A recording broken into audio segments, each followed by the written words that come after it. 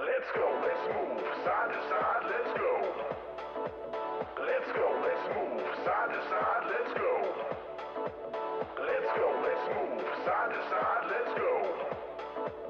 Let's go, let's move, side to side, let's go. Let's go!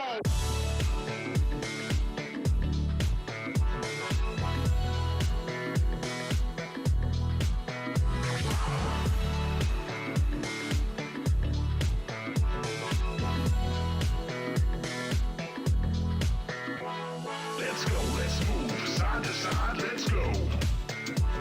Let's go, let's move. Side to side, let's go. Let's go, let's move. Side to side, let's go. Let's go, let's move. Side to side, let's go. Come on, everybody, bring it in.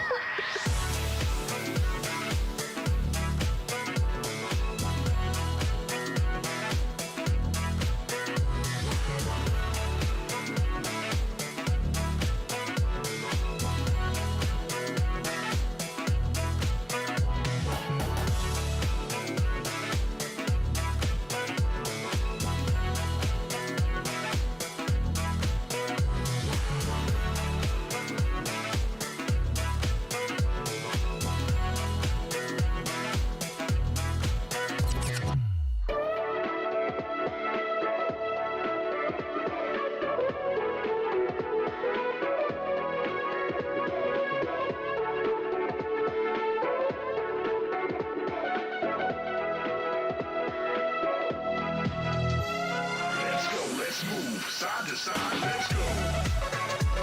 Let's go, let's move. Side to side, let's go. Let's go, let's move. Side to side, let's go. Let's go, let's move. Side to side, let's go.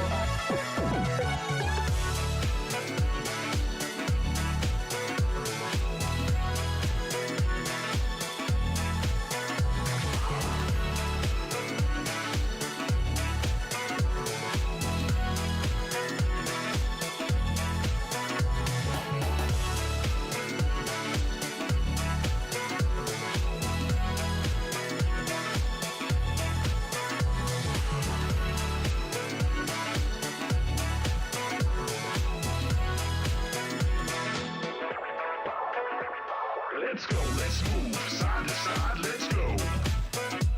Let's go, let's move, side to side, let's go. Let's go, let's move, side to side, let's go. Let's go, let's move, side to side, let's go.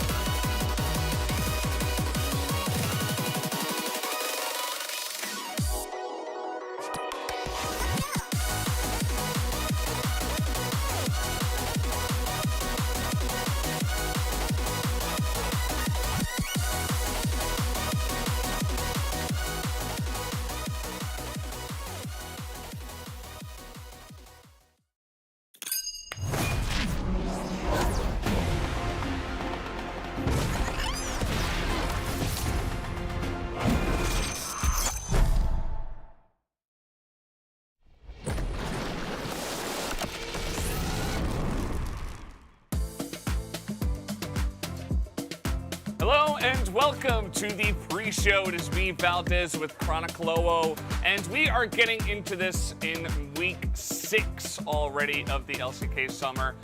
It's passed so fast, I don't even know how this is happening, Chronicler. Maybe if we didn't miss a week, it would feel longer. No, this is always the case. The season starts, and we're like, which teams are going to be good? What are the developments going to be? And then you're over the half point split already pretty decently into round 2, and it's T1, it's Gen.G, it's Damwon. There's not really any large surprises here. Yeah. Overall, but we have still seen some upsets, and maybe this week we'll bring some of those as well. Yeah, kind of interesting this week, I think. You know, we've all been looking at it. It is, of course, round 2 now, and it's kind of straightforward in our minds, but we'll have to wait and see. We'll take a look at that a little bit later. Let's take a look at the standings first for Summer and see where our teams are sitting. You know, there's kind of tiers, right, of these standings. Why don't you take us through it? Yeah, so 1 and 2 are in a league of their own. Gen.G T1, Steam unbeatable. Yes, T1 lost against Kwangdong, which is still one of the weirdest matches that we've had. Go Seraphine. But these two teams are clearly each other's biggest rivals. Then I'd argue that Damwon and Sandbox are like not really close, but not really close to any of the either team either. Damwon can't really stand up to the T1 Gen.G, and I think Sandbox is pretty ahead of KT DRX. And then KT DRX Kwangdong, no idea, no clue. Any given day, any of those teams can beat each other. And then we get, not in terms of games, because it is actually still fairly close, but in terms of level of play, Nongshim, Hololive Bro is where it gets a bit more dire. Yeah, I think that Nongshim kind of on the downward spiral at the moment, unfortunately. You know, some issues with the jungle as well, Sylvie coming up and stuff like that. But yeah, a little bit of some issues for them. We can take a look at the round 1 recap and kind of go through what we have seen for round 1 so far. That will happen eventually. Yeah, just waiting on that one. There it is. We do have the longest first blood. It was 34 minutes. Yeah. 31 seconds. That was a scary precursor, because we were all collectively very worried that this was going to be one of the most well, depending on how you like your LCK, either most entertaining or most making us insane-esque split. But fortunately, this game was kind of an outlier. And overall, the meta considerably sped up over the course of the next few weeks. As we can see, it's weird, it's a Fred Brion game where the first blood is that early on.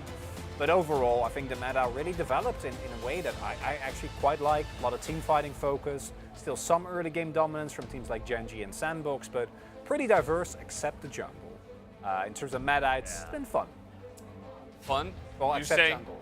Yeah, oh, okay. Yeah. The jungle, kind of weird. I'm happy with the Poppy. I like that the Poppy is coming back, and I think that a lot of our top junglers are playing that one, so that's been kind of fun to watch. We can kind of look at the POG standings as well, which will show us where we're at in terms of the meta, which we're getting to I'm getting a little bit ahead of myself. The longest game time was only 47 minutes. It feels like that's a little bit slow for the LCK. It is, and I think it was also the pauses and the bug that we had at the beginning of the split that really made that rough. Also want to highlight our only sub 20-minute game was against Liv Sandbox and Gen.G, and Liv Sandbox was third at that point in time, and Gen.G was first. That kind of solidifies what we were talking about earlier, that it's kind of hard to match Gen.G right now, or T1, for anyone that isn't either of those two teams. Yeah, we did have one pentakill, not technically in round 1. This was match 47, which was KT versus Kwangdong aiming. Really coming into his own, I feel. I think that a lot of the 80 carries in this meta are feeling pretty happy with themselves, and I think that aiming is spiking at the right time. Yeah, we have 3 80 carries that are having one of the best splits that they've had in either years or in their career, between aiming, Prince, and Ruler is the obvious one. So really cool. Some of it is Zeri, but most of it obviously is just the individual form of these players, as, yeah, unsurprisingly, it's the list, and Faker's first. No shocker there. Deft also doing extremely well. I think the most interesting to me here is players like Chovy and Showmaker, because they came up so much later than many of the other players here. Yeah, you can see that Ruler as well. He's not going to be playing today, Yeah. I don't believe, but he is very close to 2,000 kills, so only 14 away. the guy gets like 8 kills a game. So I feel Yeah. like in their next series, when they win 2-0 and Ruler gets legendary twice, he'll probably pass that. It's also if you consider how long Deft has been playing versus Ruler, right? There's considerable gap there. Although Deft did, of course, leave us a bit. Yeah. A little bit. But he's back. He's been back for a while, so good to have him back, of course. Let's take a look at the POG standings. I definitely want to highlight this because, as we were talking about, lots of 80 carries. Aiming, Prince, and Ruler here, and of course, Zeus is tied for first. Love Zeus. Zeus' ascent to glory and the best player in the league at the moment has been wonderful to watch. And he's also the only one, besides some Chovy moments, that is able to, I think, consistently string together POGs that isn't an 80 carry. As mentioned previously, I think the individual form of Ruler has been the most impressive to me. He has had the highest peaks. But both Prince and Aiming have turned into extremely reliable win conditions for their team. KT as a whole seems a little bit more well-rounded, but what Prince has done for Sandbox can't be understated. This is a team that didn't make playoffs that is currently looking like they could very well be a top 4 team in the LCK. Really cool development. Let's take a look at the POG per role. I actually really like this. Kind of highlighting what we were talking about. Obviously, a lot of 80 carries are having great splits, and it does feel like a bottom lane focused meta. Yeah, Well, kind of the split you would expect. I think mid laners, of course, in the LCK as well, do get a lot of focus. Yeah. Just 80 carries though, not supports. Supports are not No, allowed not to have a good moment. And yeah, as you point out, kind of ties into it's jungle and jungle camping bot side. POG points per champion. Unsurprisingly, Zeri very high up. As the really interesting part for me is that Wukong actually gets that many because he has been, even though he's been so high prio, he has also been nerfed again and again and again. And then when you get to the 500 points, there's like so many champions. The only champion that surprises me that they got 5 POGs is Lissandra. The rest of them, I'm like, yeah, makes sense, but there's like 1 or 2 for Showmaker, and like I'm not saying Lissandra's bad, but it's interesting to see that the champion that we don't really have in the front of our minds when we're talking about champions that are like extremely high impact, because all of the other ones are kind of no-brainers, I think. Yeah, you see the Poppy, like Peanut. Yeah. How many has he gotten on the pick? Poppy, Gnar, yeah. Aphelios, like. Also, it's like POG points for the entire season, and at the very beginning of the season, we had like 2 weeks of just Wukong dominance, like. So it makes sense that he's Ari actually getting- Lissandra every yeah, game. Yeah. a lot of those points as well. We can take a look at the pick ban percentage so far here at the LCK. Definitely, at least for week 5, I think that we are showing the respect that Zeri needs most of the time. Yeah, ban that champion. I don't want it in the games. What is a really interesting development that we've seen in Challengers, and I'm hoping to see in the LCK as well, is on one end Draven rising as a Lucian and Kalista counter that you can pick up on blue side, so you don't actually have to ban either of those. And Silas rising very rapidly with an absurd win rate, and I expect him to also be a lot higher on the ban list. He's exceptional into what has been one of the most popular blind picks, which is the Gnar. He's a really good matchup into both Corki and Azir because you don't really punish his laning phase, so that's really a pick that has been kind of a response initially to the meta, and now people are like, oh, the pick's just really strong. Yeah, it is kind of insane. I'm not sure exactly why. We have a lot of great Silas players in our league. Chovy's, I think, the most obvious one. He plays a lot. And closer, Yeah. good performances as well. A lot of mid laners like to play that champion, and with the rise of Gnar as well, I think that's coming up big. Let's take a look at the high win rate picks. So we were just talking about the Silas a lot. The Yuumi, I think, is getting a lot of wins alongside of Zeri and hyper carries like that. The Poppy, 7 and 2. Obviously, it's being played by one of our best junglers in the league.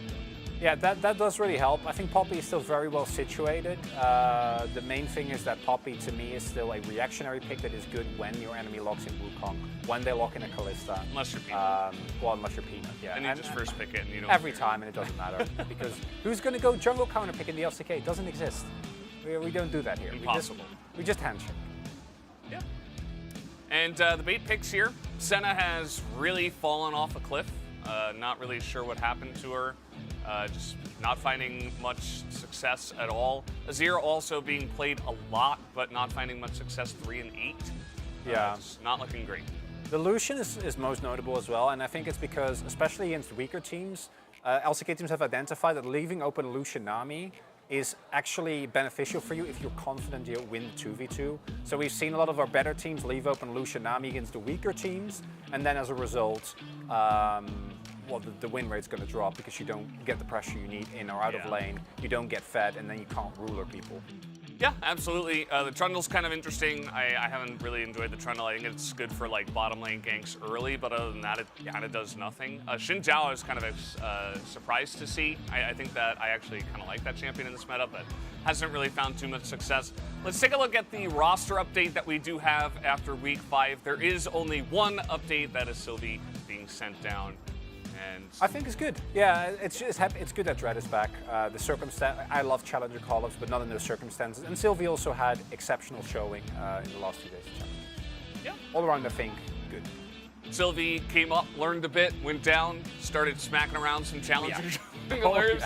And hopefully Dread is feeling better now, and he can play better as well.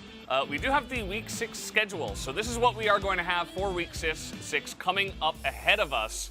And as we were kind of talking about before, a lot of what we would say are one-sided matchups.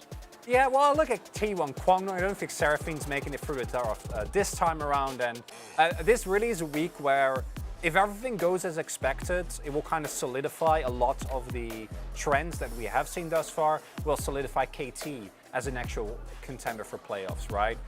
Liv Sandbox, sure, they might lose against Gen G again like they did last time, but they should still beat Kwangdong, which also keeps them in the running. And for teams like Fred Brion, Nongshim, and Hanwha Life, this is basically the final week that you have if you really want to make a run for playoffs.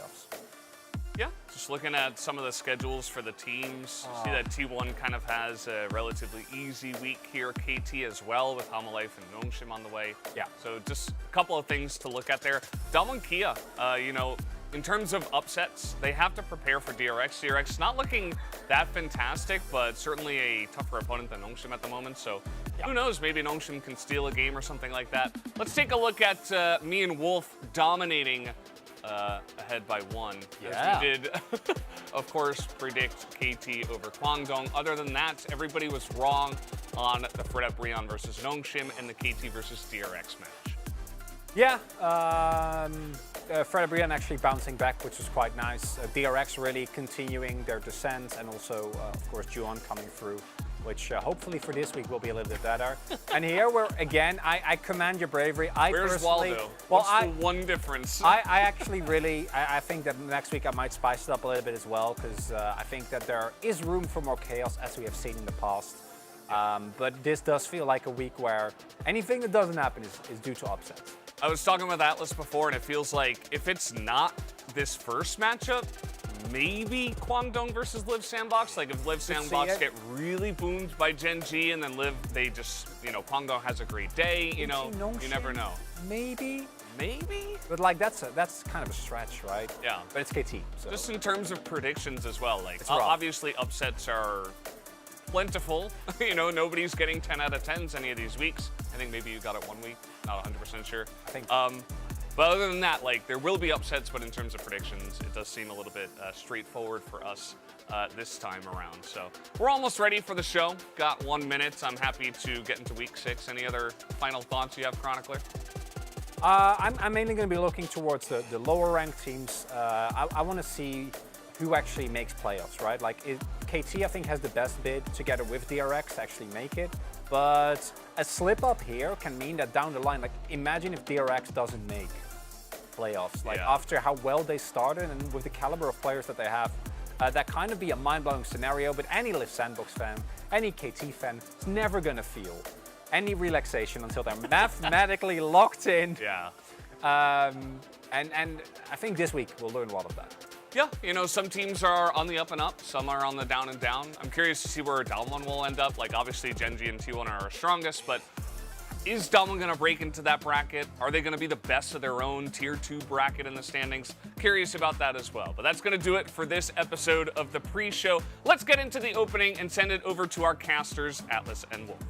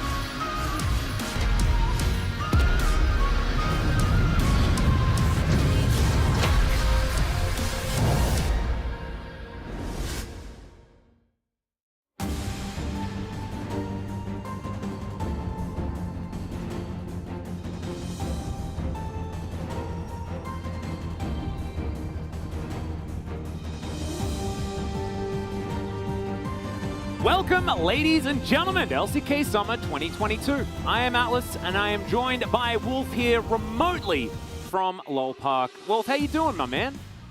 I'm pretty good. It's my last remote broadcast, fingers crossed. I will be out of quarantine tomorrow. My condition is great.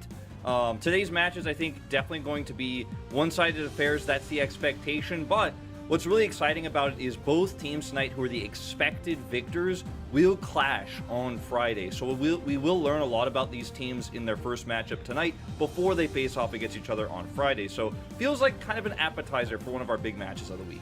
Yeah, it's true. Of course, DRX coming off a victory against Monkia last time around, but not coming off any other victories in recent times. So certainly going to want to turn that one around as we get into our first match here. And let's get into points of the match here for Fred Brion taking on DRX. As Fred Brion did find a victory last week that was immediately stifled with their match afterwards. And DRX, as I mentioned, 3-loss losing streak. And this is going to have to be a big turnaround if they want to challenge Damwon. And really get above KT in the standings this week, because KT's week much easier than DRX. Yeah, Frederick Brion predicted by Valdez to maybe take an upset tonight. I think that there's a possibility, right? They did have that 2-0 victory against Nongshim, whereas DRX are looking a little bit shakier as of late. So anything can happen with these two teams, especially because we know Frederick Brion likes to punch up. DRX definitely can be a shaky team, as Juhan will be starting this evening for DRX, so no Pioshik to start things off, so he's become the starter at least for now. We'll see if there's a substitution later on. We'll see what he's got up against Umpty.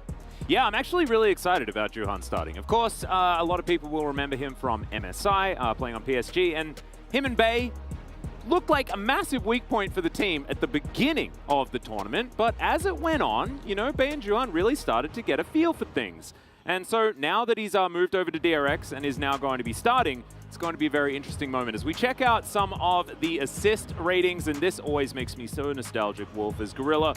He's still with us because, of course, he's on the LCK broadcast.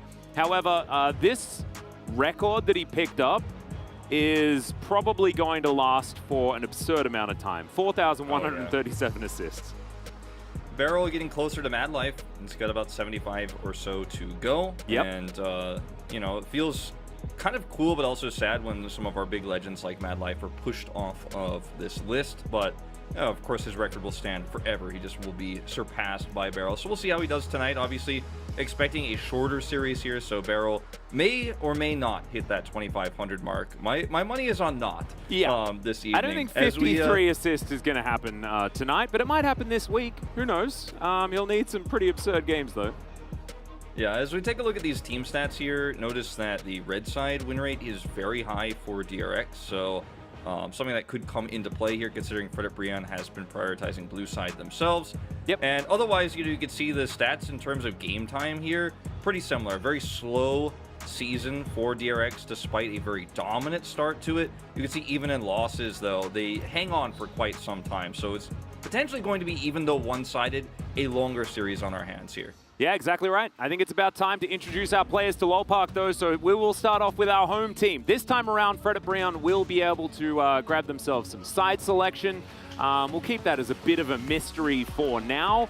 But Frederick Brion probably feeling a whole lot better this week around in comparison to previous ones, because they were on an almost record-breaking losing streak earlier on in the season. Did manage to beat that against Nongshim Red Force last week. But it's still a massive uphill battle if they want to make any sort of run towards playoffs. Of course, we started the second round robin last week, and it's almost getting to those too late times for Frederick Brion, who haven't been able to string too many wins together. I think part of that win against Nongshim was Nongshim drafting a little bit weirdly and not really knowing their win conditions. Frederick Brion were given a lot of opportunities in that best of 3 to take it. They took it with a 2-0, which was another impressive part of this. But I don't think DRX will give them those same sort of advantages as we get onto the Rift. So this is going to be definitely a much tougher series. No, I think you're exactly right. And I think also, you know, Nongshim in that series, they were playing with Sylvie, who was called up due to Dread's medical issues and things like this. So definitely a few caveats there. But no caveats for DRX. They have just been stumbling here in the LCK. Unfortunately, We'll see whether they're going to have some different drafting ideas in mind. Of course, you know, the Center Tahm Kench, Center Seraphine have been lanes that they've been experimenting with but haven't found too much success with. And we'll see if the red side is going to bring out any advantages here for the squad, who have had some of the more impressive games here so far in summer, just not the consistency that they're looking for. A lot of that consistency issue, though, has been directed towards Pureshik, and now with Juhan starting, it might be that they'll be able to figure something else out. But, I mean, Juhan isn't necessarily a massive step up or anything like that. We'll just see how he's going to mesh with the team here as we get into our first game. Yeah. Well, that's the kind of interesting part of this for me, because we only saw the one Vi game from him, and obviously he's played a lot of accomplished games in the PCS, and he did, of course, play for Nongshim Challengers, but I don't think he's proven himself as a step up for Pureshik at all so far here in the LCK just yet. We'll see what he does tonight, as the key player matchup is going to be the mid lane as Lava. We talked about this so much, but it just has to be said again. This guy was a top 5, maybe even arguably top 4 mid laner last season. And has just not lived up to the hype that we had, especially me. Like, I was the one who was really feeling like this guy was going to be a great leader for this team and really lead them to another playoffs run, but it's been Zeka on the other side of things who's really been quite dominant until their last few matches. But Zeka has been a huge boon for DRX, part of why they were so high up in the first few weeks of LCK Summer. No, I agree. I think that Zeka has been massively overperforming. I think that's a large reason why DRX have looked so good as well, but it's still, you know, the DRX problems of old, right? Rearing their heads once again. And very interested to see if Juhan's going to be able to make that change, because we did see that he aged like a bit of a fine wine previously, but it might just be that DRX will still require a little bit more time. So, perfect opportunity for Frederic Brion to throw that blue shell, if you will. I do like that Valdez did pick Frederic Brion to take this in our predictions. It's always hard because we have to put our predictions into the same chat so we can see what everyone else is doing, and it just feels bad to put in the same ones as the other people, right? So I can completely understand, you know? Yeah, this week was so apparent to everyone that the who help settle these predictions and stuff for us, like, preemptively just wrote them all down. Was like, are there any changes? Yeah. And 3 of us said no, and Valdez said, let me think about it, and then eventually decided to go for Frederic Brion. But yeah, I mean, this week is about as straightforward as it gets, even though we have 2 exciting matches on Friday. But this is the first one of many. We have, 10 best of 3s this week that have expected results. But like Valdez put very well on the desk, we're not seeing any 10 out of 10s. Upsets are happening. We are seeing teams step up to the plate. And this would be a huge moment for Frederic Brion, because they need a massive streak if they're going to ever hope to make that top 6 playoffs. Whereas for DRX, as was pointed out in the pre-show by Chronicler, a loss here, an upset win for Frederic Brion, who have chosen blue side, could actually continue to push DRX down the standings, potentially knocking them out of playoffs if this loss streak continues, because they have a tough opponent in Damwon Kia on Friday. This is a very important win for them to take. Oh, absolutely. They have to win here, because it's otherwise most likely a 2-match swing between them and KT, who are deadlocked right now in equal 5th place. So it is absolutely huge. As far as holding on to that 5th place is concerned, DRX absolutely have to win. Of course, their closest competition outside of KT is Kwangdong Freaks, and they have a difficult week as well. But I think they're expected to win one of their matches.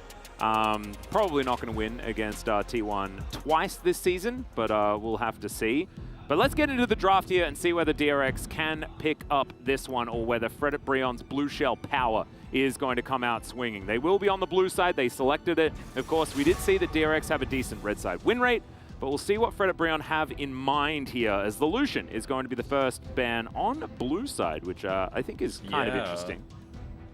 Really is. Does lend itself to some weird picks. Excuse me. Ooh. All right, he's taking a drink. We're going to be okay. Yeah. There's a frog. It's a frog. Surprise frog. This is what happens when we're casting remotely. Sometimes frogs get into your room, and then they get into your throat, and then it's just a bad time. Aphelios is going to be banned here, as Talia is taken off the board on the blue side. Was a pick for Damwon Kia that was very, very powerful, that can be flexed around. But Aphelios, Zeri, pretty standard stuff on DRX's side of things.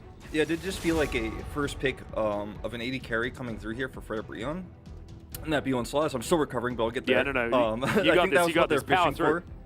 for. With the Lucian and the Callista bans that now are locked in and set. So do see the Corki ban, and this might just be Lava having an opportunity to pick up the Sylas first pick. Yeah. And that's exactly what's going to get locked in. So denies a potential follow-up Gnar here for DRX. Really strong start to the draft here for DRX. A lot of AD carries are removed. So I'm curious to see where Henna's going to end up here, because he is definitely the weaker of these two players when the pools get thinned out. Like the Poppy response here from DRX, going to give a lot of power to that bottom 2v2. It's yet unknown. Actually going to be an Ezreal locked in here for depth. So scaling AD carry with Poppy to help defend the 2v2 regardless of matchup. Do like this response from DRX. Yeah, DRX going pretty standard right now, but Fred and Brion can very comfortably just lock away this Gnar. They're the ones that have the Sylas themselves, so they don't need to worry about it. Feels like such a great blocker pick. There's so many different options. This Sylas first pick, it's only Nongshim that have fallen prey to it, as Wukong Gnar going to be taken away. So as far as the tier list is concerned, Fred and Brion certainly doing very, very well. I also like that Umpty decided that he's going to pick his Wukong, considering the fact that they were going to lock that one in next, so they don't need to switch them around too much. I value it a lot. Zeker is hovering a few champions. We'll see what he does decide to lock in, as I like the Zoe. This actually creates a kind of cool little option here for DRX as far as what their comp is going to look like. Certainly Zoe's one of the only options if you want to play more of that poke style, and suits the Ezreal quite nicely, but they do lock in the Gangplank instead just to take away that pretty nice matchup into the Gnar that we've seen in the past. It's really strong, obviously, into the Gnar, and it's going to be a lot of scaling. The Azir has to be taken away here. It's like, okay, we can't give Ezreal, Gangplank, and Azir of scaling with the Poppy to control the early parts of the game, so I do like that ban. As much as we don't like the Victor, I wouldn't be surprised if that is also banned away here from Fred and Brion, because right now with Zeka, you're like, all right, as long as I don't lose lane to Sylas here and don't fall far behind, we have the better comp in terms of scaling, have a lot of range damage with this Ezreal. They will take away the Rise, which is something else that works very well into the Sylas. Obviously, it's very difficult for Sylas to utilize the Realm Warp effectively unless you're ahead and have Cryo in all of your lanes, and the Rise can just wave clear the Sylas into oblivion. So I do like this ban. It was actually what Chovy did to BDD in order to absolutely obliterate that matchup. Zeker is thinking that he'll just take his Akali into it, though, and I was half expecting there to be a Yuumi lock-in here from DRX, but they don't want to give away the entirety of their bottom lane, with that being the only thing that Fred and Brion haven't shown. So instead, they will get Zeka his most comfortable champion, and he would be taking that one into the Sylas. Perfect Execution is not exactly an ultimate that you want to be giving to the Sylas. However, theoretically, Akali should be a better Akali than Sylas. So, Xayah Rakan going to be locked away. This was my fear when the AD carry bans went super deep, because this puts a lot of pressure on Xayah Rakan to do well in this game. Like, it's going to be Henna and Delight. Delight's Rakan is very good. Like, don't get me wrong, it's one of the better ones actually in the LCK, but this means that so much of this game is going to be about the Xayah that's going to try to compete with the range of the Ezreal. Now Karma, of course, locked into this. It doesn't show on our API for some reason, but is the invisible Ezreal Karma. There it goes. Yeah.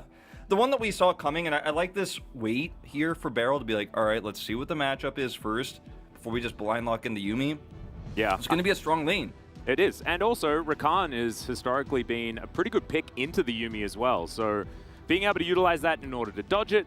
But Ezreal Karma is very strong in the laning phase. Doesn't transition to mid and late game all that well these days, but is something that we've seen. Carrier used to great effect, things like that. And I feel like this draft is pretty well-rounded on DRX's side, even if it isn't necessarily the most cohesive as the game goes on. And I do fear for the mid lane matchup, just given the fact that Sylas is so strong into these mid lane melee matchups and will be able to get a lot of power as the game goes on. I think this is going to be about execution here for Fred and Brion, because this draft is good. It is strong. It is up the tier list. It has a lot of power early. If the Narbar can be managed well, if Sylas can steal some critical ultimates, even taking away True Shot Barrage on an early objective can be quite powerful here. And, I mean, you know, getting the perfect execution also going to be pretty massive. Cannon Barrage, we've seen demolish teams. If you can layer Cannon Barrage into a Cyclone here, as Fred and Brion have the opportunity to do. There's a lot of power around mid-game fights, but they need to execute them well. They need to get ahead. Yeah, I also like the Yuumi into the Sylas for a lot of reasons as well, but they went with the Karma, which also works the same way. Let's see how it goes. We hop onto the Rift here for game number 1.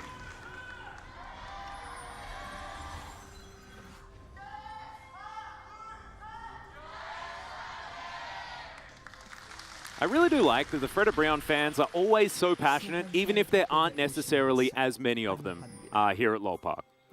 It's just very heartwarming.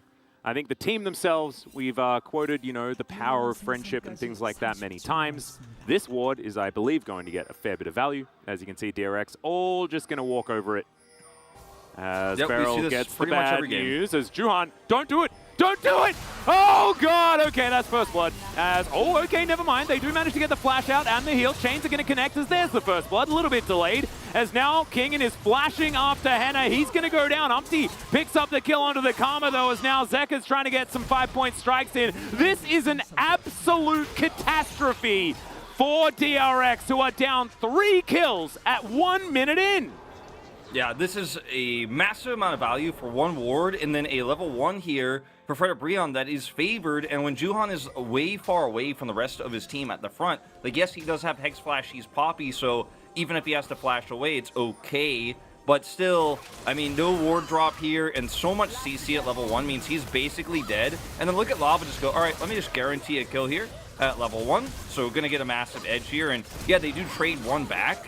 But this is not worth it for DRX at all, and it's just so predictable. Also, flash down on Karma, flash down on Gangplank. This is, as you said, a disaster, and so much of an early lead here for Fred Brion. They needed to get a nice advantage in the early mid-game, but this is not exactly what I had in mind. 2 kills for the Silas going into a tough matchup for the early game here for Zeka. Like, this is a disaster. In this game, I don't want to say it's over, like, it's not that bad, but it has definitely changed. Well, Deft is still level 1, so he doesn't have his Arcane Shift. He walks into the brush, and he's real dead. He had no flash, of course. Umpty with a fantastic gank timing here. Level 2 on the Wukong, and he'll just take the free money there on the bottom side. As Juhan, I mean, this is the thing that's so rough as well, is that this is Pyoshik's best champion. Yeah. And unfortunately, like, the Poppy was left up, and it's Juhan that's going to be playing it here. Oh, man. What a disastrous situation here for DRX, as I think maybe the prediction that Valdez had is kind of coming to fruition. Yeah, where's the, like, he saw the almanac, like, he knows the results, like, he was able to see this. He's like, yeah, you know what, they're going to pick blue side, we're going to see that red side invade, and Fred Brion's just going to be like, everybody's invading on red side, I'm just going to predict them to defend it and win. This is a really, really nasty situation now, and like, the Ezreal here is extremely behind. You know, lost a ton of experience, lost a ton of farm, as this is just a follow-up gank here from Umpty. And Deft is caught here by Rakan.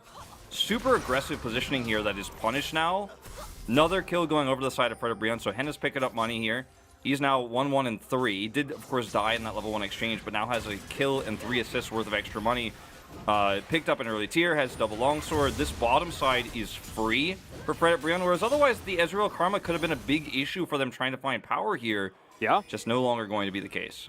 Well, I mean, it still could theoretically work, but yeah, it's definitely dangerous times here for DRX, as Juhan just throwing around some Hex Flashes, having a good time. Beryl tidying up some wards while he can, as Umpty is rotating down towards this bottom side, looking for his Krug camp after he finishes off those wolves, and will once again be there to punish a flashless Deft. This time he does have Arcane Shift, so he should be okay. But right now, 1v2 here in this lane, and it's going to have to be a huge, like, I know it's Ezreal, right, and so this sounds a bit on the nose, but it's going to have to be a true display of skill here for DRX to pull themselves back into this game. It really is. And for Zeka, you know, he's going to have to stave off the pressure. He's doing a great job of it so far.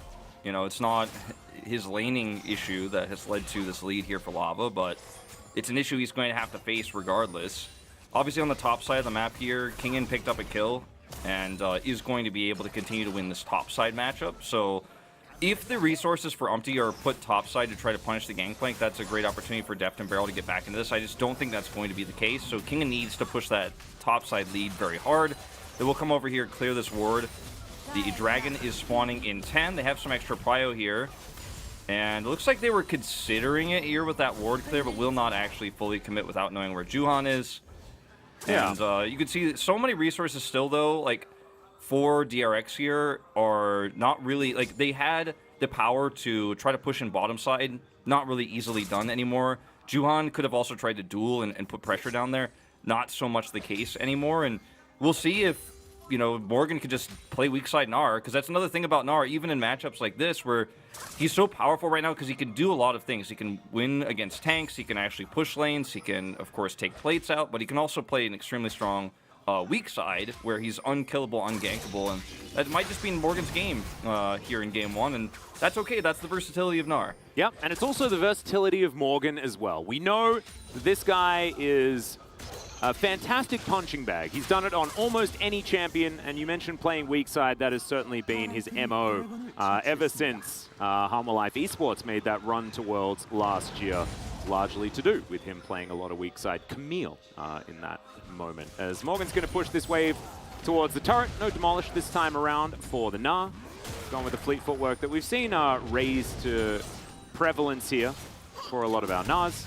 As Kingan's just a bit frustrated about this little Gnar underneath his turret, as Beryl is going to tether himself to Delight. Delight puts down his control ward pretty happily here. As barrels are through. Okay, Juhan looking to move in, but Grand Entrance going to be used as an escape tool quite nicely. As Morgan takes a turret shot, probably didn't want to do that. As Kingan does have his flashback, which is definitely good. Still trading really nicely here and trying to grab that plate. He's so close to it. So Juhan path bottom, hoping that they would actually have a contest possible for this Drake. And this was spotted, of course, by Fred Brion. They identify this, so Morgan pushes topside really hard in a matchup that is difficult to do so, and it's tough for Kingan to actually fight back here. You know, didn't get the flashback, etc., like you mentioned at the last possible moments there, but they don't actually make a bottom side play. They end up losing Drake, and now topside control is completely in Morgan's favor. Plate does go into his pocket. He's got 3 assists worth of money. Like, everything is going extremely well here for Fred Brion, and fortunately, Juhan just hasn't been able to make an impact in this game. And level 6 coming up soon for Umpty. Lava will have his pick of the litter in terms of ultimates. The Cannon Barrage is going to be the big one here for this first Rift Herald fight. And if DRX can't find an angle here, they better be hoping that at least Henna and Delight rotate up so that Def can pick up some plates. Because if they just stay bottom side, and we have that bottom side 2v2, I think Fred Brion still win the top side fight here and just continue to push their lead. Yeah. It's working out so far. Very interesting that Henna has decided to go towards the lethality build on their Xayah, going for a little bit more of that burst damage rather than the crit variety. I've been pretty vocal about not liking the build very much. However, we'll see how it's going to go. As does do a lot more in the earlier stages of the game. Is now Henna going to take a Mystic shot, but otherwise doing fine here in this lane. I think as soon as you get that much gold early, you're like, all right, well, I want to keep this advantage forever, and so you're going to build the early Dirk. They grabbed, 2 Longsword and Tier from the, first initial pick there that he picks up onto Deft, and so he's just trying to continually control this lane so that he can stay down here. Like, if he has this much pressure and power in this lane, they could turn the Rift Herald fight into a 3v3 that's kind of unlosable for them with the Wukong, with the Sylas, and Gnar, who have an advantage topside. So I like this for controlling the early pace of the game. It's interesting. Look at Barrel's health bar. Yeah, no, it's really interesting, though, because he's taken the Aerie, right? He was committed to this before that level 1 worked, but I think that the level 1, like you say, is one of the reasons why it's kind of all right that he went for this, as Beryl almost just dies walking towards Fred Brion, but he's going to go for a back, and he should be all right, as Umpty and Lava should be able to take down Shelly here. Juhan is waiting for a Sylas that is behind him on Vision. Puts that control ward down. Let's see whether Juhan can actually challenge for this one as the ulti comes through. Good flash out, but the Steadfast Presence going to avoid Umpty coming back in. He just secures himself. The Rift Herald is now Lava with perfect execution in hand. Is going to dash after the Poppy. Zeka over the wall. Oh, man, he was ready to punish, but not going to take the bait is Fred Brion, and they'll take themselves the Rift Herald and just move on out. Fred Brion really know exactly how the lead they have is going to work, and so they keep the pressure on bottom lane. Only rotate up the light. As okay, Kingan, you are very far forward, my friend. Yeah, Hop comes down. All right, he's going to flash towards his barrel. It's not going to do anything for him as he eats some oranges, but is still going to die. Umpty not back into that Cannon Barrage, but isn't going to die to the turret either, and that's a very comfy kill. They could also now just drop the Rift Herald if they want, but Umpty wants to take the Empowered back for a little while longer, and there is a lot of duration on that one still left to go. Yeah. And they have so much control over the game, they don't need to grab extra money right now because they've got it in all 3 lanes. So it's like, we're not going to kill a turret, so might as well hold on to that one and get some more power in the jungle. Delight wasn't here on the bottom side, but as you can see, Deft was not able to put any pressure on the plate. As, okay. Chains, shurikens, things thrown around here in the mid lane, but just testing the waters. The flash from Umpty on the Rift Herald fight to avoid Juhan there was the MVP moment, because that's all they needed to do to make sure this is their Herald. As we're going to go back to King in here, just being very far up in the lane. Has Cannon Barrage, so feels like he's safe, but he flashed earlier, so doesn't have that available. Or, okay, that was just a bug on the cooldown. I was like, I thought he had flash. Yeah, he did, but it's not enough to save him. And Cyclone is a pretty strong ability when you're basically trying to free hit a turret when you have no control over the lane. So Kingan's now 2 deaths in this game, and man, things are really off the rails here for DRX. Like, this comp's win conditions just need more time, and they're just not being given it. And the way that it was supposed to work just is completely out the window, considering that level 1, right? Like, this bottom lane was supposed to have so much laning power. That didn't actually eventuate whatsoever because Henna had so much more money at the beginning of the game. Lava over here just protecting Umpty, who's taking this second Drake of the game. He'll connect some chains, and it looks like this Hex Tech belongs to Fredit Breon. DRX not feeling ready to fight for any of these right now, as Deft completes his Essence Reaver. See what build he's going to go for here. It's looking like the Mythicless start here at the beginning, as we've seen a fair few Trinity Forces recently put together, but this time around not going to happen, as it's going to be an Infernal Soul. As man, Fredit Breon, this is absolutely perfect, because if there is a way to empower Lethality Xayah, it's with a Drake that can help you snowball so effectively. And with an Infernal Soul, that will certainly increase the relevance of this Lethality Xayah. And the damage that this comp will need later on. Kingan, you gotta be careful about trading aggressive like this. Like, yes, this is a good matchup for these types of trades, but when you're ahead, not when you are behind, and when your jungler is nowhere nearby, and you have no idea where Umpty is. There's a control word here for Morgan, so like, Kingan, if he goes forward here, could be walking into his death, so he has to respect that. As at least we'll dodge this boomerang here. The Hyper Proc's not going to go off, but man, like, look at the gold here across every lane. The only lane that is going towards DRX is, of course, Zeka. And that's even with Lava picking up 2 kills. So he's holding his own here, but at the end of the day, the fact of the matter is DRX doesn't even have 2 Drakes or even a single Drake of buffer to buy time for the Ezreal range issue to become a factor here. So Fredit Breon also have just played their early game so well, controlling bottom side, not sending the bottom laner up, not losing any plates to Deft. They're not giving him any angles, giving him any plates, not taking any poor fights, just controlling the fights by zoning.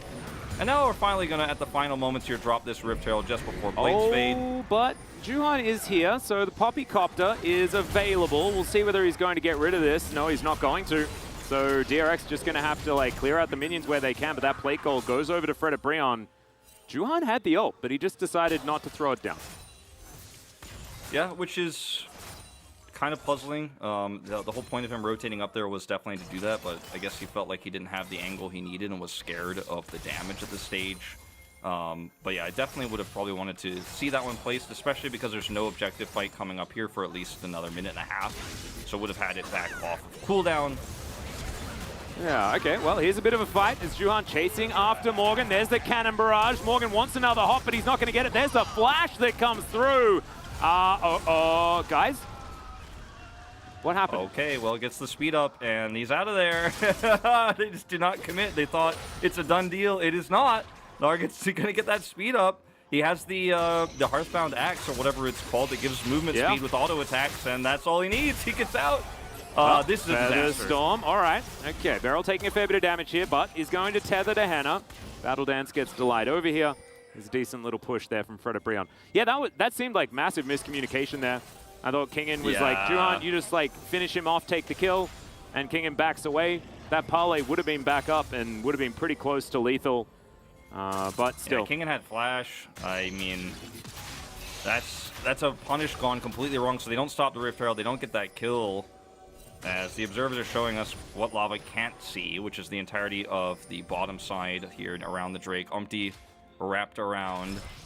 And this is going to be a big group up here for DRX, but there's no objective to fight over, so I just don't think this is wise to heavily commit into this choke point, especially against Cyclone. Just going to have to walk away, Def. You have no angle here. Yeah, and also, why would they be there? It's a minute and a half before the Drake, so no real reason to fight for that one. As Morgan just going to take down this turret and then chase after Kingen. Barrel for a bit of zoning, but unable to put another one down to get any sort of chain. And yeah, Morgan is just in such a good spot in this lane. Umpty going to take the second Rift Herald as well. I guarantee you that if Pyosik was in this game, there would be a lot more attention to Deft and Barrel from the Poppy, you know, given the same draft. I also think Pyosik would have approached that level 1 a little bit more safely and with the rest of his team. And because Juhan didn't really hard commit to saving the bottom side and also left Kingen out to dry until the very last moments there where they failed the gank, they do not stop the Rift Herald, Morgan is able to, in this blind Gnar pick here, where they of course had the Stylus to kind of set that up so that, you know, DRX wouldn't have the opportunity to pick it themselves, into the gangplank, gets a whole turret. With the extra gold he picked up at the level 1, he is just rolling in money right now. He's about to finish his call. He's backing before he does because he's just like, well, I just don't even need that extra money. 20 seconds until this Drake spawns, and Fred and Breon have the better team fight right now. Well, Juhan is just going to get a bit of poke damage onto Delight here from that heroic charge, as well as his steadfast presence to deny any sort of dashes. Of course, Poppy, fantastic into this Rakan if these team fights do start breaking out, is Deft in the mid lane, trying to do what he can. So, Shirley will come down in the mid lane to get some control of this river. DRX going to have to use some resources in order to take her down, and Fred and Breon are going to be diving forward. Okay, Lava finds Barrel. 50% of his health bar does go down. Mantra up that W if he wants to get a bit of the health back, but Shirley is going to cram her skull into the outer turret in the mid lane, unable to take it down, but at least gets the priority that Fred and Breon are looking for to try and get to this soul point. Zeka has an angle, but there's no weak targets for him to assassinate. Knows the positioning here of Umpty and Morgan, expecting his flank angle here. This ward is about to fade, the Rift Scuttle. Yeah. So just no vision here, no information. Zeka's taking the long way around, but it's going to take so long. Yeah, well, into the pit goes Juhan, but the smite is the fadeaway. Umpty was able to avoid it there with the Warrior Trickster as Cannon Barrage has come through. But it's too little, too late. And Fred and Breon, they can get out if they want to, they can fight if they want to, they can do whatever they would like. This was just such a masterclass of tempo advantages for Fred and Breon. Well, there's another Cannon Barrage. This time it's going to spell the end of Deft. He can't even land the Mystic Shot towards the end there as now Barrel is wrapping around. No more barrels to come through here as now Zeka diving towards Morgan where he can. Gets a nice little backflip. Perfect execution going to be available for that second time around, but he can't actually use it for any sort of damage or execution. And DRX, I mean, they're just still licking their wounds from that level 1. They've never been able to get back the tempo. They really have not. And every single one of these critical objective fights where Juhan is trying to punch Umpty out, as we're going to go straight back to this pick on the Deft. This is the power of Silas in the Gangplank. Just such a critical AoE ultimate to help zone and pick off targets. Henna and Lava keep Kingen and Juhan away, but Juhan failed to get the Rift Herald knock away because of the flash. This time it's the Warrior Trickster you mentioned from Umpty where he is able to avoid it and smite the Drake away. And this Poppy pick has been completely worthless, died at level 1. And look, I'm all for trying new things and Juhan being a part of this team. Like, I think it's a good change here potentially for DRX, but the individual performance we've seen from him this game where he's just been shut down at every turn by Umpty, this is the kind of game, and I very rarely say this, I'm usually extremely against it, but this is the kind of game where I'm like, it might be time to sub Pyosik in game 2 because I think this Poppy pick that was prioritized so highly is not getting value, and as you pointed out very early on in this game, like, this is Pyosik's best pick this season. Yeah. And it just feels like you can feel the difference here, unfortunately, in this game, and with the lead that Fred and Breon have and how beautifully they've played around just forcing advantages here, you know, DRX are in a lot of trouble, and it's not over yet because they do have a lot of scaling aspects here, but both the Ezreal and the Gangplank have been so shut down that that aspect is not coming in for another 10 minutes. Well, that's a heroic charge. Delight going to be able to get out of there. Just waits out the steadfast presence. Cannon Barrage not going to be able to take down Delight, who's running real quick. Oh, Trishot Barrage! It's going to break a stopwatch, but it wasn't going to kill Delight anyway. As Deft is going to get that as a consolation prize, I guess. Delight's face as well in that moment. You could tell he was like, okay, better safe than sorry, but like, I knew I didn't need to break that, but hey, like I said, better safe than sorry. As Lava's going to get a turret down here bottom side, And unfortunately, the one attempt here for DRX to look for a flashy play gets a stopwatch, but that is all they're going to get. And in fact, they have no vision here whatsoever. They will see this with the trinket, and that's going to be enough to say, okay, we should play back out. Yep. For Fredit Brion. But I mean, the vision control they have right now, the teleport advantage they have 2 teleports up. It's just 100% a great start. Like, and backing away is fine, but that was a no-risk play from Fredit Brion. No, you may as well test the waters and see whether you can, you know, trinket cooldown is actually pretty valuable as well. And they may as well go for a Baron play if they would like to. Umpty still lying in wait. Gonna get spotted here by Juhan. Steadfast presence is good. He's able to speed himself up and get away. True Shot Barrage onto Hannah. There's the Mantrid Q as well. So DRX able to at least poke out the Xayah, who hasn't really been able to do too much since the level 1, to be perfectly honest.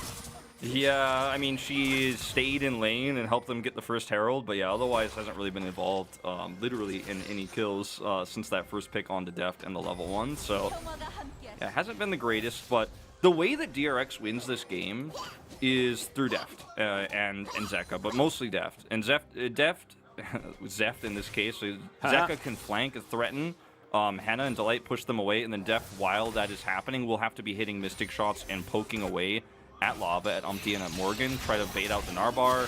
Oh dear, Zeka. Okay, yeah, Zeka going to get engaged on. Perfect execution comes through. It's going to be the Ignite used defensively here from Zeka to just Lava, try and convince Lava to leave. Yeah, Lava is going to have a shorter cooldown on his hijack and only runs away because he knows that Juhan could be in the area, doesn't have vision of him, so still a better trade for them, but Deft is going to need to hit all of his abilities here and weaken this Gnar and try to play slow, try to, you know, outlast the Narbar in some of these upcoming fights. This is going to have to be the first of many, because this is Soul Point for Fredit Brion into Infernal Soul, 4-0, or 4-2-0 on Drakes if they don't win this fight. So it's now or never, Deft. You are gonna have to hit these shots, and you cannot walk away from this fight. You have to force it. 10 seconds to go. Zeka does not have prio, does not have ult. Like, this is just almost unwinnable here for DRX. It's a real difficult one. They're gonna have to try and figure it out though. As like you say, this Drake is, it's gonna be really difficult to get back. As Lava grabs himself that Cannon Barrage, barrel extraordinarily low, and DRX realize they just can't win the fight. So they're gonna have to give away Infernal Soul as True Shot Barrage tries its best, and Umpty actually flubs the smite there a little bit, but that was after the True Shot Barrage came through anyway. And so a very easy Infernal Soul here for Fredit Brion as they now push down the mid lane. They'll take that out of turret. We'll see what more they can get. They can just go start Baron. They still have Morgan's teleport, and they can look for a kill onto Kingen. If they don't get it, they can still just wait for this wave and then start Baron on the other side. Kingen has teleport. Zeka, you know, not having his ultimate going to that fight and Deft being pushed away so significantly was what led to that free Drake fight, or if you could call it a fight, that is to say, where DRX had to just retreat and give it up. So once again, Lava finds an Akali in a side lane, forces her to ult, trades his hijack, forces an Ignite, walks away, and it's like, all right, cool. That's Drake for us. That's Infernal Soul. What are you going to do? And Deft can't be anywhere near the fight to hit that poke damage he needs so desperately. And like I said, put Gnar bottom lane, let him push, take a Baron. There's nothing DRX can do, and if Morgan manages his Narbar well, we can come in here and crush a fight if DRX ever think of challenging this. So they're just going to have to sit back again, give this objective up, and wait. Yeah. Juhan is going to be able to smite away the red buff. That was pretty optimistic from Hannah, but his Blade Caller does do a fair bit of damage at this stage, as his last Whisper now completed. But as you can see, I mean, the gold lead did not extend very much after that level 1, but it really didn't need to, because Fredit Brion were able to grab as much control of the game as they needed in order to get themselves into a decent position now. And DRX's composition, I just don't think is going to be enough to try and claw their way back. Like, the comeback mechanics just aren't really enough here unless Fredit Brion makes a big mistake. And I think what Fredit Brion have done is done everything in order to avoid making a big mistake. That has been the game plan. It's like, just don't mess this up, boys. And we got this. And now with an Infernal Soul, it's going to be pretty tough to mess up. It's crazy how Umpty flashing Juhan's ult and then trickstering the ult on that, you know, big third Drake fight. Like, those two plays, I think were, even though they look kind of non-consequential are the ways that DRX could have been back in this game with a Herald, you know, steal away, or that Drake buffer would have given them a whole lot of extra time to get into position to fight. And Umpty just avoids it twice. He's like, I know how Poppy works. I know what you guys are trying to do. And that's just it. Like, DRX never even had any threats in this game otherwise besides the attempted Poppy ults. And Juhan is so significantly behind in this game, too. A chem tank that he can't really use. Like, who's he running at? Who's he trying to stop? Well, that is a keeper's verdict used onto Deft. He is going to leave for the moment. Control ward goes down from Fred Brian, will instantly be removed. I think that was mainly Lava wanting a better ultimate. And he has a few better options here. He's level 14 though, so it's not like an instant cooldown, but it's still pretty fast at that stage, as you can see. Going to have it back up in a few seconds' time. So Umpty down to 50%. I mean, Deft still needs to be somewhat respected here for the damage that he's capable of doing. True Shot Barrage, I believe, didn't quite find too many targets.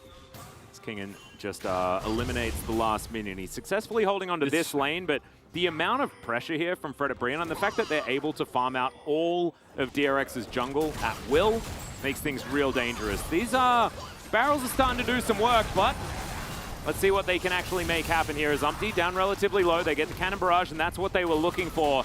2 minutes. I mean, and it's ticking down, Wolf. Like, Elder Drake is coming. It could be like the fastest Elder Drake that Fred Brian ever starts in their career. Yeah, right. This is a pretty unusual Fred Brian game where they're actually playing super far ahead, but like, this is the things that we were talking about for Fred Brian and the wins they had against Damwon Kia in 2021, where Fred Brian gets a small lead and just never messes up and plays very oppressive. Morgan right now is wishing he went Demolish this game because he's been the side lane king with the advantages he was given that you don't normally get. As a Gnar in this matchup, he's like, oh man, I could have actually probably killed an inhibitor this game if I took Demolish with all the side laning I've been able to do for free. It looks like Fred Brian might finally actually start up Baron here, because Baron is going to be their best tool at guaranteeing that they have enough prio here to take this Elder Drake that spawns in 90, but they're setting up for a fight instead of starting the Herald, or rather Baron.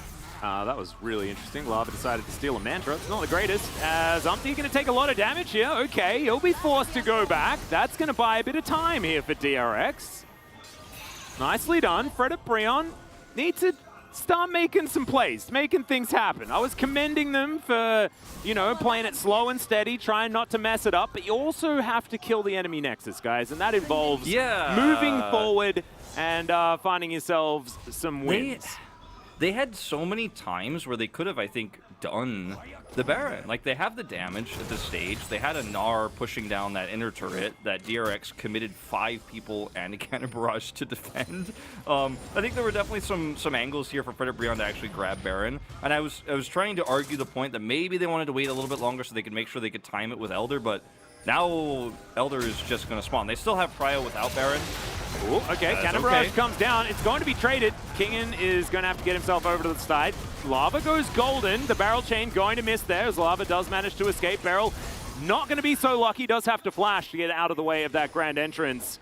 No kills, but definitely a lot of buttons pressed, and it's going to be Fred Brian that managed to take the reward. This inner turret that they've been working on for a very long time. Now they will have to attack an objective. Please do it, Fred. Yeah, and they can just move to this one. Spawn. Yep, and now there's very few tools here. Kingen did have to use his Cannon Barrage. True Shot Barrage was early here. This Keeper's Verdict is going to have to be the best thing ever. They get rid of the Rakanus. Juhan not going to be able to lock down the Elder Drake, and the Dragon itself will destroy the Poppy. Now Morgan's diving forward, and he'll just obliterate this Karma. Kingen knocked up and taken down. And I think Fred Brian have done it. They just waited it out. They're just, 6 minutes? All right, we'll take ourselves an Elder. And now Def feeling like the last man standing here as Zeker is nowhere near. The inner turret will be taken down, but Fred Brian shouldn't be done here. They are just going to look for the Baron and then continue the push. Exodia time. Yeah. Exodia time, and it is... It's been a lead for 30 minutes here that Fred Brian have had, and they've played it passively, they played it slow. I think they definitely could have pulled the trigger on Baron takes earlier, but at the end of the day, Lava looks for a hard engage onto King and takes his Cannon Barrage away. And I don't mean with the hijack, he just forces King to use it defensively. It's a nice try from Def. And then there's just no real way to set up for a fight for DRX. This is just, once again, desperation here for DRX to try to look for this. Juhan trying to ult. and it doesn't matter. They just can't get in and do the damage. Like, it's a Poppy here trying to 50-50 this one away, and even if he steals it, you're not in a position to follow up. As look at this, no Cannon Barrage here on the gangplank. Kingen is just desperately trying to run in and help out. Is taken out as kind of an afterthought, and Fredit Brion, man, they're bringing us to a potential upset win here. You know, Valdez the Prophet. Maybe he saw this coming. But I very rarely say this, and I mentioned it earlier, but the performance we saw from Juhan here does, I think, warrant potentially a Pyoshik sub going into map 2. All right, so I've got something to say on that front. Like, this game was basically over at level 1. Like, I think that, like, a lot of people will agree. So I don't think Juhan's even been tested this game at all. Because, yeah, he face checked, and but that's one mistake. Him walking into that brush. I really don't think that we've learned all that much at all, which is a bit sad. I don't think he played the bottom matchup as well as he could have, and I think that he certainly was a little bit slow to rotate to objectives. I mean, look, it's hard to criticize him because of everything that happened at level 1, but I think Pyoshik would have played this one out a lot differently, and that's all I can think about right now, because it's Poppy for DRX, and this is the crux of their comp, and just didn't do a whole lot. The other thing is, it's first pick Silas, once again, not finding quite that much of an answer. It's only Chovy that's been able to do so, but there are hands involved in that particular question as well. It's now DRX having to deal with 2 of their inhibitors being down, and Fredit Brion wanting to say goodbye to this game.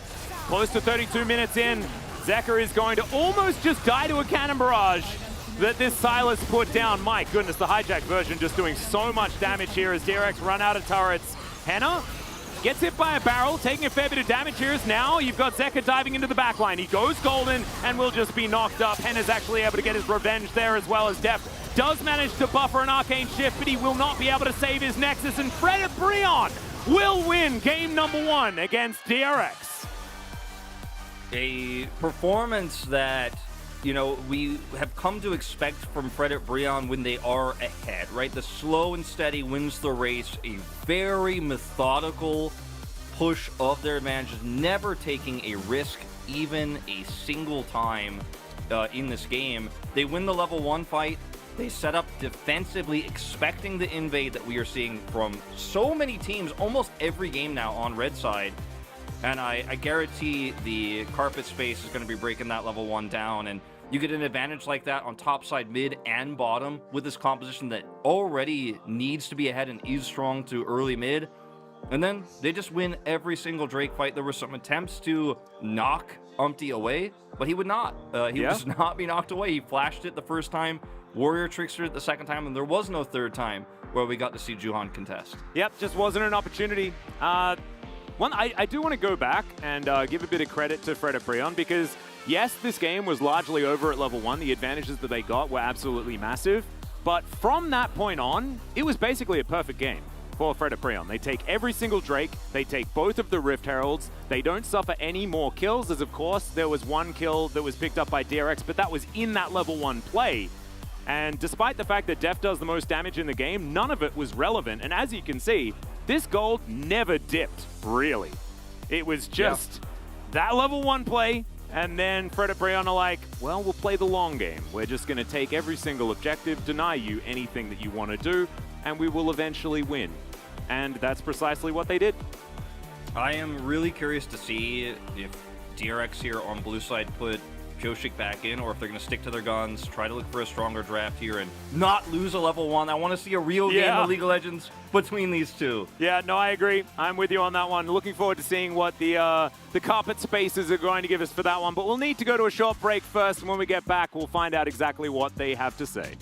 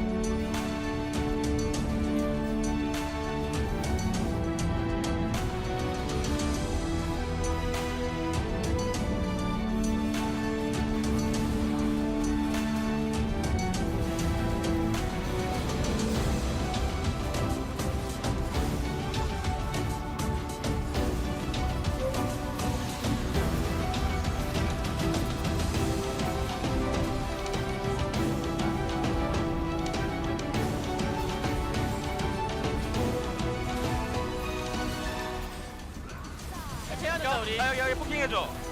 잘 들어갔다 갱플공. 아칼리 집 가야 돼. 캠플 상대도 로고. 갱플공. 계속 유지해. 야 다 깼어.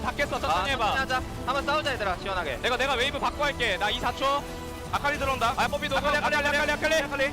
아칼리 먼저. 돌아. 야 끊어놓게. 끝내자. 나이스. 좀 못했네. 다 죽이자. 맞아. 다 죽이자. 잘했어. 데프트 형. 나이스.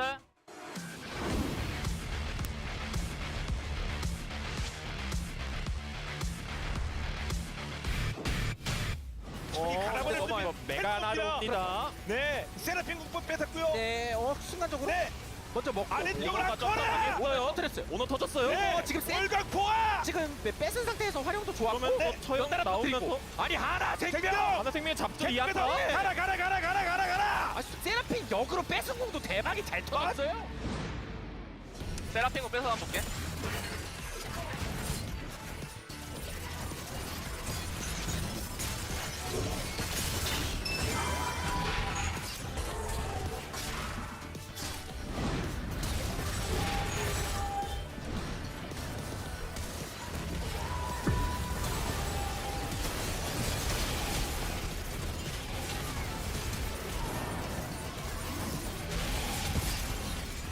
나이스 얘들아 나이스. 뭐야 나 세라핀공 왜 이렇게 잘 쓰냐? 미쳤는데? 뽀삐가 날리면서 변수가 있으니까 이거 몇 점을 날리네요. 네. 아토스. 트럼프를 날리고 트런드를 오죠. 트런드를 전혀 없어요. 결국 잡아낸. 와 이게 점사가 됐어요. 그리고 앞에 합류. 월각 포화. 와 리브 샌드박스. 벽고 들어가고. 아니 이거를 전투로. 이반 와 그렇고. 대박이네요.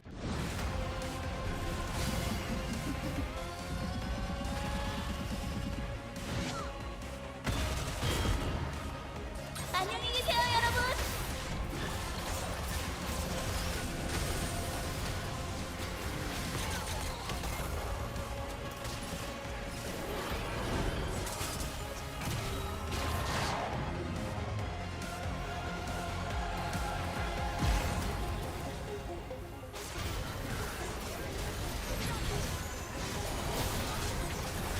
받아왔어? 오케이 나이스. 저녁 개 잘했다. 이거 나르가 계속해서 포탑한테 치는데 리산드라가 이번에 칼을 달려들었는데. 하지만 달려들었는데 눈앞에는 문제는 트런들의 거대한 방망이가 있었거든요. 대리 쇼가 또 시작이 됐습니다. 전설의 에이밍. 에이밍 와 더블킬 또 먹어요. 트리플킬. 우물킬. 이거 예. 기둥 세우면서 한번 보나요? 네. 한번 더. 와 펜타킬. 미카엘도 있다. 그냥 들어가도 돼.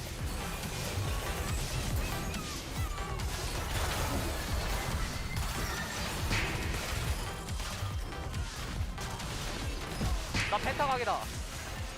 펜타 줘. 펜타 줘봐. 세 개 줘. 오케이.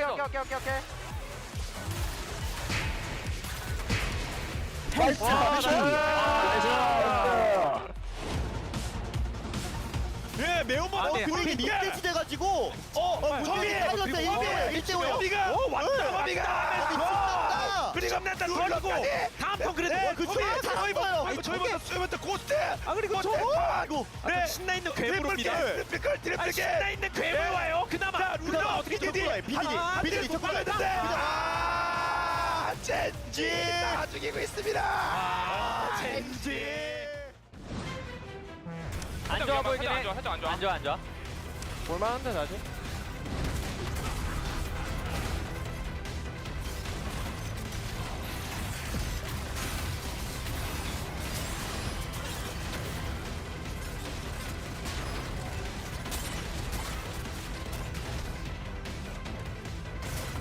트리플 킬. 야 펜타 각인데?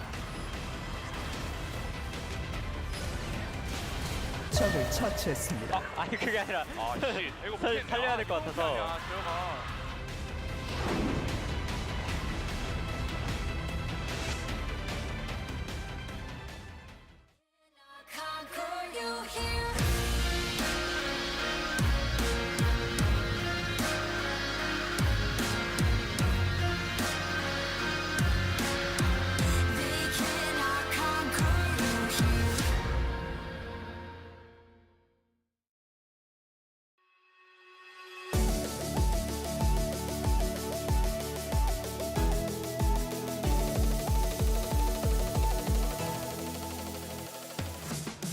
And welcome back to the Analyst Chairs and Collaborative Carpet Space. It is me, Valdez, with Chroniclowo today.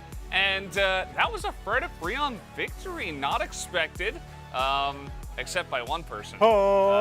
Me.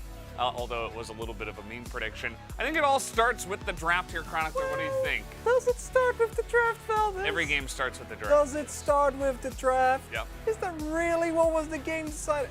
Silas pick is the big one, one that has been a really big problem for a lot of teams, and I think justifiably so has landed its spot on the ban list. But then you look at all the other bans, you're like, those are pretty reasonable as well, especially given that you don't want to play against Lucian and Kalista on Fred Brion's side, and for DRX, kind of a no-brainer bans as well, especially against DRX. I actually really like the adaptation of Bro and the fact that Lava, even though I don't think he had an impact on this game at all, and I don't really like his Silas play, picks it up regardless. But the draft was what it was. I think there were some good win conditions for DRX, although as we can see, they can run into issues as they fall behind because they have limited CC. It's really only Poppy.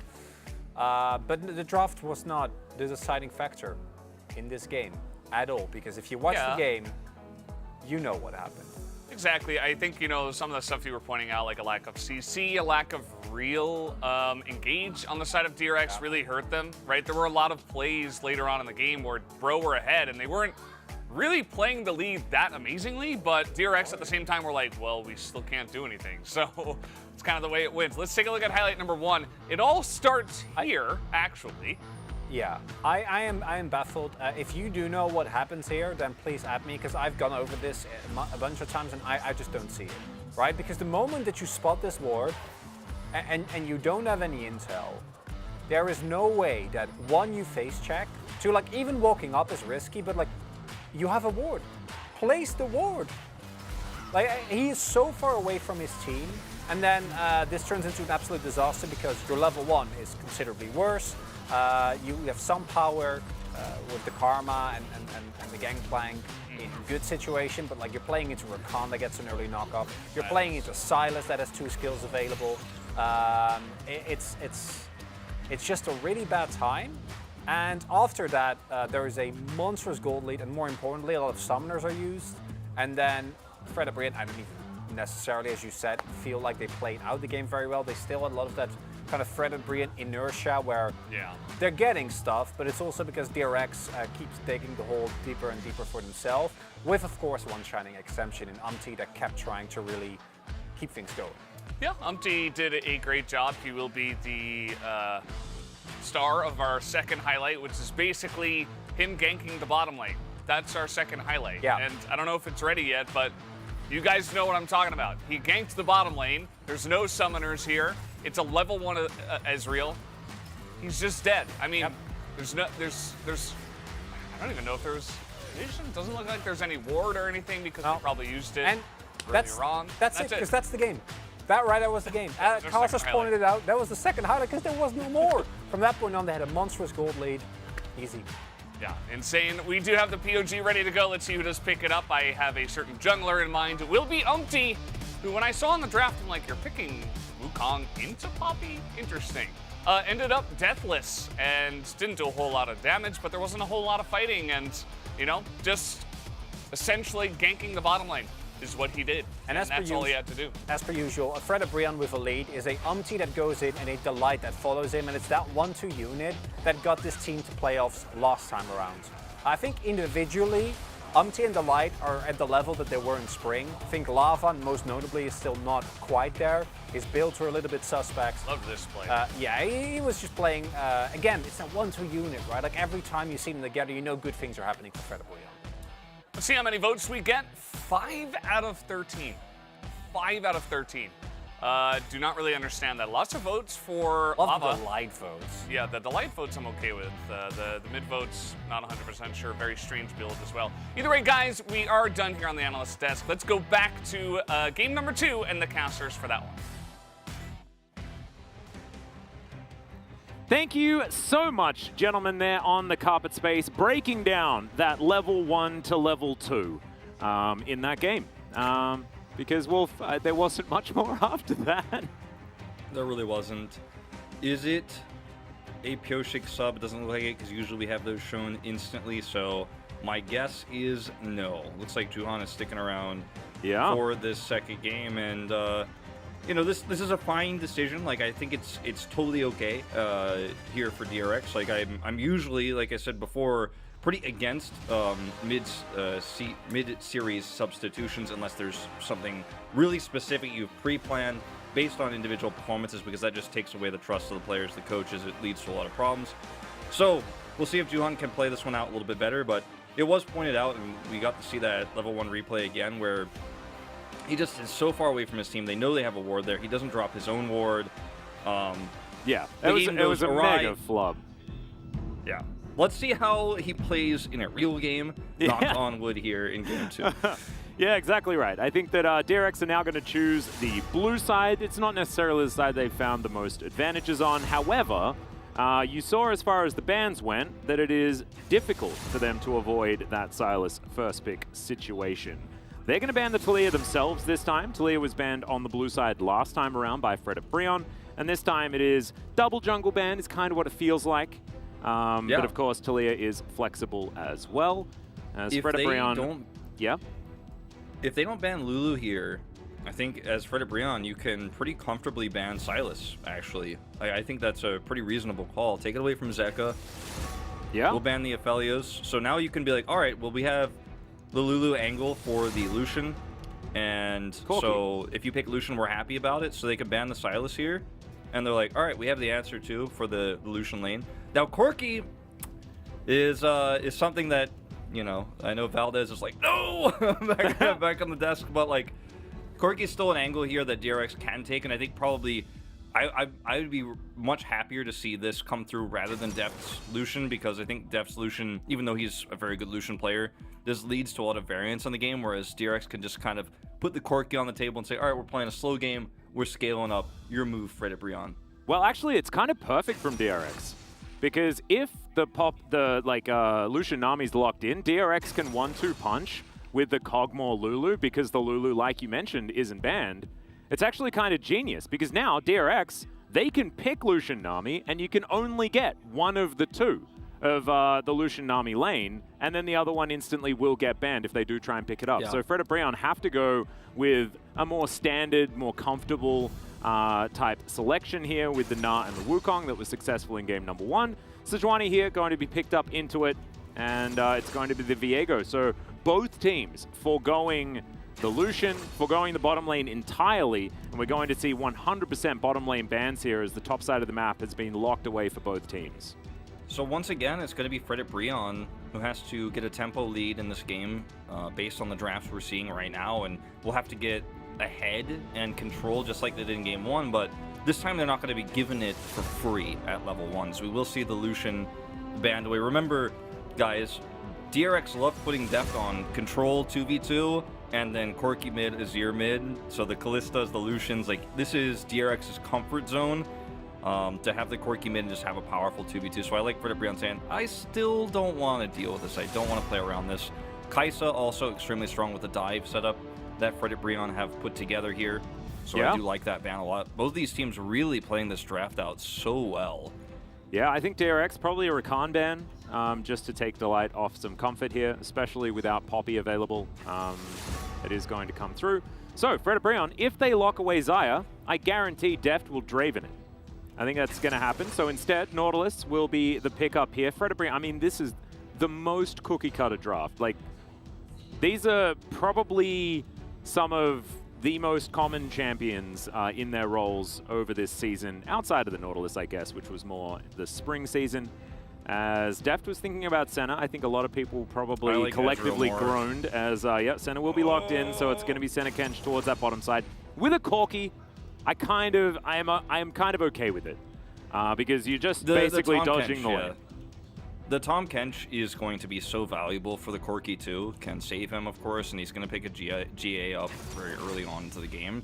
The Ezreal here for Frederick is going to be able to trade back a lot of that damage in terms of the neutral fights, which I think Frederick absolutely need, because otherwise this comp is so one-dimensional. But I think as DRXer, you could have taken that tool away from Frederick in terms of the range and poke that Frederick Brion need to contest objectives in an even game state later on, while also having a champion that is extremely good at late game scaling. I think my issue with the Senna Tahm Kench here is that it's still very vulnerable to being ganked, right? Like, or, you know, not in the lane, but just getting picked rather later on. Even Tahm Kench, if he has Devour to save Senna, can keep Deft a little bit more alive, can keep Corki a little bit more alive here for Zeka. But even Tahm Kench can actually just be picked himself later on in the game if you do have a Charm into a Cyclone, etc. So without having something like an Ezreal, which is a lot more mobile and fluid, I think that this is a high risk here for DRX, but if it pays off, the Senna is going to scale up just as well as the Corki will in terms of her utility later on in the game, can give you some great mid-game team fights. So I do overall, once again, like DRX's draft slightly better for its scaling aspects. Let's see how this early game goes, because that is what this is going to be all about here. Frederick Brion will have some pick potential later on, but they want to get ahead. That is the name of the game. Yep. They also have a lot of engage options. Nautilus, as well as, you know, Gnar and Umpty being able to Cyclone his way in. So a lot of the answers to this kite back poke style that DRX has are there, but Frederick Brion need to pull some triggers, and they haven't been as good at that one. So let's see whether they can get better at it as we move here towards a pause in game number 2. Interesting. Maybe a rune check? Perhaps. Rune check, question mark? Could be something like that, unless we're just taking some time to observe the rift in a more yellow state, which, you know, sometimes you just like to do. That ping, maybe, just maybe, the brush in the river is a bit of an issue, as it is apparently a Beryl runebug, as we do bring him up on screen here. So always got to check those early on. And so got to check the footage just to make sure that it's a bug and not him making a mistake. And then we will remake if it is in fact a bug, and we will not remake if it is in fact him just not changing his runes. He was playing Karma though, so if you're playing like what, Comet Tahm Kench, I mean, I'm kind of into it. Tongue Lash, get a bit of that extra damage. You know what I'm saying? It's pretty guaranteed if you land it. Morgan fan down there. Yeah. There's a lot on camera, by the way. Did you know that? Did you know you're on camera? What? Did you know you're on camera? Oh, that's what the guy was saying. I thought you were talking to me. I'm like, Wolf, no, I'm not. I don't think so. I can't see myself. That just looked like a dad just trying to let his son know he's on camera. Might have been the case there. They couldn't sit together. Frederick Brion's flames are on. There we go. And that it also spells Brion, because Broody is flame. That's cool. That's very, very cool. All right, I think we might be... Yeah, I'm not sure what we're going to be doing here, as we might be going back to the game, or we're just going to be remaking the lobby, which I believe is what's going to be happening here. So I think it was confirmed that it was a rune bug, and so we're back in that zone, Wolf. I thought we'd said goodnight to this, but it's been like once a week over the last couple. This is at least one of the simpler, easier ones where we identify it early. I'm in the dark, by the way. This was you being in the dark last time around, but this time it's me being in the dark. Hello, I am Atlas from the darkness. How are you, everyone? We could be showing this this thing in the background as well. I'm not sure what's going on there. I'll move my head out of the way so you guys can watch. Here we go. What's that? Yeah, I'm not sure what game that is. I can't see the names. It looks like a T1 game. Oh, yeah, this was Carrier's Pantheon game, right? We're just going to check out the Mad Movie. Man. They just went to a break, dude. They threw us under the bus, man. They just put us out there like, you guys are going to have to cast English Castle to be on camera. No, I don't think so. They put a Mad Movie up. I think they're actually like talking over it, I think. Oh, wait, no, they're not. They're actually just, went to a break. They went to a break. Huh. They just tossed us on camera, but it's okay. We're more handsome than a Mad Movie, so like. I guess we don't need to watch the Mad Movie because it's the Mad Movie, right? I thought that they were actually bringing up like something relevant, so that we could actually, you know, use it to talk over, but not going to be a thing. But don't worry, guys. Don't worry, guys. You can watch the Mad Movie as well. We are going to go to a short break. When we get back, hopefully, we're going to be into game number 2.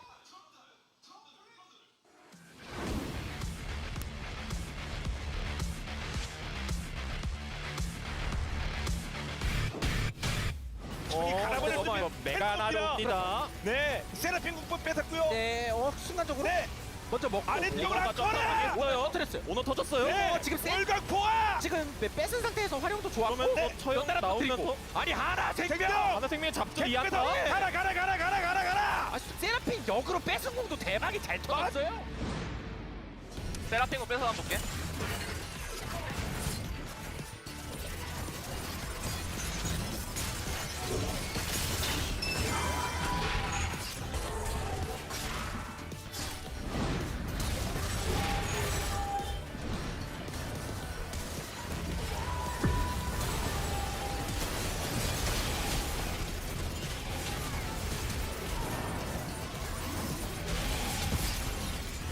나이스 얘들아 나이스. 뭐야 나 세라핀 거 왜 이렇게 잘 쓰냐? 미쳤는데? 뽀삐가 날리면서 변수가 있으니까 이거를 이거 몇 점인가요? 네요. 네. 아토스 아토스를 날리고 트런드를 오죠. 트런드를 전혀 없어요. 결국 잡아낸 와 이게 점사가 됐어요. 그리고 앞에 합류. 프린스 월광 포화. 와 기브 샌드박스. 경고 들어가고. 아니 이거를 전투로 이반 와 그렇고. 대박이네요.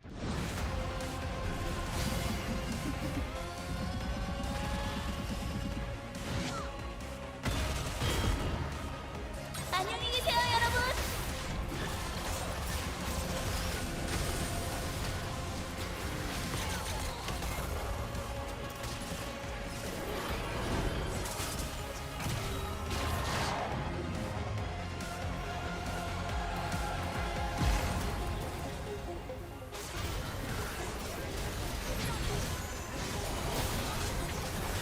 받아왔어? 오케이 나이스. 정말 개 잘했다. 이거 나르가 계속해서 포탑한테 치는데 리산드라가 이번에 가려고 달려들었는데 달려들었는데 문제는 트런들의 거대한 방망이가 있었거든요. 대리 쇼가 또 시작이 됐습니다. 전설의 에이밍. 에이밍 와 트리플 또 먹어요. 트리플 킬. 우물킥. 이거 예. 기동 세우면서 한번 보나요? 네. 한 번 더. 와 미카엘도 있다. 그냥 들어가도 돼.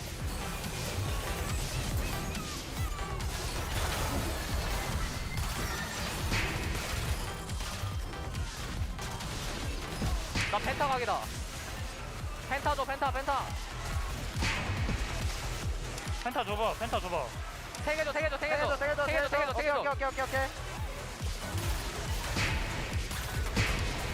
나이스.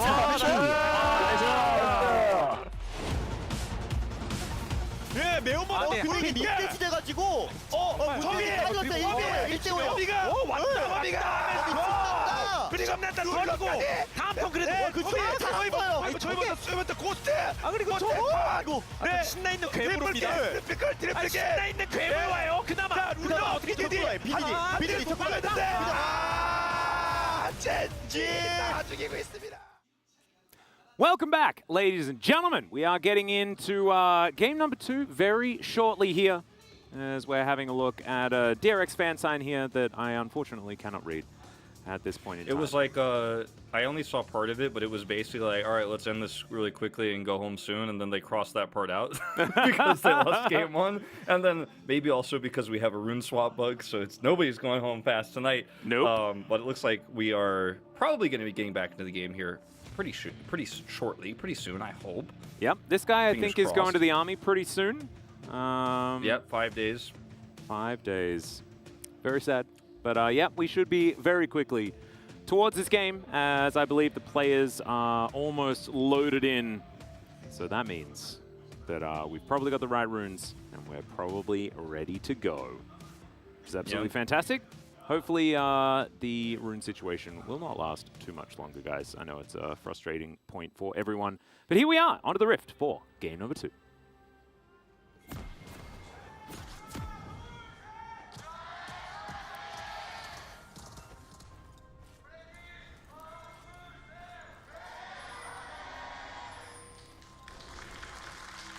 All right, here we are, onto the Rift for game 2. As already, we've got the 5-point defense system, no invades this time around, and you could imagine that there are a lot of DRX fans there having a bit of a sigh of relief at that particular point. Yeah. Well, you know, this time, of course, it's Fred Brion on red side. That's usually the side that invades, but level 1's here. Pretty strong for Fred Brion, I guess, but still just not going to look for it. Don't need to in the Senate Kench versus Ezreal and Nautilus. It's not a vertical jungle situation you are looking forward to too much as Fred Brion, and you don't need it as much as we're going back to bit of a reversal, but still are red side, blue side junglers, except just on opposite sides here with the Wukong and Viego. Yep. And Wukong, not as strong with Ahri as a jungle mid duo. So definitely, you know, if things were reversed, you'd feel a little bit better, I think, about this Ahri pick at the moment. But I want to mention something here in terms of Senna. We showed earlier in the pre-show, for those who missed it, that Senna is kind of a trap pick right now, really not winning at all. And has fallen off quite a bit.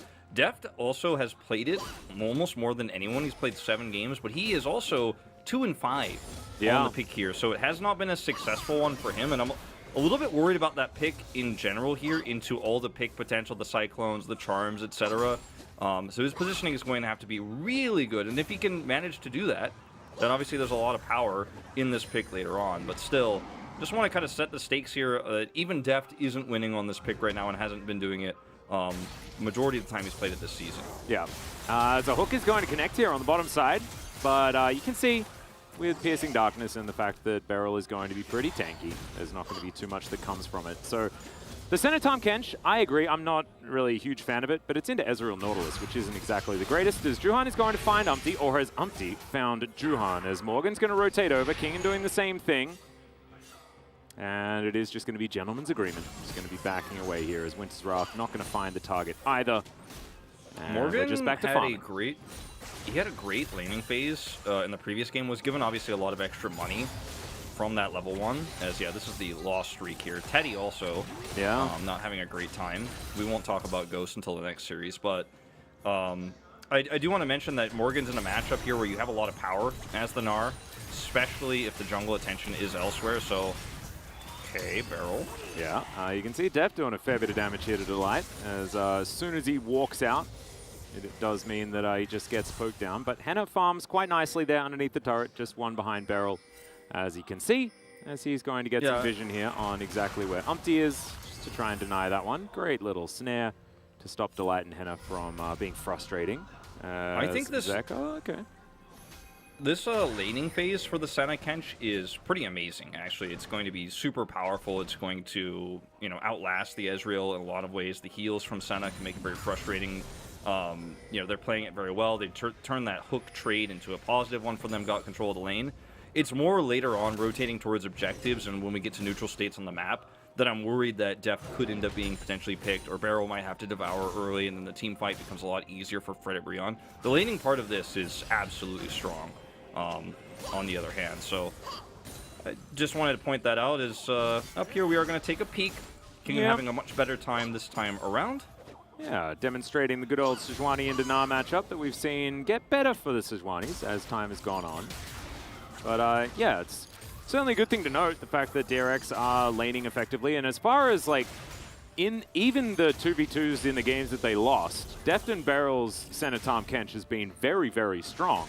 It's just navigating the rest of the game, like you were talking about, that has been a difficulty for them. So even though this one is working out quite nicely, I'd not breathe all my sighs of relief just yet. We'll have to see how they navigate the transition towards mid and late game. You can see how effectively Deft is farming these stacks too. He's already up to 19. He's trading really effectively, stealing those souls away.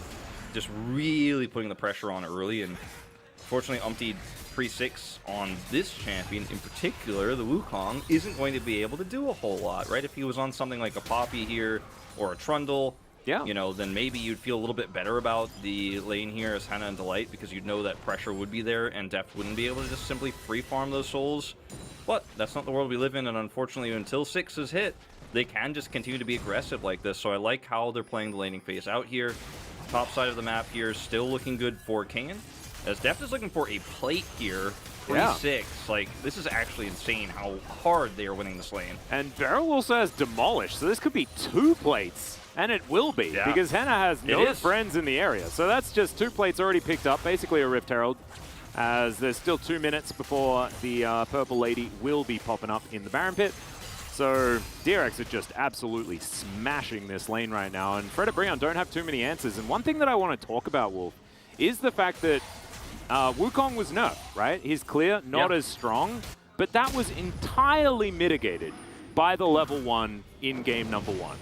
Umpty is now largely being out-tempoed. As you can see, speaking of which, Morgan gonna have to flash here towards the top side, as Kingen still has ulti. His Beryl chasing after Delight here. Henna still taking a lot of damage, and these autos are starting to hurt. As Umpty is doing this Drake, he should be able to pick this one up. But that is just a lot more proactivity from DRX, and they are still ahead of the play in this game. Yeah, fairly greedy here from Umpty, but it looks like he is going to get away with it. Def doesn't have 6 or anything like that. Umpty has Smite. Don't panic, anyone at home. Esports fans, is going to be all right. Will actually greedily take this Scuttle too, so a lot of extra money going into his pockets, which he so desperately needed. That experience that he picks up from this Drake too is going to help him have 6 for this upcoming Rift Herald fight, which is going to be so critical. But, I mean, Deft is dunking on Henna and Delight so hard right now that he has a lot of accelerated gold, and the fact of the matter is, in this game, in this draft for Fred Brown, they need first Herald, and Deft is going to be able to just leave Tom Kench's bottom side here to look for this fight as Morgan. All right, Juhan's going to come forward, and that should be a kill here, as Kingen was tanking the turret for quite some time, and oh, dearie me. Yeah, you're not untargetable to turrets, unfortunately, and so that's a bit of a flub. But still, that is a lot of CS that's going to go missing for Morgan. He has no teleport available, and still a successful gank. First blood money also in the hands of DRX, but just a little bit unfortunate that it went that way. Well, it's pretty huge, actually, because Juhan is now not here for this Herald they wanted to do on spawn, so this really hurts Barrel's position, because what they were trying to do is set up for that pick, look for the Rift Herald fight with Senna there, while Beryl stays bottom, which forces a big reaction out of Henna and Delight, because if he's left here alone because he has Demolish, he can get even more goal here as the Tom Kench become more frustrating and more tanky. This has actually really hurt the timing, the fact that Juhan dies in this gank of the setup here for DRX. So Fred Brion just leaving Henna alone, trying to rotate over here, but they will actually get a reasonable contest for this Herald. I don't think it's going to be a favorable one, but they at least get to try now because Juhan died there. Well, I mean, can they? Beryl has teleport and Henna does not, as Umpty also going to get snared up. It is going to be the Rift Herald taken down, as there's the dredge line. Delight still going in on this one. Umpty going to be interrupted, but the Cyclone still does a fair bit of work before the Monkey unfortunately falls down. And oh, Beryl, he's hungry. And they're going to be able to get yet another one. DRX, yeah, they're mad about what happened in game 1. Yeah, I mean, they got a teleport out of Beryl. They got his ultimate here. Henna will be able to take down at least one plate here, it looks like, but still, the engage there is so sloppy for Fred Brion, and you have to know that the rest of your team is not there. You don't have follow-up damage, you know, and to hook in as Delight did there, well, you're actually down in numbers. You do not have follow-up damage. You don't have follow-up CC, really. I mean, you do, but it's not ready and set up to go. That engage there really just fed over additional money to DRX after they're already in control of a Herald. So, yeah, it's a composition that you need to win Herald on so badly as Fred Brion, but the setup in the bottom 2v2 going so poorly for them means that they just cannot contest this early on. Juhan, if he just hits one more auto there, ends up getting the kill and probably will get out with his life, but does end up going down. Guarantees the kill at least. And at this moment where the jungler is zoned away, cannot smite, engaging here onto the Corki, it's not a good idea. Flash from Zeka means he will not be charmed, and this is just a done deal. Beryl shows up, which is arguably a success for Henna on the bottom side. Like, you force a teleport, you force a devour. Actually, I don't even think he needed to devour there, but you get it. But it's not worth at the end of the day. And Henna grabs only one plate, whereas DRX get a ton of extra money. Yeah, and they also still have a bit in the bank as well, with the fact that Juhan can throw down that Rift Herald wherever he would like. You can see the gold, once again, up towards the levels that Fred Brion had after that level 1 play in game number 1. So certainly good news for DRX. And for those of us who want to see this series go the full distance. As Henna, yeah, this turret is dead, and Fred Brion are going to rotate over late. Full information given over to DRX as well. And it's just going from bad to worse here for Fred Brion, and this is the opposite side of the coin, right? This is just DRX now with a tempo advantage, and it's their turn to never let Fred Brion into the game. Yeah, and unfortunately for Fred Brion, their comp is the one that needs to have a tempo lead to succeed. And yeah, the same was somewhat true of DRX in the last game. because they didn't have really good CC or anything to come back with, but they weren't ever supposed to be at a game state like that. Whereas Fred Brown need to be the ones who are 3,000 gold up right now, not 3,000 gold behind for this composition to function. Now, there is a lot of pick. Obviously, like you said, it's a very cookie cutter. You have the Wukong, the Nautilus, you have Ahri. Like, you have a lot of ways to get picks, but at this stage, like we saw with Delight trying to look for that hook onto Zeka earlier, you might just get burst down if you don't have an isolated target. You don't have the vision to actually set up for those picks when you're this far behind either. I am not feeling very good about Fred Brion's chances of closing this one out 2-0 at the moment, and it's going to get harder from here. At least they got one Drake in their favor, but, I mean, DRX are happy to scale. They are, and I just don't think that the Drake stacking is going to be a thing that's going to be able to continue for too much longer. And like you say, DRX very happy to scale, so they can just pick up some Drakes a little bit later, and they'll be fine. Deft still taking a lot of damage there from the True Shot Barrage, but his Umbral Glaive has been completed. His Dawning Shadow's up, but there's a Cyclone into the backline. Charm goes entirely wide, though, and they do manage to pick up Deft at the beginning of this fight. Great knock up there onto Beryl, who's trying to walk it out, but he won't be able to do so. In front of Breon, they find the engage they're looking for. Package going to be delivered, but it's not quite enough damage, and Juhan, he's going to be able to Heartbreaker his way over, and even flashes to avoid dying. He pressed the potion button, and therefore he's still here. You love to see it, but the Drake stacking is there, Wolf. Yeah, the Drake stacking is there, and this is exactly what I'm talking about when I said I didn't like the Senna pick as much. Doesn't have any escapability, and even though the engage is onto Juhan here, you can see just how quickly Deft can be picked off in fights like this. They were trying to force this desperately around the package. They didn't have the prio set up there. Zeka's coming in late.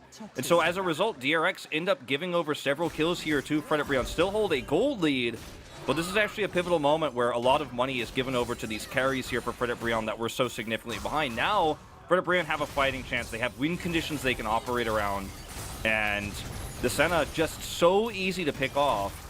Yeah. You know, setting up for objectives, it just feels like you know, the moral of the story kind of comes true here. You know, it's like, okay, mate, you could have gone for the Ezreal, you could have gone for more range, double down on the poke, or you could have taken a risk. And Deft's laning phase was amazing. He stacked up like 50 stacks, I think it was, like after that Herald fight in the first Drake went over for Fredit. Now, you know, he has a death under his belt. Now, they're still ahead, don't get me wrong, but it's moments like this that give you hope if you're a Fredit Brion fan that maybe, just maybe, you could come back in this game. He gets hit by True Shot Barrage here. Umpty hides in the bush. They have full vision control towards the river, so DRX are like, all right, we got to rotate over towards Drake. Juana's the one who's cycloned here, and then Deft is just left out to dry. Unfortunately, positioning a little bit questionable there when you don't know where Fred Brion are, and DRX just a bit of an oopsie, let's say. Definitely an oopsie, but fantastically played from Umpty there as well, utilizing his Warrior Trickster very nicely, as Juhan does end up having to flash, but will be able to make it out to relative safety. So, DRX retain the gold advantage, but these Drakes are starting to become an issue, and Hextech Soul is going to be a big deal for both of these teams here to see whether Fred Brion can continue their love of dragons. As Lava on the flank now, Juhan is going to spot him out, as DRX as a 5-man unit is scary.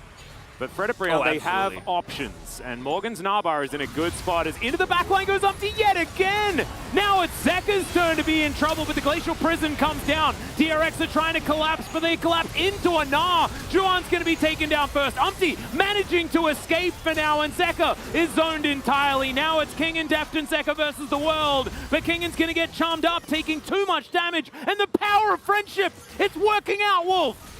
The power of circles as well in a choke point is pretty strong here. DRX had no idea where Umpty was. Both of his Cyclones get insane value as Morgan hits Gnar and is going to be able to wipe them out in a choke point where there's a True Shot Barrage all layered through. Like, this is... Fred Brion have the ability to take these choke points and win extremely strong team fights here if DRX's setup is sloppy. And the other thing is, DRX, yeah, you're down 2 Drakes who gave a few extra kills over to Fred Brion before this, but this is actually not a Herald fight you need to force. So Zeka will get his back delayed, but it's second Herald. Plates are falling. We do not need to force this fight, and right now he's standing on a ward. Zeka gets hit by this first part of the Cyclone. Umpty decides, okay, I'm stunned. Second part of the Cyclone gets a double knock-up here, so there's no peel really available for Barrel. He does end up devouring Death, but he's shoved back in. There's no way out. They are in a very nasty choke against all of the CC, all of the setup that we talked about in draft. Very difficult to execute in a 5v5 fight when everyone is set up on DRX's side, but the flank was good from Umpty yet again. Well, let's see whether we see it again, as Morgan does have the Mega Gnar almost available, but we'll need a few more autos. We're going to check out how many summoner spells. There's basically none. And also, not a whole lot of ultimates left at that point in time. Either it was only Morgan, but he didn't actually have access to it. So DRX will be able to take the Rift Herald. Yeah, the reason why that's shown is because the ultimates are the critical part of this for Frederick Brion. And as all of these literally come up as I'm saying these words, Frederick Brion need all of those to win the fight. They used them correctly in the last fight, but not going to be able to do it a second time, as DRX still have a really nice tempo advantage, and now they have a Herald to help solidify. Now Umpty moving on towards this top side. Henna completes his Muro Mana now, so 2 items spiked to come through for the Ezreal. Once again, going the Mythicless build. Going to be looking towards that Ravenous Hydra for the next one. Means these True Shot Barrages are going to be pretty scary. And he's been throwing them out off cooldown. Seen it over and over again. And yeah, this gold graph that was starting to look similar to Frederick Brion's in game number 1, right? At the beginning, it was like just up and to the right, you know, exactly how DRX would like it. But now, it's tripped over a little bit. And yeah, it's still to the tune of about 2,000 gold.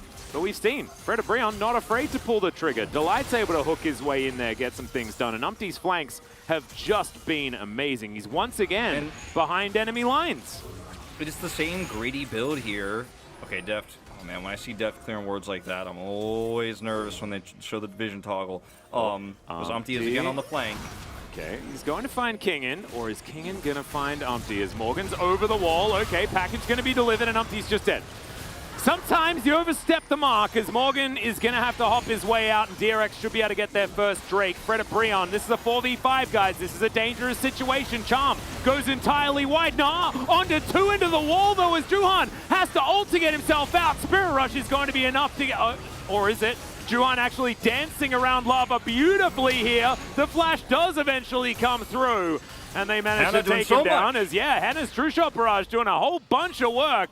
And Frederick Brion and DRX both back away. You have prior. You actually take this. You fight this one. You actually take the Drake. Like, they have the choke fight control, but they are still so timid. These are the moments, Frederick Brion, where you have to push your advantage. You have to take this Drake. They will finally start this one up. But a very, very slow start to this one is Frederick Brion, once again, so much power on this Ahri right now, who just barely is able to take Juhan out, but at the end of the day, he is zoned away. He is taken out here. And as Henna returns, has that True Shot Barrage in the choke point, DRX are just not able to fight it anymore. Frederick Brion with a 3 Drake lead here now. Hex Tech Soul point in their pockets. And the fact of the matter is, an Ezreal is accelerated, and an Ahri is 4 kills in this game. And this is, unfortunately for Umpty, a very greedy flank attempt. But look at what is used here. Package. And Zeka doesn't have package for the subsequent 4v5 fight where they have a Narbar and ultimately zone control here. Morgan can 1v2 this, and then they turn, and Lava's ready to get the kill. So Zeka and Deft just not able to do consistent damage in this fight. If Zeka has package, if he doesn't use it there, I think this fight looks completely different. So actually Umpty getting caught and drawing a package was a big boon. Well, now we're looking for another engage as Morgan once again on the flank. Oh my goodness, the Lord is really here today, as that is a very dead Sejuani. Frederick Brion, they are not going quietly into the night, and they will just engage at every single moment. They're grouping up as 5, and they're just running at their opposition, and I love it. Yeah, this is Frederick Brion now in control of this game. And, like, Morgan could side lane extremely well, doesn't have teleport anymore, unfortunately, but Frederick Brion can try to now clear up some Baron vision and potentially look to start that one fairly soon with the control of the map they now have. As this is going to be, you know, the replay we missed, the beginning of the fight on this one. But Morgan is just side laning, comes over here, has an R-bar. And DRX are just so desperately trying to take their advantage and push super hard with the wave clear they have. But they are punished once again by a flank. This time not Umpty's, but Morgan's. And greedy push here leads to a lot of map control for Frederick Brion. Now Morgan's going to take out an additional turret here. It'll be the second of the game here for Fred Brion, and they have so much power and vision on the map to use this pick comp now correctly that I never thought we'd see because DRX were so ahead. Well, I mean, this is how this comp's supposed to be played, right? There's a Corki on the other side. You have to just try and fight it over and over again. They identify when the package is available and when it's not. Their timings have just been really good. And that's not something that we're used to saying about Fred Brion. They're generally too timid. They generally don't identify when their good moments to fight are. But this time, it's been outside of Delight's, you know, overextension very early on and their double ward that they just put down there. The coordination and the decision-making has been really good as Delight finds an Arctic Assault from Kingen over that wall.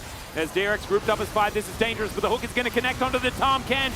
They're engaging fully onto him as Morgan gets another Gnar into the wall. It's onto the tank, but it doesn't matter. The follow-up's not there as Deft almost catches a house. But honestly, oh my god, Lava decides to hit the charms now as he does go golden to avoid dying there to Juhan. And DRX, they're running out of summoner spells, they're running out of buttons, and they're running out of hope. They're running out of this game. Right now, Fred Brion are in complete control. They were after the last fight, but this was a decisive fight win for them.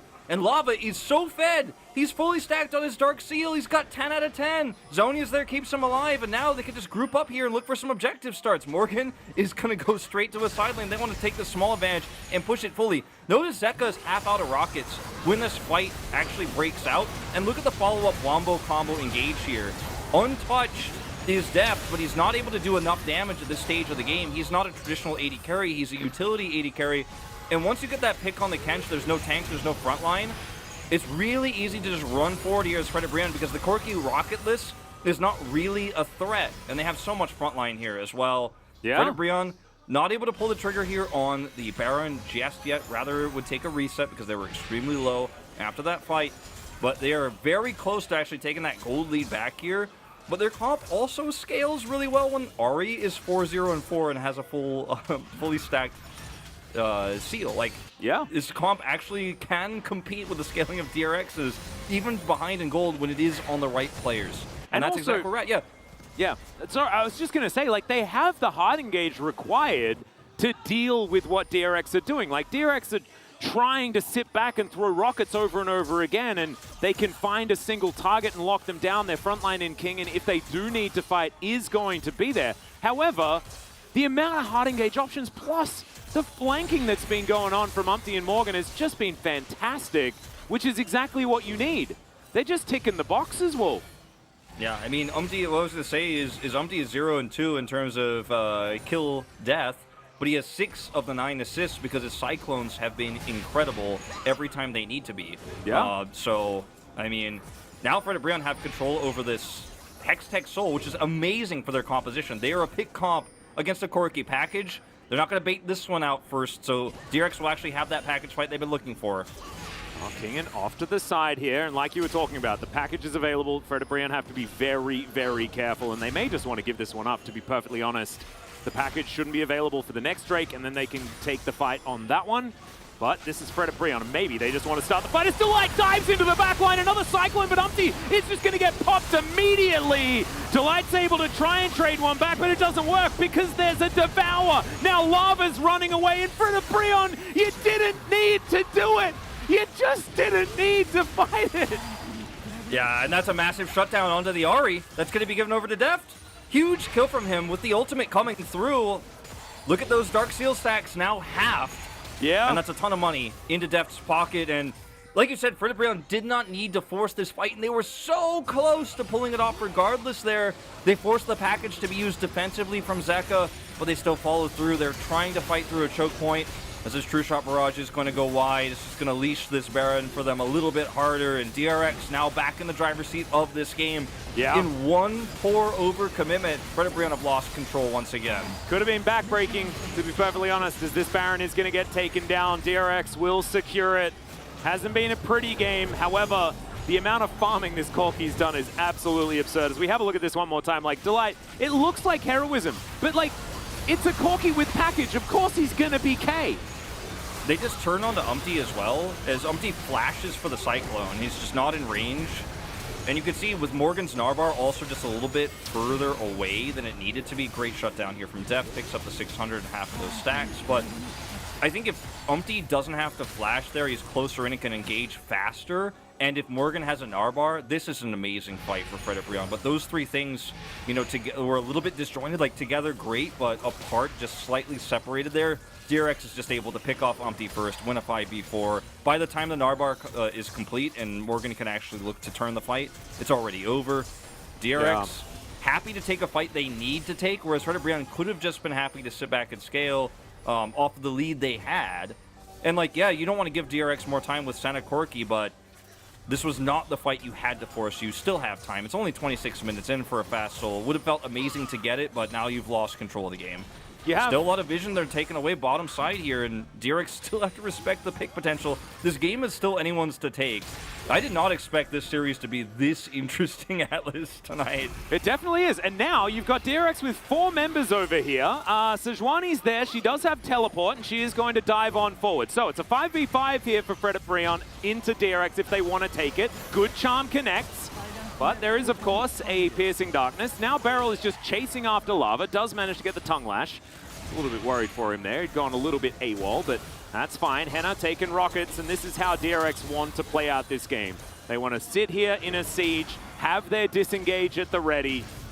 And Fred Brion, they just want to fight, fight, fight. Nah is going to come back onto King, and he's dragged in there as well, but the follow-up damage is now available. Delight's trying to limp his way out. Lava doing the same thing. Spirit Rush is going to be there. Dawning Shadow, thankfully for Fred Brion fans, is on cooldown, but DRX gain the control. And they should be able to break open the base here with their Baron and take down this bot lane inhibitor turret. Can't get the inhibitor though with the respawns, or not the respawns, but the resets here of the Fred Brion players getting their health bars back up. They have enough range here to turn this around and defend. So Baron buff is going to fade away. No permanent damage to the base in terms of setting up for a backdoor angle or a cross-map play for subsequent Barons. This is a really heroic play here from Morgan. Wants depth, but will have to settle for Kingen. And Kingen is so tanky that it eventually does mean that Fred Brion can't push this advantage. They have a 5v4 fight, but all of their players are low because he tanked so much. Yeah. Follow-up damage and the Senna scaling, I think, is really flexed there by Deft in that last fight. How much he can do with just a few autos, with just a few Qs, with 3 items done. We don't normally even see Senna this is most meta games get this far. Yeah, this is also like the extreme greed Senna build as well, with all of the stacking coordination of damage with the Ginsus here at the same time as the Kraken Slayer.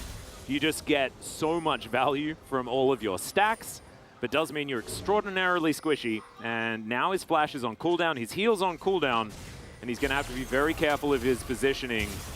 This is a huge moment for Zeka too. He has his stopwatch and 3 items. Will of course be ready to build a GA after they win this team fight. So this is basically DRX looking to win the game right now. Well, Fred Brion, they're the ones that are going to start the fight though. Deft is immediately going to get exhausted, then devoured. Can he survive though? He's got a big shield. Henna in trouble, but he's trying to kite this one out. The lit comes through to finish him off as now Umpty's chasing after Deft, but he will survive. He kites it out. And Fred Brion, unfortunately, are just going to be left in the dirt. DRX, they can now push up the mid lane and break even more of this base as the Lord is going to try and return to his throne and keep it alive. Looks like it's going to be a 3-gamer here, Atlas. Fred Brion heroically trying to bring this second game back. Backs against the wall. They were so far behind. Heroic performance from Umpty and Lava, but at the end of the day, this comp did have an expiration date. And once Corki had stopwatch, man, they tried to kill him again. And Zeka said, no, it's all the things Valdez hates in one champion, plus the item that he hates most. Oh, dear. All at one moment. And DRX will not kill the Nexus now, but the game is theirs. Because now this is a ton of money, of course, into Zeka's pocket. He's 3-0-6. Will buy a GA here shortly. Yeah. So the second time that he's attempted to be picked, he will, of course, have that res. As watch Zeka here as the follow-up target. Like, they look for depth, he gets away because of the Devour, then they turn on to Zeka as stopwatch. And both of these targets, both of the carries that Fred Brion want to kill, have that option, Devour plus stopwatch. And then all of your engages used on 2 champions, neither of whom die. And that's the end of it. Like, that's how one-dimensional this comp becomes at the late parts of this game here for Fred Brion, and 2 defensive tools just enough. And this goes back to why you and I did like the Tahm Kench, especially in particular of this duo that was picked up for DRX at the end of the draft, because it's survivability for both the Senna and the Corki later on. Now the GA is ready, package is ready. How do you lose this game now, DRX? I don't think there's a way. Well, TP up so we can go straight in. DRX have been creative as far as that question is concerned in the past. So it's, I guess, not all over till it's over, but I think it's about as over as you say. But Fred Brion, they're not all dead yet, and this Baron is where DRX are going to be focused. I think there's possibly one last chance Saloon, but Zeka has package. And so that makes this a very difficult proposition, as DRX not even wanting to start a siege around a Baron or anything like that. His package is going to be straight up delivered here to Fred Brion, and there is just too much damage available. Zeka, he has GA, Devour, everything, and the kitchen sink is available for this Corki to keep himself alive, and Umpty's going to go down. Double kill for Juhan as Morgan's trying to kite out Kingen, but this battle, it really does not matter too much, as it's lava left on the fountain, and the rest of DRX are just pushing up the mid lane. Yep, they are going to end it. Such a valiant effort, though, from Fred Brion. It really made this game a lot closer than it had any right to be. Not a good sign for DRX fans in that regard, but at least they're going to bring this one to a third and final game of this series. Yeah. Harder fought than they would have liked, but they take it in the end and will bring us to that final game. Yeah, Delight taking a lot of damage on the fountain here as well, as Deft with his Kraken Slayer Senna certainly doing a lot of work, flashing on top of it as the Nexus goes down, so he will survive in the end. And DRX even out the series, exactly like you say. And it was not super pretty, but in the end, the onus was not on DRX to win this game. Yeah. They just had to be in it really for wasn't. long enough to be way stronger. Yep, and Stopwatch, Devour, these tools become more potent as the later parts of the game go, because if you survive as the carries, the damage that the rest of the team has with this supreme tank in Sejuani, like, if it was Fimbulvinter that she picked this game as well, like, she's extremely hard to kill in these fights. So Kingen did so much tanking, even in the moments where he died and was picked by the charms that were coming through from lava. Oftentimes he was able to wipe 90% of the entirety of 5 players' health bars off by Deft's poke in the backline from the Corki poke while he was dying. He did his job so incredibly well, but Deft, we have to give this guy credit. Yeah, he was picked as a casualty once, like he was left out to dry that one time and he died, but his laning phase, amazing. His follow-up damage in team fights, fantastic. His build was greedy, but he made it worth it in the end, and it'll be his 3rd win now on Senna of the 8 games he's played. So a bit of a rare victory for him on this pick that has not been seeing a lot of success in the LCK, but he piloted it so well. He and Zeka, despite some hiccups through the mid game, are able to win it in the end. And DRX's comp, I think, was the superior one. They just had to live long enough to see that late game, and they did. Yep, they certainly did. Juhan as well having a better showing this time around. A little bit of a failure as far as that first gank up the top side was concerned, but it still kind of did its job this time. But I think there was still some moments there for Fred Brion around that mid game. Maybe if they had have given up that final Drake that they tried to fight for when Corki had the package, maybe things would have been different. So I'm very excited about game number 3, which will be coming up right after this and the carpet space.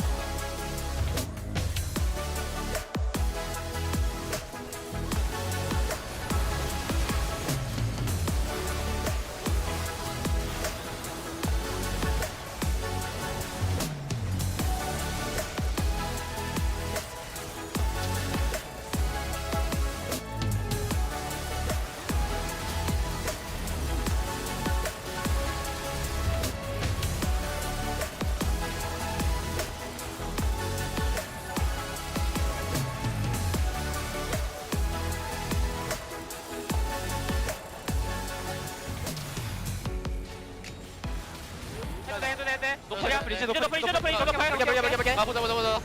나 먹어줄게. 코르키 먹어줄게. 어디. 야야야 라인 찍게 생각한다. 건너 그만 가. 우리 라인 할만해. 찍자 라인. 얘 라인 끊는다. 라인 보자 나를. 나 그냥 이거 잡을만 할때 내가 혼자. 그냥 이거 라인만 끌고 와봐. 혼자 알아서 해. 우리 라인 살렸어. 우리 거 라인 너 슈퍼미니언 있어. 오케이. 이걸로 끝낼만 할 때.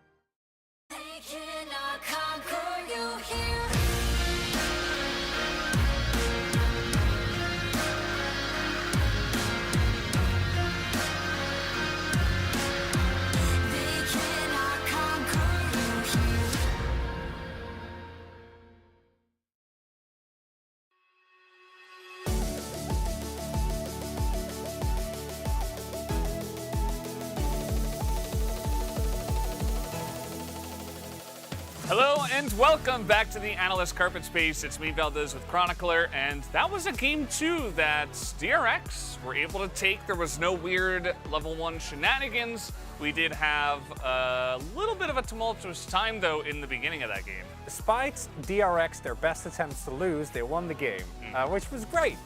Looking at the draft, it's very obvious. You have an aggressive draft with Gnar, Wukong, Ahri being very heavily enemy backline dive focused. You have Ezreal and Nautilus, which the lane makes 0 sense, but the whole idea is Ezreal just sits in that lane, has teleport, just tries to crash and tries to bleed as little resources as possible, while Nautilus goes on merry adventures together with Wukong. And we saw it be kind of lackluster in the early game, but the DRX comp does actually need to hit, crucially, 2 items at minimum for Corki, and then preferably Senna, like a certain breakpoint of souls, and Deft was also, if I remember correctly, going for a Kraken Slayer as well, which, like, those are kind of what you're looking for, because when you look at the comp, it doesn't actually have that much damage, right? Like, especially early game, it's basically just Sejuani and Viego, and early game that's good, but as you get into like mid game, 15 to 25 minutes, where there is like 1 item spikes and you're building towards 2, that's where DRX were very weak, and where you should avoid fights. And that's where they took about 4 of them. Yeah. A lot of fighting from DRX. They said, let's fight. We're ahead. And they were. I mean, they got some early game shenanigans going. There was that Rift Herald that they did lose, but, you know, yeah, they didn't have to fight, but they did. Let's take a look at the first highlight here, which is basically just a bunch of flank angles from Fred Brion. Yeah, and Umti were together with Lava, like that 2-man unit worked out exceptionally well. Really nice dodge here on the initial sweeper. Also, I don't know why Barrel doesn't eat, or why Deft doesn't flash, and it's probably like because Barrel thought Deft would flash and Deft thought he would get in.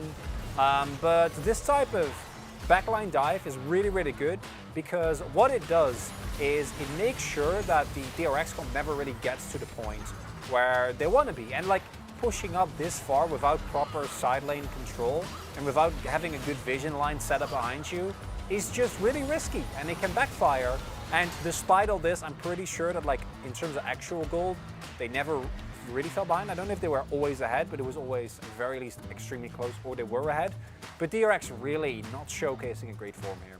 Yeah, and what eventually happened, though, is that regardless of all these fights that Fred Brion, they were finding great flanks, they didn't get enough out of it. It was like, oh, you got a couple kills, and they were stacking some Drakes, but they never got the Soul, they never got a Baron, they never pushed enough turrets to get map control and look for more flanks. So eventually, let's go into highlight number 2. We had a Corki that was fed, a Senna that was fed. It was 30 minutes into the game, and even if you do get a decent engage, which, I mean, it's okay. Call this what you want. I mean, you're not killing anybody. There's a bunch of CC used on a Tom Kent from Umpy. Eventually, you're just gonna lose to Corki. Yeah, that's the way it is with that kind of champ. Exactly. As Valdez again gets a couple of Corki jabs in, and this is where you need to kill both damage threats at that point in time, and at that point you shouldn't be able to anymore, because GAs, Devour is always there, and the front line is actually a front line to get their tank items. And overall, I thought it was not a super impressive showing from DRX, but they played through that comp and eventually were able to get the win. Zeka in particular, really walking that fine line and actually being aggressive with Corki. Yeah, Zeka did a great job. I think that, you know, as the fights were coming along, he wasn't the one that was engaging or forcing the fights, but he was putting in a lot of damage, avoiding a bunch of the damage, didn't really die much, if at all. Let's take a look at the POG from game number 2 here on the side of DRX. It will be Zeka, who did, in fact, not go down once. And Zeka has, to me, been the best part of this DRX roster over the last couple of weeks. He was a great part of it when they were playing really well, but we have seen Barrel in particular in the laning phase and in early rotations, he's really been struggling. I think his team fighting is still very good, but definitely has his fair share of issues. As yeah, this is throw everything onto the Corki with package. A true classic, almost as good as try the hard engage on Leona or any of the other LCK special chase sims, yeah, that we have seen in the past. And yeah, I actually think Zeka had a really wonderful game here. Yeah, I only made a face because I'm like, how is this vote more one-sided compared to the last vote? Yeah. But either way, you know, little shout out there to Deft on the Senna. Good game. Not too bad. But guys, that's going to do it for this segment of the Analyst Carpet Space. Let's throw it back to the casters for game number 3.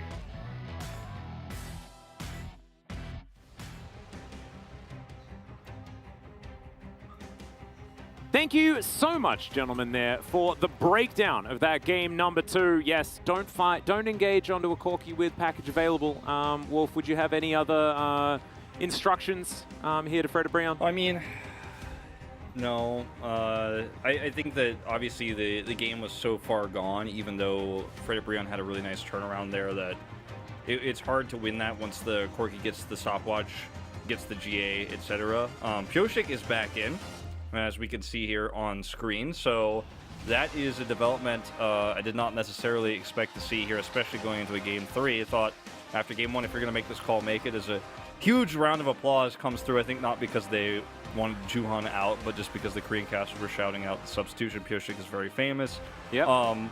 But I think that there were a lot of things that went very wrong for DRX in that mid-game that, even though they won it, it was very sloppy, and a better team or a better draft might actually steal that game away. We might not be going to a game 3, so very worrying. I think it's a game that we shouldn't celebrate or champion too much for DRX, because they almost lost this series to Fred Brion with some really shaky calls, and it's time to tighten things up. They will, of course, now be forced on the red side, as Fred Brion do have side selection, so you know, I think the series still could go their favor, and probably still will, but leading into that matchup against Damwon Kia later this week, this is not the good sign we wanted to see from from DRX right now tonight. No, I agree. I think that this is a really smart choice to sub in Pioshik, because he is a fantastic Poppy player.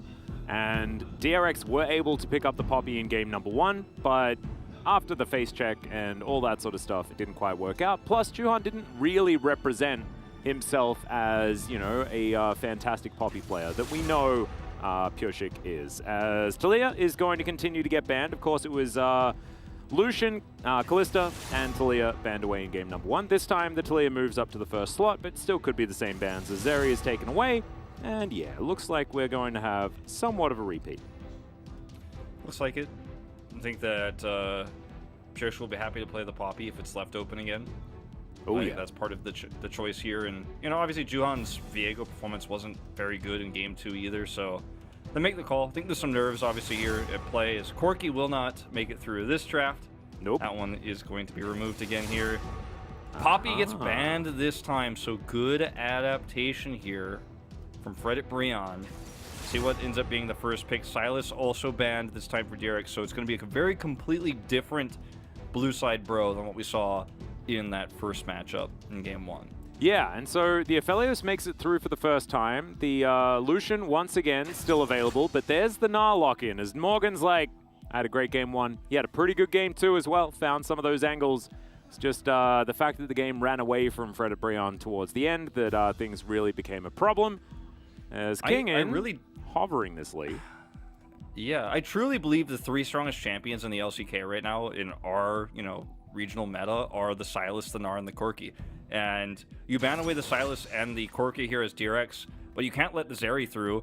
But what Fred Brion did in game 1 was they take the Silas to ban the Gnar, basically, and then they get to keep the Gnar. This time, they get to just have the Gnar for free, and first pick rotation here. Now, Azir will be the response here for Zeka. He's a great Azir player. Will be able to hopefully guarantee a lot of prio. And they're going to go down the Aphelios route here for Deft, as a lot of the 80 carry pool has been thinned out. The Kalista and the Zeri gone. And also Poppy being gone here means you can have some power. There's a lot of different Aphelios lanes in the early game. And now Umti can go back towards his Wukong if he would like to. I think picking away Tahm Kench is a decent idea, or priority picking the Renata, expecting the Tahm Kench lane. We'll see where Fred Brion decide to go. They're just going to stick to their guns, right? They're like, well, I'm just going to pick my own champions. It's fine. I think that Tahm Kench here is fairly vulnerable to Wukong Ahri, as we saw illustrated pretty well in the mid-game of last game.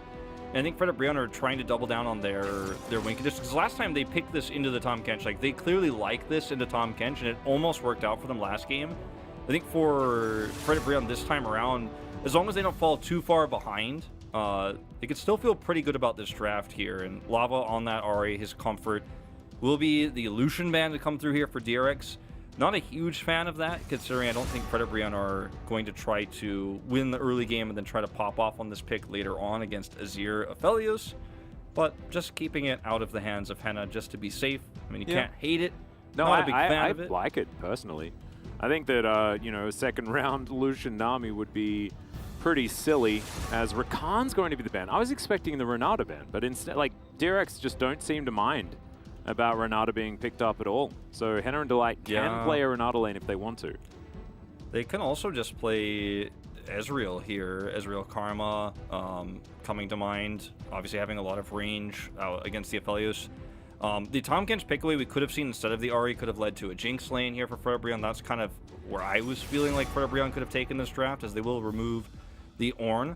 This could just be a Gangplank angle, though, for Kingen. You have the Gangplank into the Gnar. Again, play it better than game 1, and you don't end up losing out at level 1 with an invade. Feels like a pretty stable option here. Yeah. We'll show the Lee Sin here first, which was already hovered earlier for Pioshik before we decide what that counter pick is going to be. Yeah. Ironically, Lee Sin, the best pick Juhan has had career in the game that he's not playing. Pioshik is playing the Lee Sin. Yep, Pioshik going to come through and go for that Azir Lee Sin combo that we've seen so many times, being able to reposition someone a very long way, as Kai'Sa will be locked in. I don't necessarily see this. Nautilus. Yeah, this could just be the Kai'Sa Nautilus, and I don't think that this wins necessarily into Aphelios Tahm Kench, but they do want the Nautilus just to complete how the comp works. And Fred and Brian are not a team that picks for lane. They pick for what can all 5 of us do together, and I kind of respect it. Yeah, no, it's basically a better version of the draft they had last time. Yeah. Replacing the Ezreal with the Kai'Sa here, so you can follow up on the Ahri engages, have that extra long-range burst. The King and Lee Sin. All right. Okay. So this was one of our original picks that our Rascal made look extraordinarily busted into the Gnar. And it's Kingen that's going to bring it out this time around. Of course, he dabbled in it, but it was Rascal that was the guy that really made it look like a great pick towards that top side. So a bit of a different look here, and we'll see how the Xin Zhao is going to go into the Wukong as opposed to the Lee Sin. Yeah, so I think for both of these teams, it feels like a different version of the game too. Like DRX have the better scaling, right? They have Azir Aphelios later on, but they're still playing into a lot of pick, arguably even stronger pick, obviously, with the Kai'Sa. But the other thing that could change going into this game compared to game 2 is how Frederick Brion play the early game. If they don't fall super far behind, if they don't make poor decisions around early objectives, then maybe they actually have the ability to use this comp like a tempo comp and take early fights, not just the late game picks that we saw DRX fall prey to. So I want to give the edge to DRX in terms of how this comp scales. The Lee Sin matchup, they can play into the Gnar here very aggressively. But I don't want to just say, okay, better comp, better win here, because there are still some of those same pitfalls, some of those same traps that can be set up here for Frederick Brion in the mid game. If they're not behind, DRX will lose this third game if they fall prey to those same sort of surprises. No, I 100% agree. And I think that, you know, DRX's lack of real solid frontline as well could potentially come back to bite them. But we'll see how they play it out as we hop into game number 3.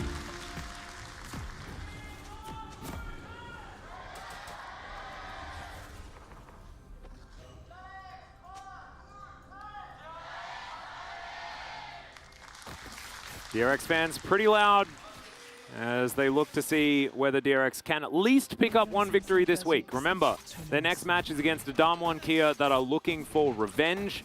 That is the more difficult matchup, you have to say. But Fred and Brion have kept DRX honest. They took game number 1 after a brilliant level 1. And game number 2 was one where Fred and Brion still had a fair bit of fight in them. And now, these drafts are feeling a little bit less skewed. As far as that, you know, scaling like you were talking about, yes, Azir scales very well, but he doesn't have that ludicrous range that the Corki will have available. Or survivability, yeah. Like, his Emperor's Divide can keep him alive pretty well, but it's not a Valkyrie or a package that, you know, can keep him alive if he ends up getting caught by something like a Wukong. His ult is flashable. There are ways for Untitled to play on Lava as well. So the laning phase obviously going to be pretty nice for him. Laning phase to the bottom side of the map, pretty good here too. And this Lee Sin flex that ended up going to the top side of the map here, you can see the runes pretty standard. Going to be pretty nice here into the Gnar. And there's a lot of power in this 1v1, but there's also a lot of power in the 2v2 here for DRX. Like with Pyosik playing this Xin Zhao, you have the ability to knock up Morgan, which guarantees a Sonic Wave hit, so you can kick, and then of course just go in for the execute. So Morgan will have to play this lane weak side and very differently, very likely, as the focus for Pyosik is definitely going to be towards the top side of the map, you have to imagine, in this game. So like the way he's pathing this one out, you can see heading already towards the top side on his Wolves right now. I'm liking how DRX showed the flexibility here, and you know, if we hadn't seen Kingen prove himself so much this season and been a, you know, he's been a really pop-off player on these strong side matchups that you don't always expect to see Kingen pop off on, like for example the Ornn.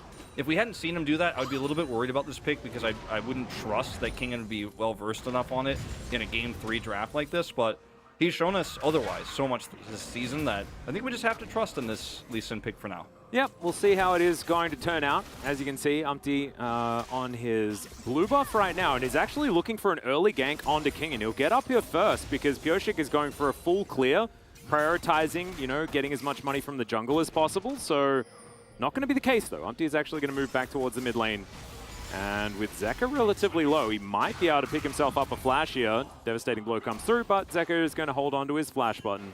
And it's just going to be an equalization of health bar as far as our mid laners are concerned. Yeah, there was a ping, a warning ping there in the river as well, and the follow-up could have been there. They just back off. Don't get a flash, but still nice exchange. Bottom side control here for Pyosik. Oh my goodness, Delight's flashing. Okay, Deft is burning down. Henna tries to find the Q, but he's not going to get there. But Umpty's here, and he'll secure it. Atlas. Oh dear. Man. Like, also, let's just remind everybody that literally, Umpty just hit path down. I was about to say these words like, okay, so they're super far up. He passed down. It's okay. Kingen almost gets some extra lethal damage here, but like, he is literally there above them, and they are still pushing. Deft and Barrel are not reacting. They are not respecting. Meanwhile, Umpty is literally down there. They just saw him go down there. Like, where else could he be? And 100%, like, he's going to come down for the gank. They almost don't even need him to get those kills, but he comes over, sweeps it up. And this is just bad communication between Zeka and Deft and Barrel. Or perhaps they really just think with Tom Kitch at the stage, they're still going to be okay. They want to pull that aggression from Umpty bottom side to maybe try to take a top side play they didn't make. This is a huge swing in this early game. Oh, but Henna does have to flash. Gravitum is going to, would have kept him there so that the Abyssal Dive would have connected. So therefore, no flash on the Kai'Sa either after she teleported back to lane. Pyosik is just going to get flashed on as they're standing on top of that ward, and Pyosik's going to have to get the heck out of here. Beryl now as well, trying to Abyssally dive his way out, and he does do so as DRX punished once again for some positioning around the map. But they still at least have a flashless Kai'Sa to try and punish here towards the bottom side as they get the crash and now look to exert some pressure elsewhere. Yeah, so Deft, no summoners, Barrel down in exhaust here. Henna, of course, did have to burn his summoners as well. So, you know, we're kind of resetting this lane, but Pyosik has had to spend a lot of his resources towards the bottom side of the map, so hasn't actually been able to snowball this Lee Sin lane.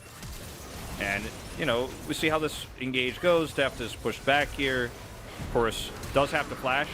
But the whole issue here is really just how far up he was in the lane when they knew, or should have known, that Umpty was pathing down there.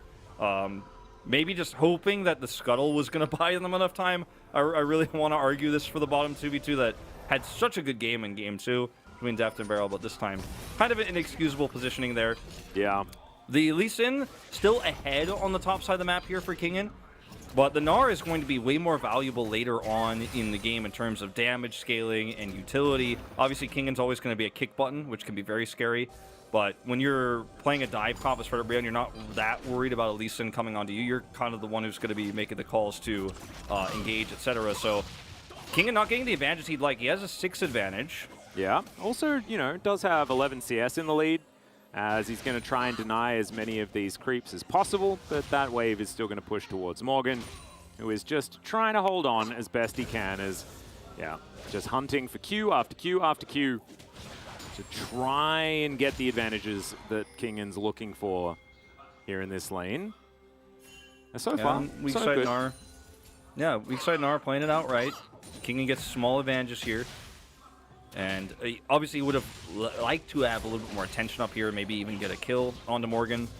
The snowball things, because Morgan is like, yeah, this 20 CS lead you have now is going to be less by this wave crashing through, and then, you know, it's going to be much less important in 10 minutes time and then in 20 minutes time. So Gnar will actually also be able to fight back a lot better once he starts getting some items online, just to obviously itemize towards the plated steel caps to shut down some of that damage for now.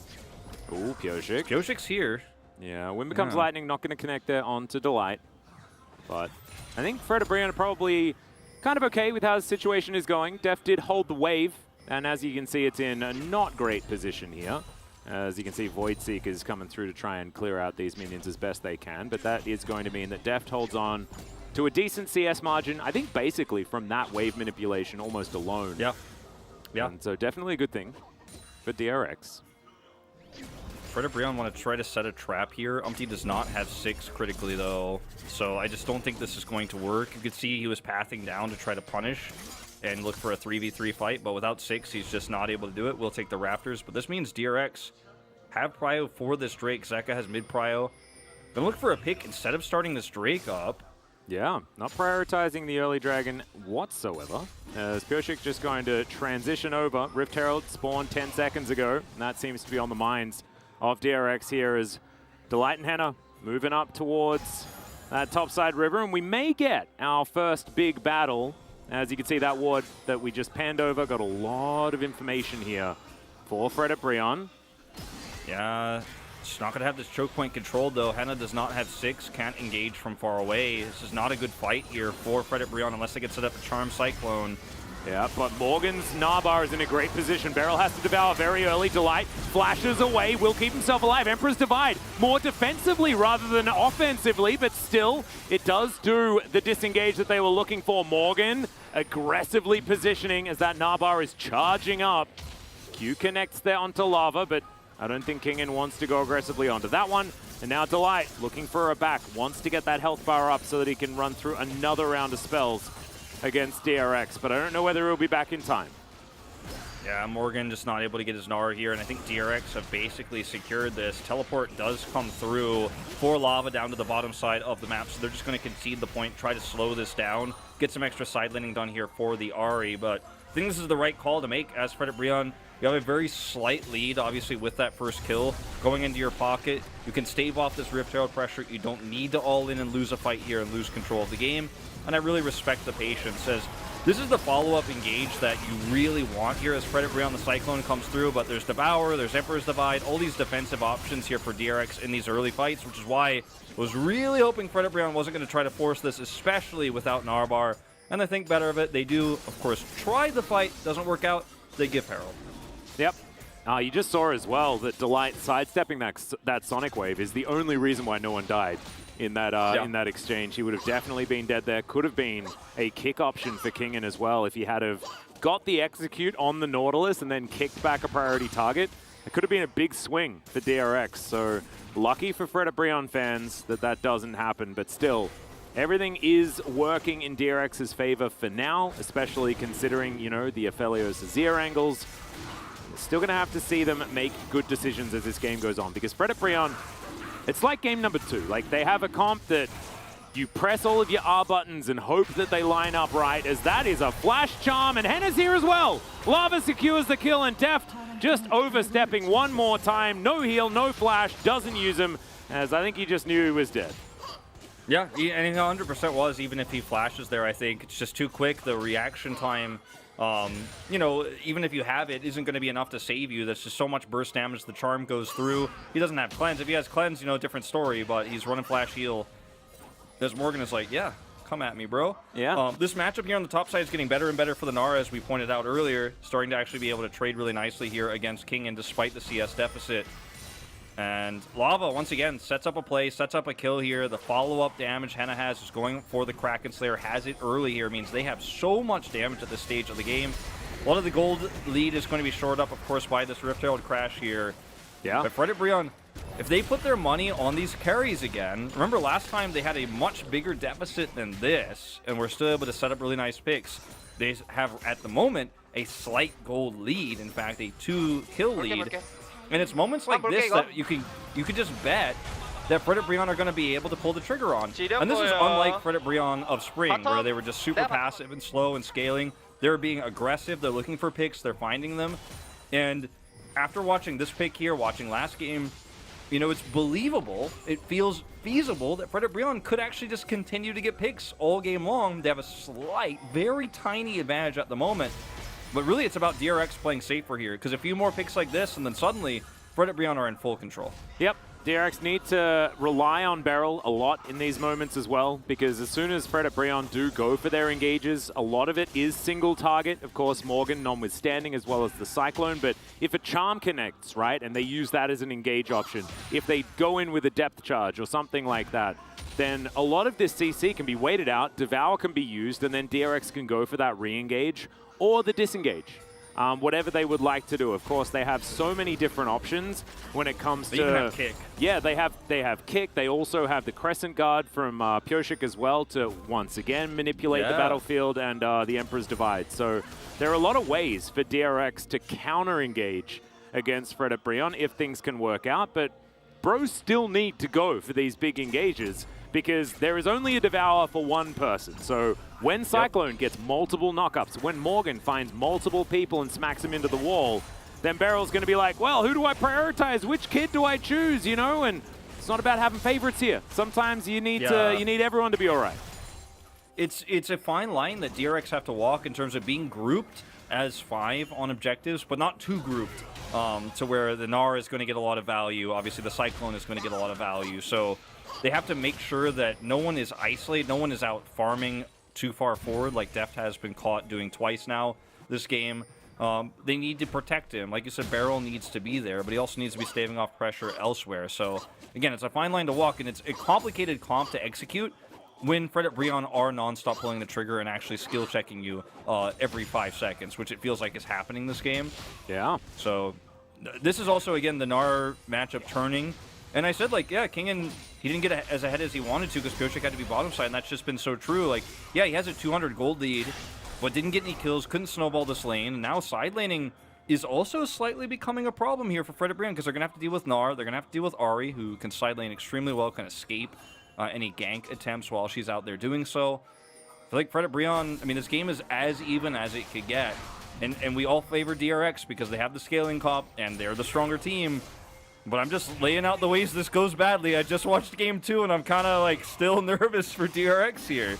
No, I agree, and I also think that there is a ease of execution factor that we need to put in there as well. I mean, Fred Brion's comp is definitely much easier to utilize. Outside of all that communication with Devours and things like that DRX have to go through.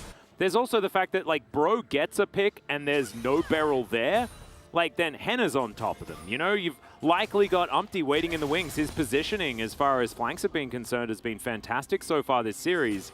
So I'd sort of give that to Bro, and you mentioned how close this game is. Maybe that's enough to make this very much an even game state for both of these teams. Yeah. But I think the next team fight is going to tell us almost everything about how this game's going to go. Because if Fred Brion can make their team fight composition work in the next fight, then it could just be that they can use that to snowball a victory.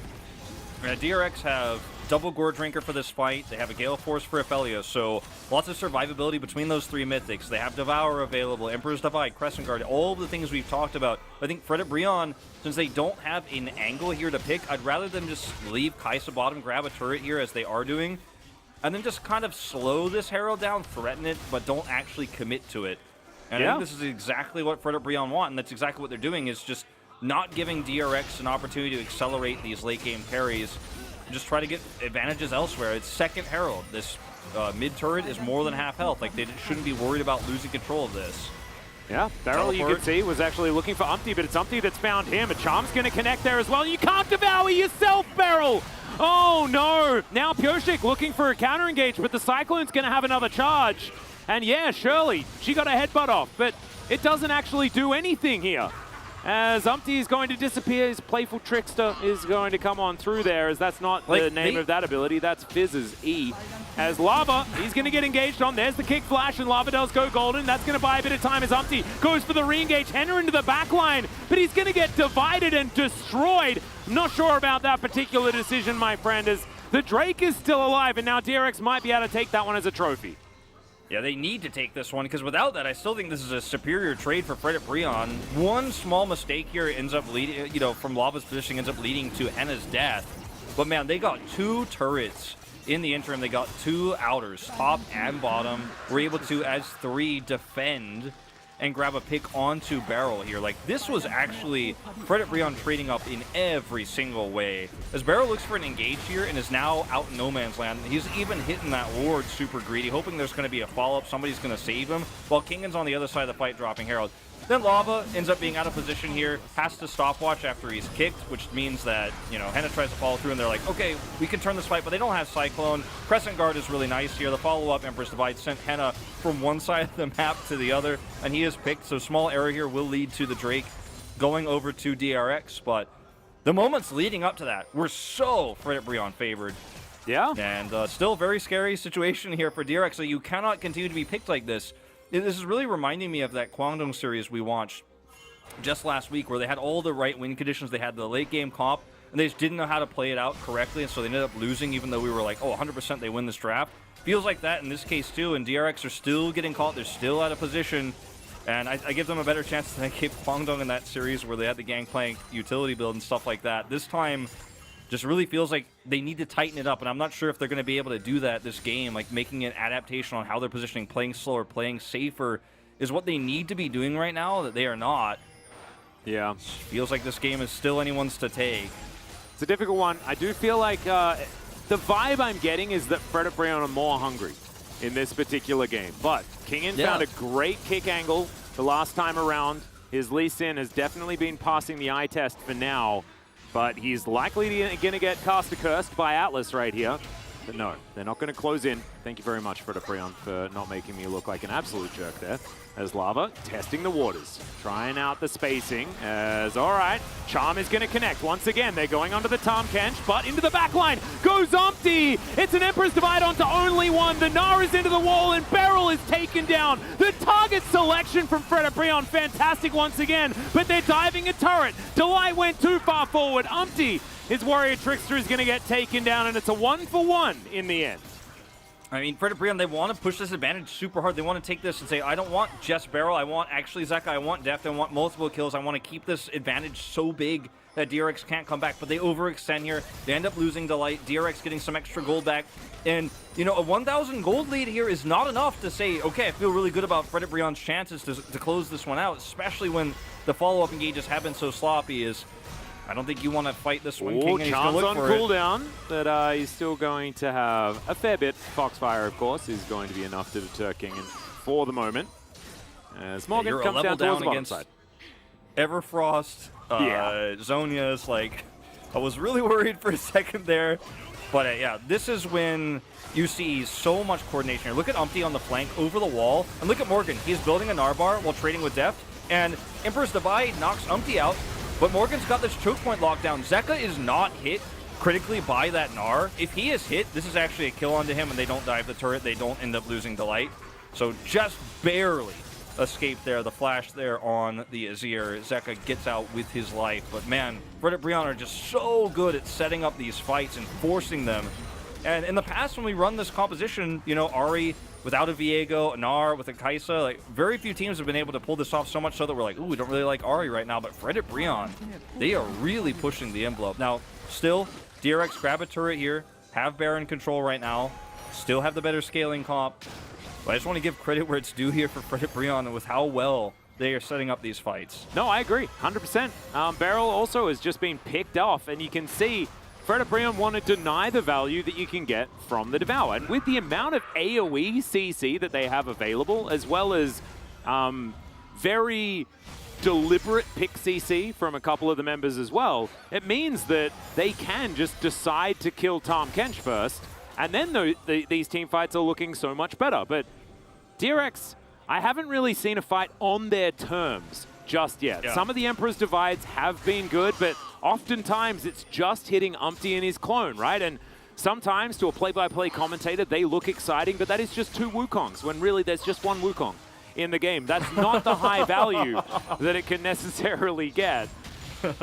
As King in here towards the bottom side should be able to take this turret for himself, and DRX should be able to get themselves back to gold parity.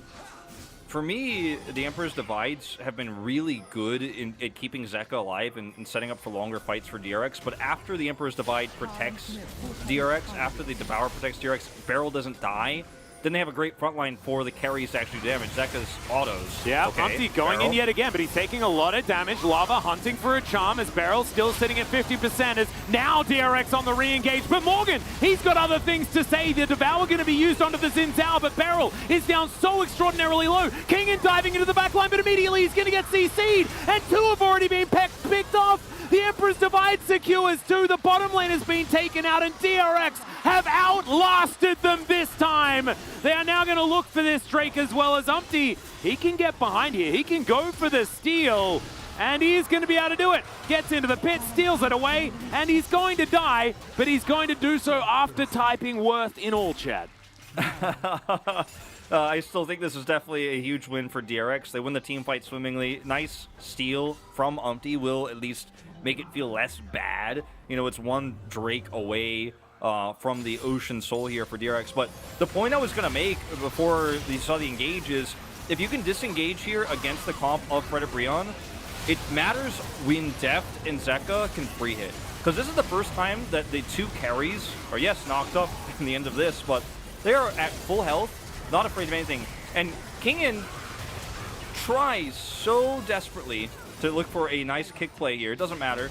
But Morgan is on top of him. The damage is on Deft and Zeka. Deft and Zeka, full health. Deft and Zeka popping off. Triple kill for Zeka. Kingen is trying to be a hero. Doesn't matter. This is not about him. Yeah. Like, Beryl trying to be a hero? No, it's not about you, actually. Like, you're just bait now. And Emperor's Divide means they can't chase further. 5-0-2. He was at 2 kills before that triple. Now he has, he's halfway to a death cap. Like, yeah, this this is a lot of was the money. game-winning moment for DRX, basically. This was the game-turning and winning moment. It was very close until it wasn't. Until they finally actually got a proper team fight with their backline. Yeah, and it looked really worrying, because Kingen kicking back, Morgan ready to Mega Gnar, I was like, oh, this ain't it. That's not how it's supposed to go. However, DRX made it work, and it was only the front line that really got stunned up, and like you say, if Deft and Zeka are alive, they are so much damage, and it's going to get worse before it gets better here for Frederibrion. Going back to your point, like, if the Emperor's Divide only hits 2 Wukongs, 1 in the clone, that's good enough if it means that the AD carry isn't under any danger. It means that the Azir is not under any danger, and so, yeah, that's not how the Emperor's Divide was used on that last fight, but you could see if the space is there, period, by Devour or by Emperor's Divide or defensive kicks or Crescent Guard, like, DRX will win these fights every time. Even with a Kraken Slayer as the item choice here for Henna, he just will not be able to compete with an Aphelios. He was up an item or half an item for a while. Now they're on item parity. It is looking very good here for DRX now. It is.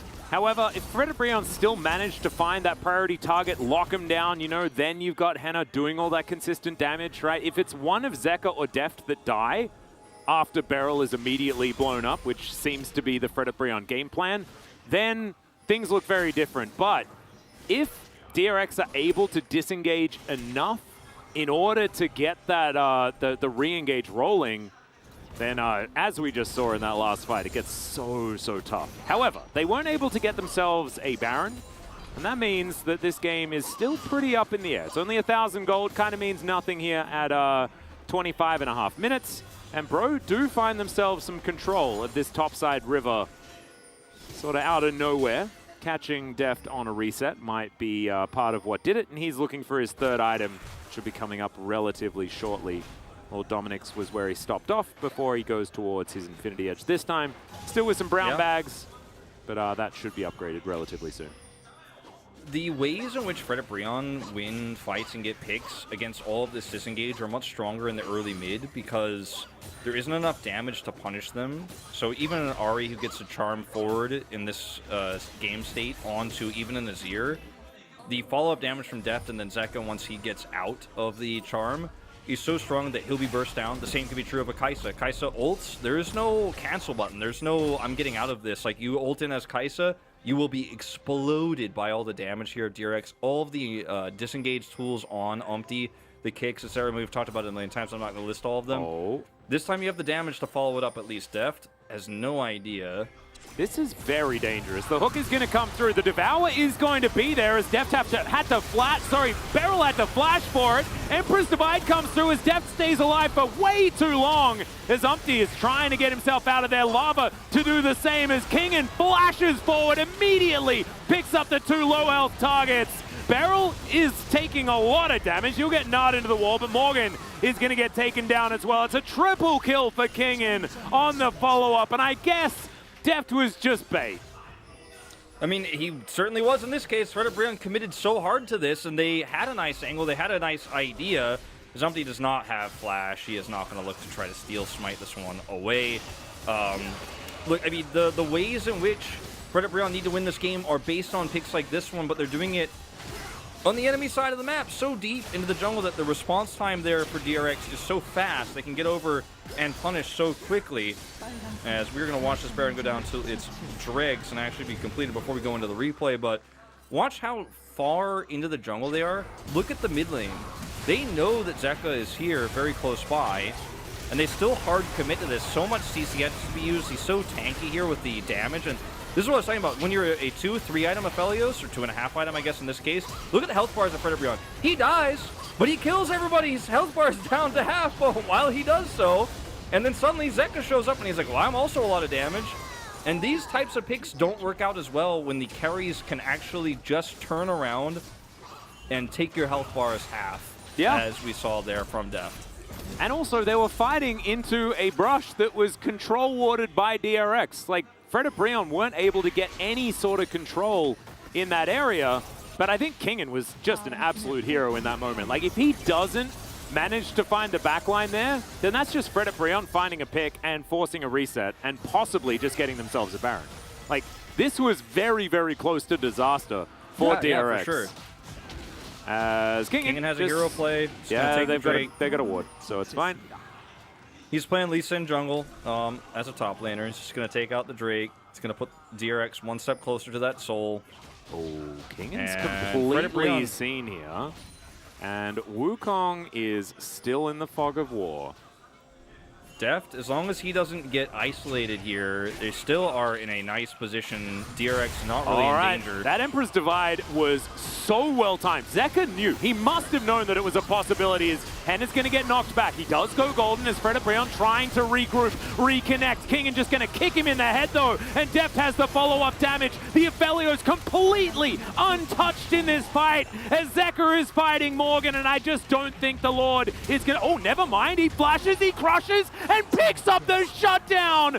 Morgan, the god, is going to be able to salvage at least one part of this fight.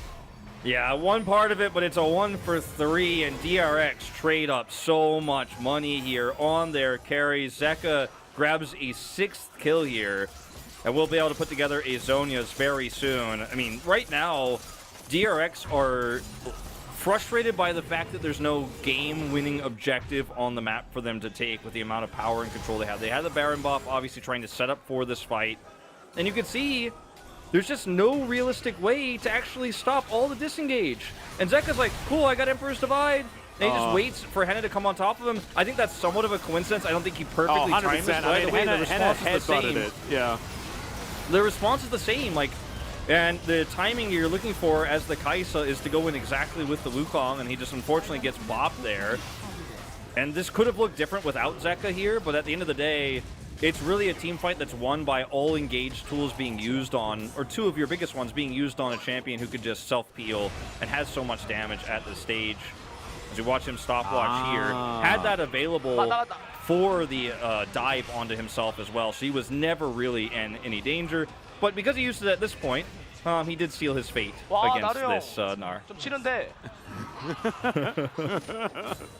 I don't quite know what he said, but I imagine it was pretty funny. I didn't quite catch it either.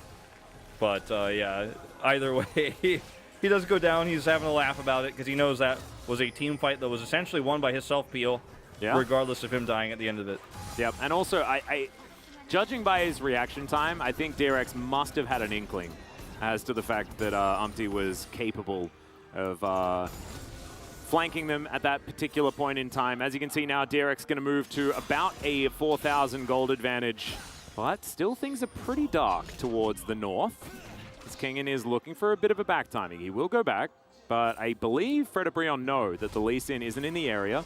Picks up a stone plate, interestingly enough, so it's going to be pretty tanky as he gets towards that back line. Yeah, he just wants to be able to live through all of the CC and damage so he can threaten, but also defensively be... Like, with the Sterox, the Gore Drinker, and the stone plate, if he's charmed, if he's caught, like Barrel has been caught many times, he will live to tell the tale and then can pick out whoever's on top of him, so it's just another guarantee that he'll be a peel champion. Basically, he's going to have a defensive ult and so much tankiness to set up for Deft and Zeka to do all the damages. He's like, yeah, I'm basically just a defensive Lee Sin. I'm not trying to kick anybody into fights unless somebody makes a huge mistake. I'm trying to kick people out and live long enough for the carries to really to carry. Yeah, and if Henna dives in, he's got a broken stopwatch now. Like, if he just instantly meets Lee Sin's foot or fist, then he just dies, right? Like, if you just get kicked, you immediately get the follow-up. It's free, right? And then he's out of position and dead. And then dead, right? Like, it's so hard to play Kaiser into this if Kingen is going to have that more disengaged style. He's done a bit of both this game, and I'm a bit torn as far as POGs are concerned if you're looking on DRX's side, because Zeka's had a phenomenal game, but Kingen's also had a few of those big moments. So, an interesting debate. I'm on the Kingen side right now at the moment. Despite, you know, getting no real resources topside, he's turned this game into his own. Has threatened so well, has chased so well, has been a great peel option for DRX. I think Zeka has also looked like a god and has been given so many opportunities to do so by Barrel's sacrifices. Oh, speaking of, not going to get licked, so he's fine, able to walk it out. As Fred Brion are positioning the for this timing Baron. of this. As Delight is going to walk over it. They're not going to start it up, but it was a little bit dangerous there if you're a DRX fan. They were almost able to just cheese it away. Delight was seen at the very end, and now he's going to clear out this ward. So they definitely know that he's here. Henna gives himself away as well as Fred Brion, I believe. All members outside of Umpty are completely known. Kingen's going to check these flanks. And Umpty is going to be okay. The Warrior Trickster going to get spotted. Yeah, he gets out, but I mean, there's just no way for Fred Brion to realistically look for a fight here. Kingen can check Umpty. Now he's 3 levels up and has 3 big tanky items, so he will just never have to worry. Teleport used here for Henna, who does have GA. It's now or never, Fred Brion. You have to win this fight. All right, there's the hook onto Pioshik, but immediately he just uses that ult button. That's more disengaged. Now Lava is fighting against Kingen up towards the top side. This 4v4, however, has Umpty going down to about half health, and now it's just Morgan and Delight against the world. The rest of Fred Brion was split off, and this is not the coordination that I was expecting from this squad. Kingen also is able to get himself out. Lava is so low, and now Umpty is just trying to get something off the back end, but Kingen's gonna safeguard his way out. Morgan doesn't quite find the boomerang, and Lava is going to successfully at least kill himself on his own terms. But still, DRX have everyone alive. This is going to be another Baron, and I have a feeling that the Fred Brion backs are broken. Yep, that should be game. Kingen's going to have side lane control here. His tanky stone plate is what keeps him alive while he's managing multiple players topside. Deft and Zeka on the bottom side of that fight are completely untouched, and Fred Brion have to win this fight. It is a must-win fight for them to win the game, and they'll have to win, of course, subsequent ones in order to still take it, because winning this one alone would put them back into things, but they just are forced into a fight that they cannot take. It's binary. It's so predictable. DRX saw them, wrapped around them, out-positioned them, and then walked towards the Baron with utmost confidence. We'll take it. And watch the engage here from Fred Brion. Like, they have a hook onto Crescent Guard, and then Kingen's like, all right, now I'm going on to Lava. Fred Brion decide, okay, if we actually collapse onto Kingen, maybe win the 5v4. Morgan's here for a turn. So they're so split. Look at Umpty and Henna trying to decide between 3v1ing a Lee Sin that's extremely tanky, who has Gargoyle, Stoneplate, Gore Drinker, and Sterox.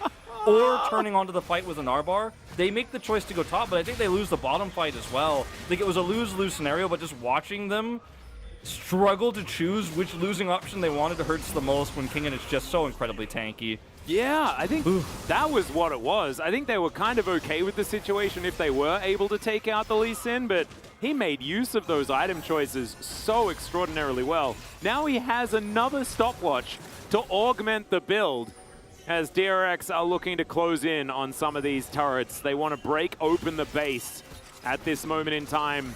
Next Drake was secured by them as well, so that's Ocean Soul Point. As Morgan's just going to take a whole bunch of damage here from Deft, who lands the Calibrum Q. And throw some chakrams his way as well. But Fredabreon have to be so careful. Once Zeka, or rather Pyosik and Kingen's stopwatches get turned into GAs, this game 100% ends, but I don't know if we're even getting to that point. With this Baron still up for 75 more seconds here, the push they have bottom side. Yeah. There's no pick angle here this time, Fredabreon. Like, you have to hide in your base. There's no flank. There's no option. This composition has well and truly reached its expiration date. There is nothing it can do anymore. Even with a perfect split like they had on the last Baron fight, they just do not have the damage anymore in a long-term fight. Yeah, Morgan also hits Mega now. They can wait it out. At 40 minutes, every fight's long-term. Oh, Kingen's still feeling a little bit aggressive. And yeah, you're exactly right. Like, this is getting later into this game, and we mentioned the scaling already. I feel like that expiration date was already kind of up, but bro had so many of these heroic engagements, and sometimes it looks great, and other times it looks just quizzical, very confusing. But this time, it does feel like they're running out of ergs. There aren't a lot of options. They're 8,000 behind as, okay, Pyosik is going to get charmed up. Now going to have to run away as maybe it's the Caster Curse. The Ignite comes through. There's the hook from Delight as well. Pyosik going to get devoured as Beryl's like, get back here, we've got killing to do, and Henna diving into the backline. Deft is going to get Nod. This is a bloodbath, but into the backline goes Zeka. He's looking to take matters into his own hands. And yes, they managed to take down Deft, but Zeka has a stopwatch. Oh my goodness, the Q is going to miss. Henna is going to fall down though, and now Beryl is chasing after the rest of them. Oh man, it was a mess, but DRX come out on top. Yeah, DRX do come out on top, can just push down mid here, take out a second inhibitor. They have ultimate control as Morgan is trying to buy time here, set up this wave defensively in mid, which will actually buy time for Lava to return. Remember, no ult here for Pyosik. Oh dear, but he's not going to find the charm either. Pyosik's able to move himself out of the way, so Lava unable to get any sort of pick. But they do buy some space, and you know, it's just a bottom lane inhibitor.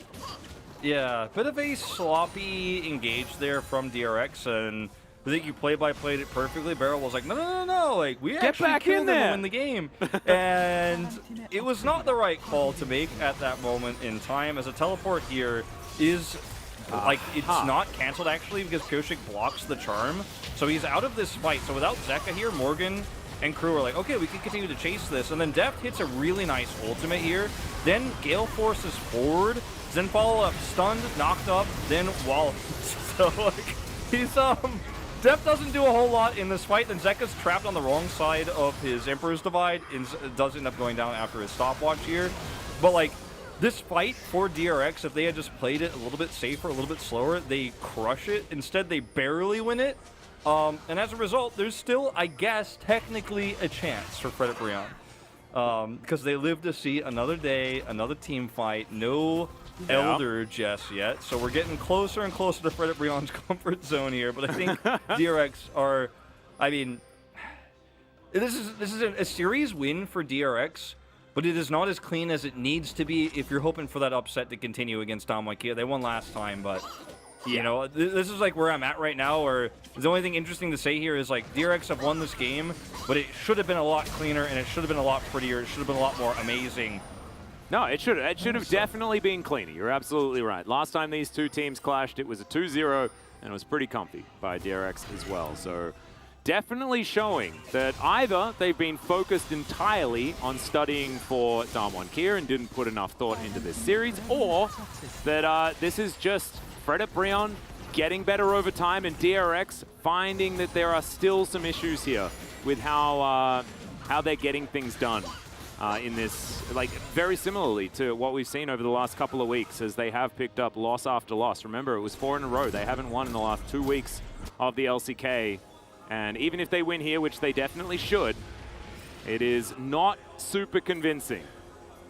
As Predabrion are inside this Baron pit as it spawns.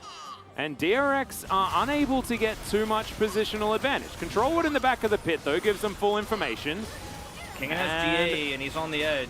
Yeah, exactly, but a hook is going to come through here. Delight going down extraordinarily low, as into the back line goes Henna. His Emperor's divided, though, and taken down by Def. Oh no, the Henna overstep has happened once again as the Devour is used onto Def. He has a huge shield, and DRX should be able to wipe them out here. Morgan, he's been heroic for Predabrion, but he's the last man standing, and he cannot do it alone. Ace comes through, and DRX will win this game.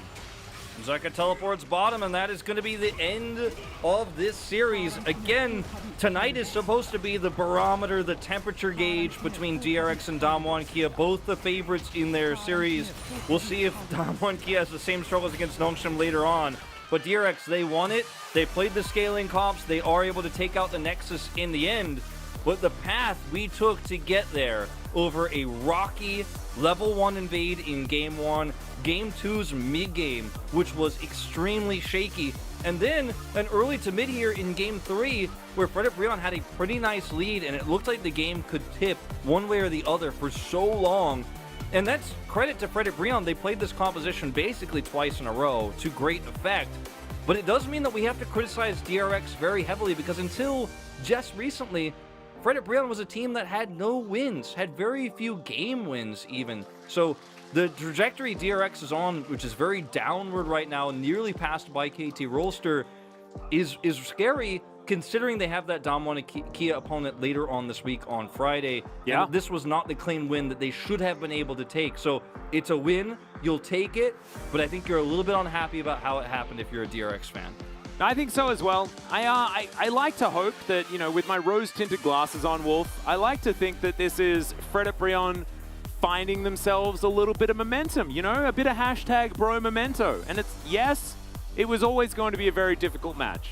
But I think that Predabrion definitely looked like a much better team than they'd looked all season long, right? Even in their win against Nongshim, right? A lot of that had to do with Nongshim not looking super great. This time around, though, there were some moments where we were like, oh man, Umpty's getting the mad flanks.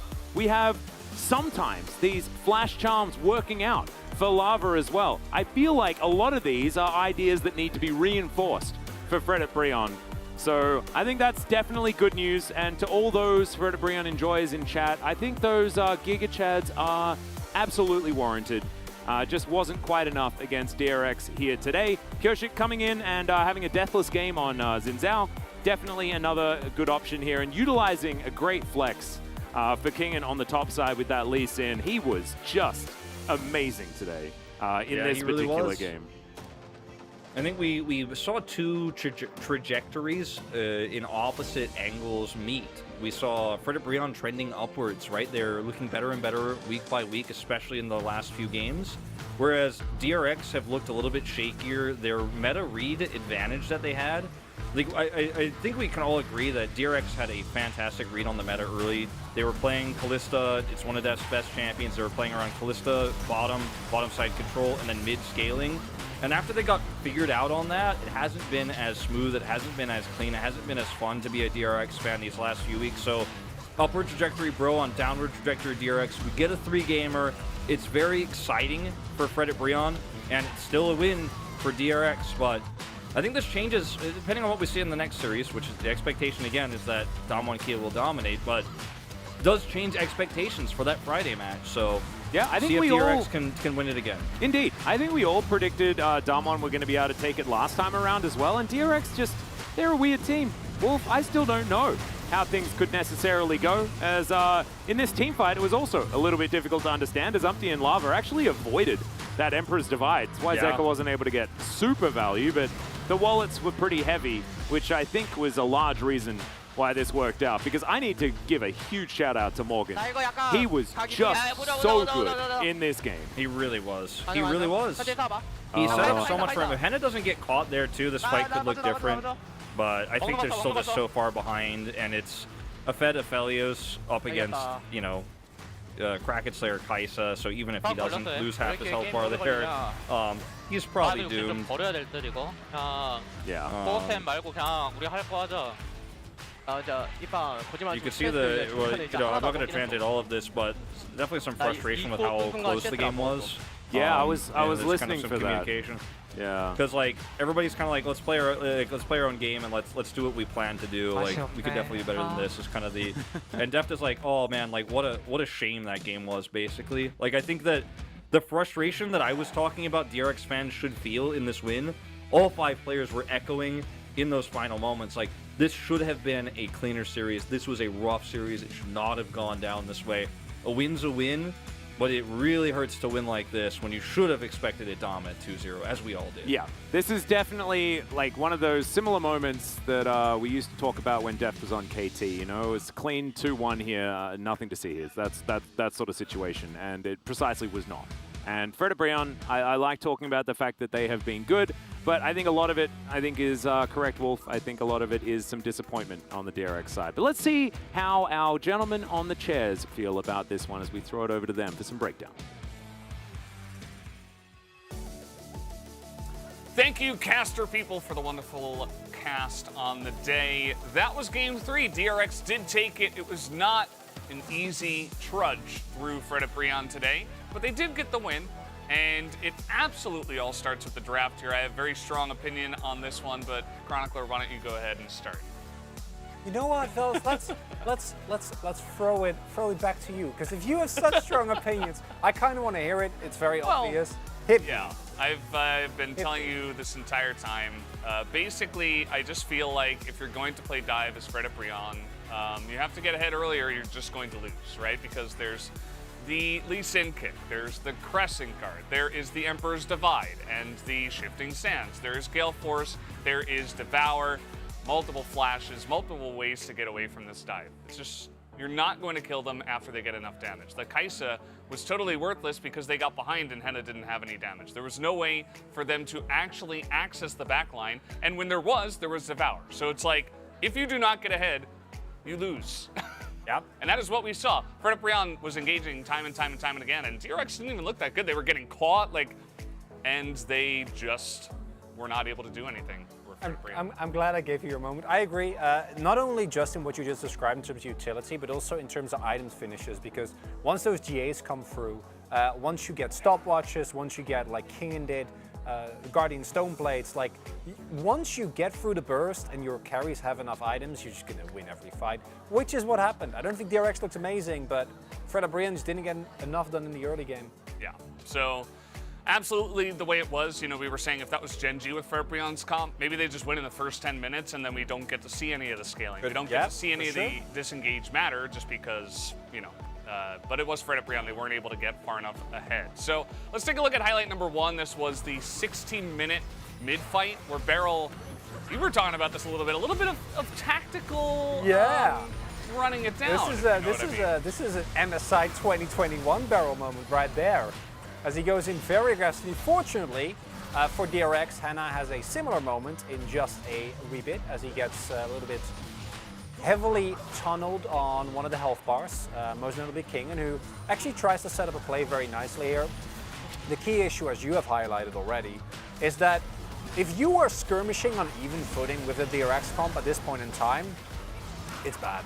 It's bad. It's bad. It's not a good moment, because even if we go past the fact that this is Henna on Kaisa, and I think Henna is, I'm still want to see him in, honestly, because I think that he played against some of the best AD carries in the league and then looked bad, which kind of a no-brainer. Yeah, man, Henna, he lost to Rulers, so obviously we got to send him down. Well, yeah, and Henna has just had a very poor split, right?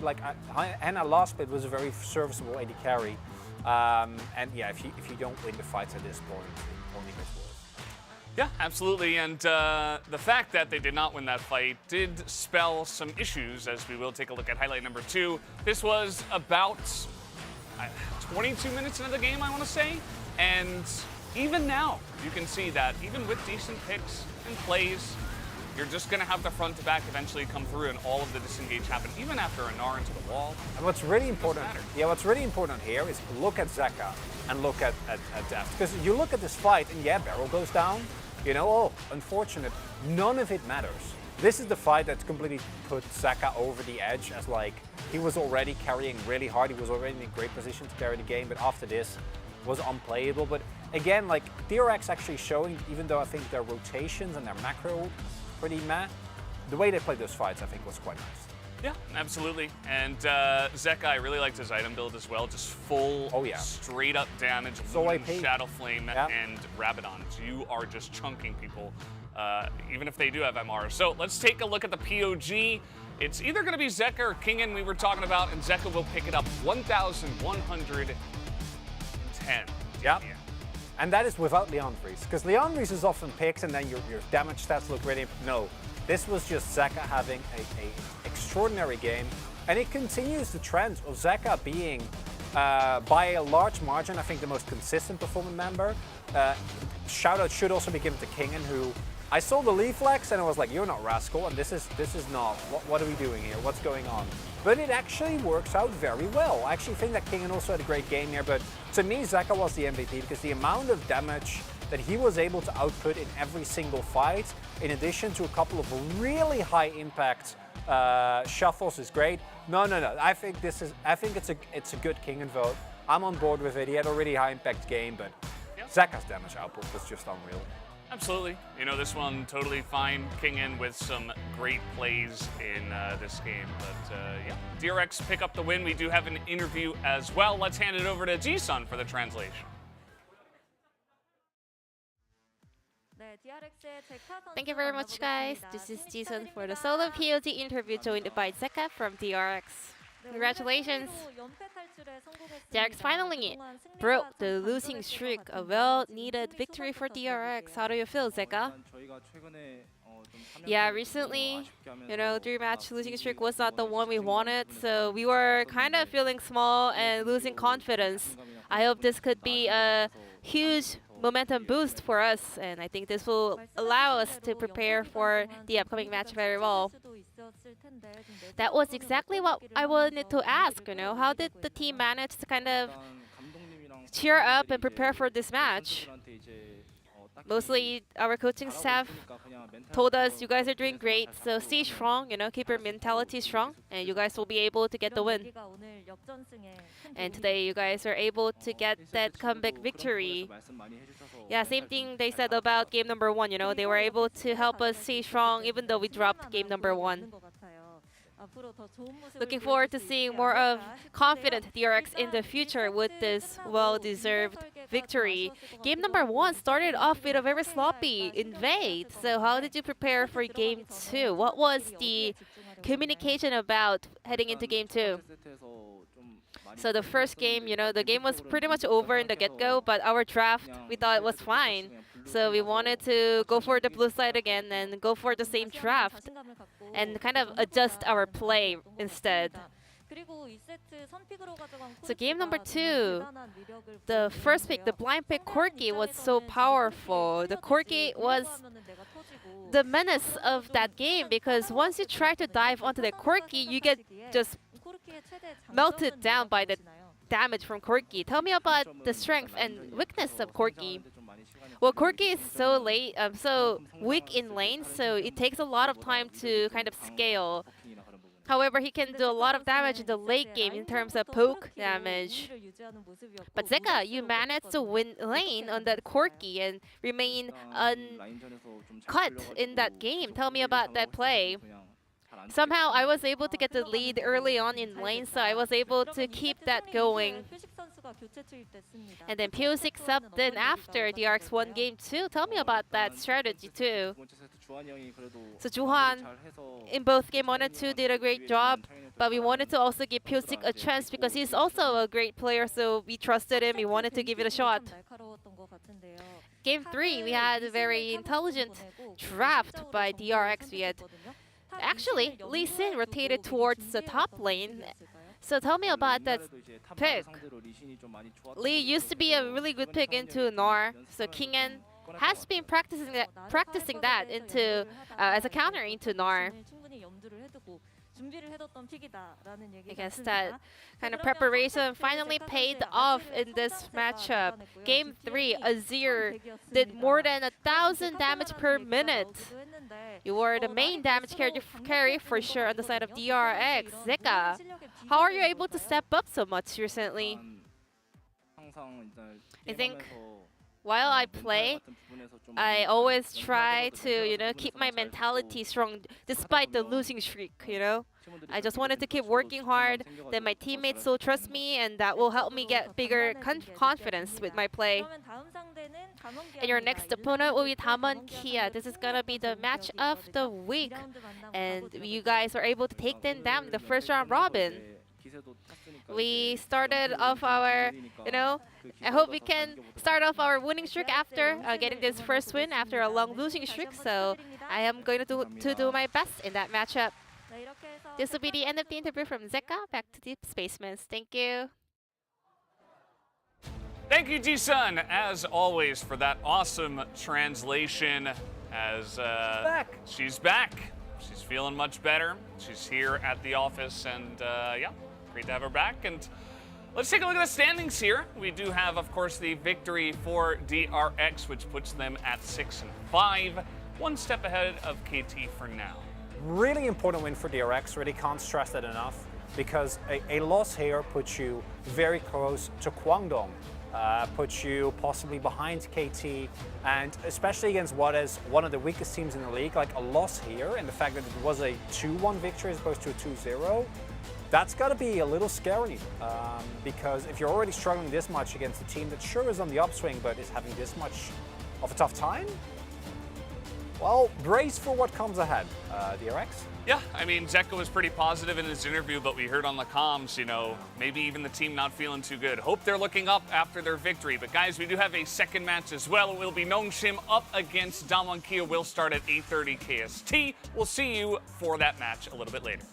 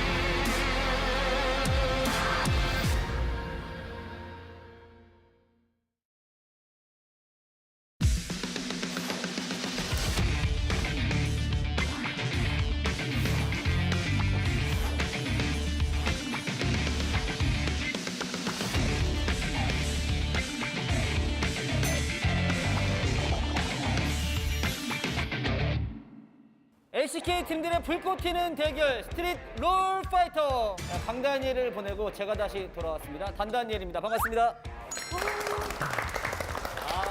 일단은 오늘 잘 부탁드리겠습니다. 반갑습니다.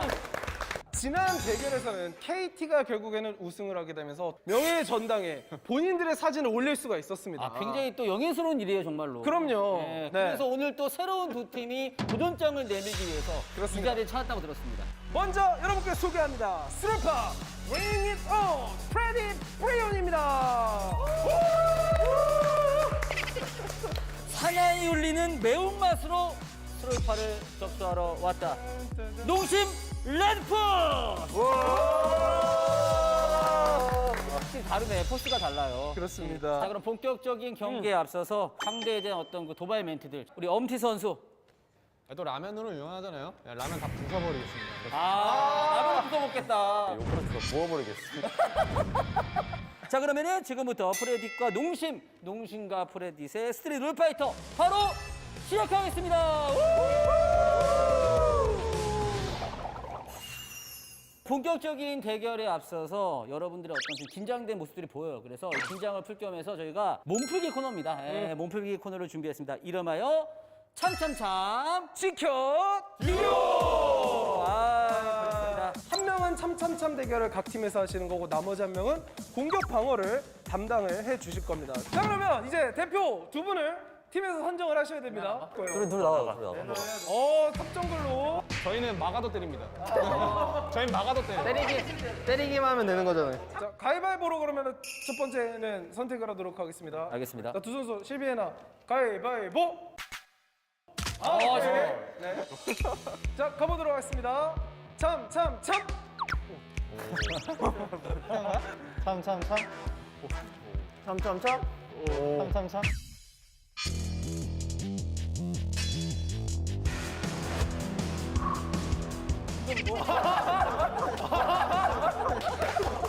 아니 왜 공격을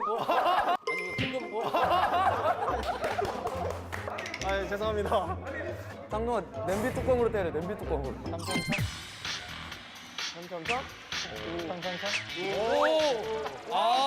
막았어. 인정합니다. 참참참. 빨라. 형 차이 좋다, 형 차이. 자, 프레디 뿌리가 지금 2대 0입니다. 해나? 참참참.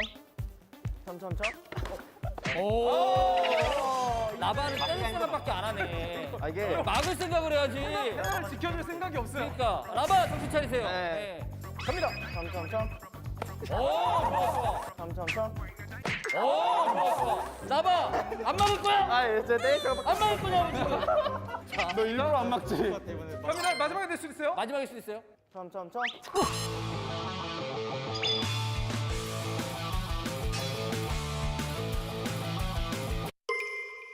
참참참. 농심 레드포스가 승리합니다. 자, 혹시 뭐 나는 이거 잘할 자신 있다 이러신 분 계시면 나 이거 완전 안진마. 너 해봐 너. 상황가 있으면 좋겠긴 해. 그러면 이쪽은 에포트. 레포트. 한나 추천 에포트. 농심은 공격부터 가보도록 하겠습니다. 참참참. 참참참. 왜 가만히 없어? 아니 가운데 있기가 어딨어. 상황 아니야. 이상한 동네에서 그래 나왔어. 참참참. 야!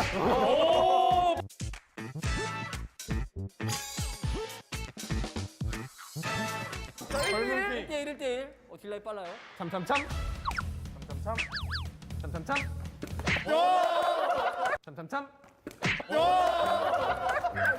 맞기가 힘들어. 맞기가 힘들어. 잘생긴 거 보면 야, 저 2대1입니다. 2대1. 참참참. 이건 당황했으니까 저 인정해줄게. 참참참.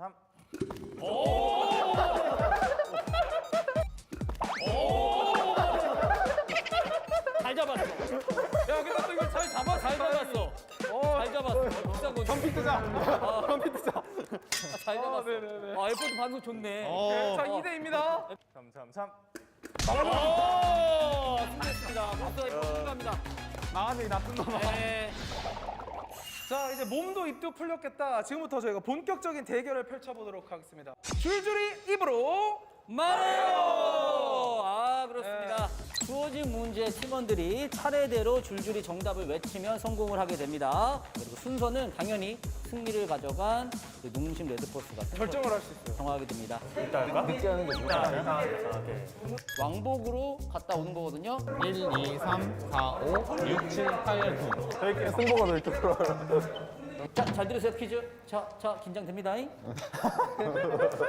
자, 키읔이 들어가는 챔피언을 대시오. 하나, 둘, 셋. 파이서.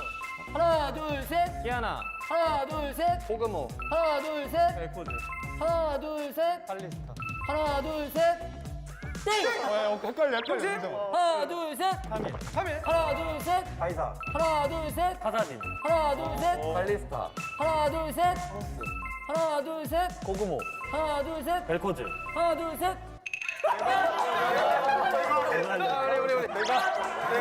내가 했는데 갑니다. 하나, 둘, 셋. 하나, 둘. 카시오페아, 하나, 둘. 카사딘, 하나, 둘. 칼리스타. 하나, 둘. 카서스, 하나, 둘. 카직스, 하나, 둘. 파이사, 하나, 둘. 호그모. 하나, 둘.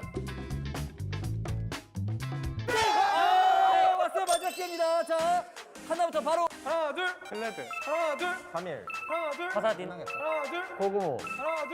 키아나, 하나, 둘. 칼리스타, 하나, 둘. 벨코즈, 하나, 둘. 블리츠크랭크. 하나, 둘. 마지막 헷갈리네. 마지막 헷갈리네.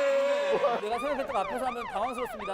팀워크 중이에요. 자, 갑니다. 가겠습니다. 하나, 둘. 블리츠크랭크, 하나, 둘. 키아나, 하나, 둘. 카사딘, 하나, 둘. 카밀, 하나, 둘. 파이사, 하나, 둘. 카서스, 하나, 둘. 카시오페아, 하나, 둘. 카직스, 하나, 둘. 아칼리. 와! 칼릭까지 이거 인정. 자, 일단 1대5로 앞서고 있습니다. 자, LCK 로스터 기준 국문으로 적었을 때, 한글로 적었을 때 표기가 세 글자인 선수를 대시오. 하나, 둘. 페이커, 하나, 둘. 프린스. 하나, 둘. 내가 더 하려 했는데. 자, 땡. 아, 두 개를 생각해야 돼. 네, 깜찍 갑니다. 자, 준비됐어요? 하나, 둘. 레이니, 하나, 둘. 프린스, 하나, 둘. 캐니언, 하나, 둘. 리엔즈, 하나, 둘. 테리아, 하나, 둘. 라스칼, 하나, 둘. 카리스, 하나, 둘. 페이커, 하나, 둘. 라이프. 엄청 깔끔하게 잘했다. 너 깔끔했어. 이제 마지막 승부예요. 스로 끝나는 챔피언을 대시오. 스로 끝난. 스로 끝나는 챔피언. 하나, 둘. 카서스, 하나, 둘. 하나, 둘. 카서스. 겹쳤네. 다 생각했어. 자, 준비됐죠? 하나, 둘. 사일러스, 하나, 둘. 커직스. 하나, 둘. 람머스, 하나, 둘. 카서스, 하나, 둘. 징크스, 하나, 둘. 바로스, 하나, 둘. 벨베스, 하나, 둘. 나서스, 하나, 둘. 벨코즈. 아, 베이커 쓰였어야 되는데. 너무 아깝다. 뭐가 있지, 스? 자, 가겠습니다. 하나부터. 하나, 둘. 람머스, 하나, 둘. 나서스, 하나, 둘. 카직스, 하나, 둘. 딕스, 하나, 둘. 벨베스, 하나, 둘. 람머스. 나와있어요. 누가 했어? 자, 찬스입니다. 자, 이제 거의 다 왔습니다. 100포인트만 안 하면 돼요. 갑니다. 하나, 둘. 람머스, 하나, 둘. 카직스, 하나, 둘. 나서스, 하나, 둘. 카서스, 하나, 둘. 바루스, 하나, 둘. 징크스, 하나, 둘. 벨베스, 하나, 둘. 사일러스. 하나, 둘. 직스. 프레디 프리오. 축하합니다. 브리온이 대회 성적이 10등이고 저희가 8등이잖아요. 모두가 알고 있습니다. 너 알잖아. 아무거나 해. 일부분이에요. 일부분 확대하고 손을 뜹니다.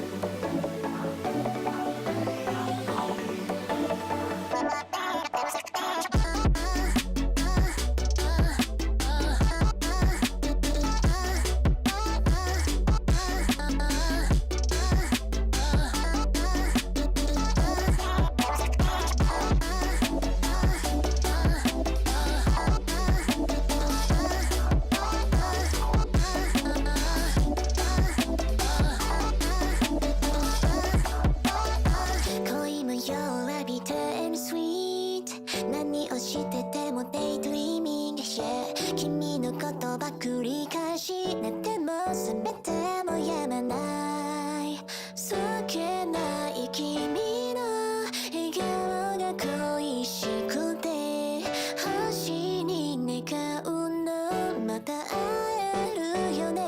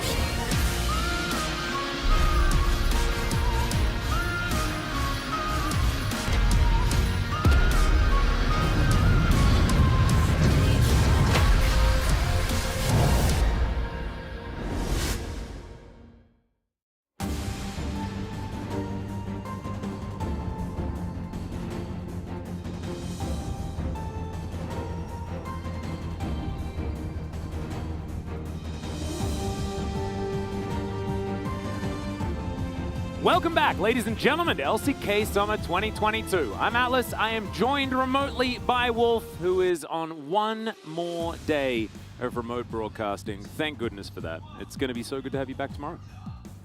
Very excited to be back tomorrow, but we got one more best of three before that is going to happen. We saw a bit of a, I don't want to call it an upset, but a closer series than we expected in the first series. This series, we'll see if it ends up being the same thing, but I think we have the opposite effect here, where Fred Brown was trending upward, DRX trending downwards. I think Damwon Kia are trending upwards, Nongshim are trending downwards. So the matchup here definitely feels like, on paper, it should be more one-sided. That is absolutely correct. And we are going to complete the 2020 Damwon roster as well today, as Ghost will be taking on his former team that has 3 of the world champions. Ghost, of course, one of the world champions, and we had Beryl in our previous series. So it's just a day about it. Let's have a look at points of the match, though, as we get into our second series of the evening. 2 teams with opposing spirits could not be... that's definitely not an overstatement at all. 6 losing streak here for Nongshim. They also lost to Fred Brion, giving them their first match win of the season. And Damwon Kia have just gone from strength to strength.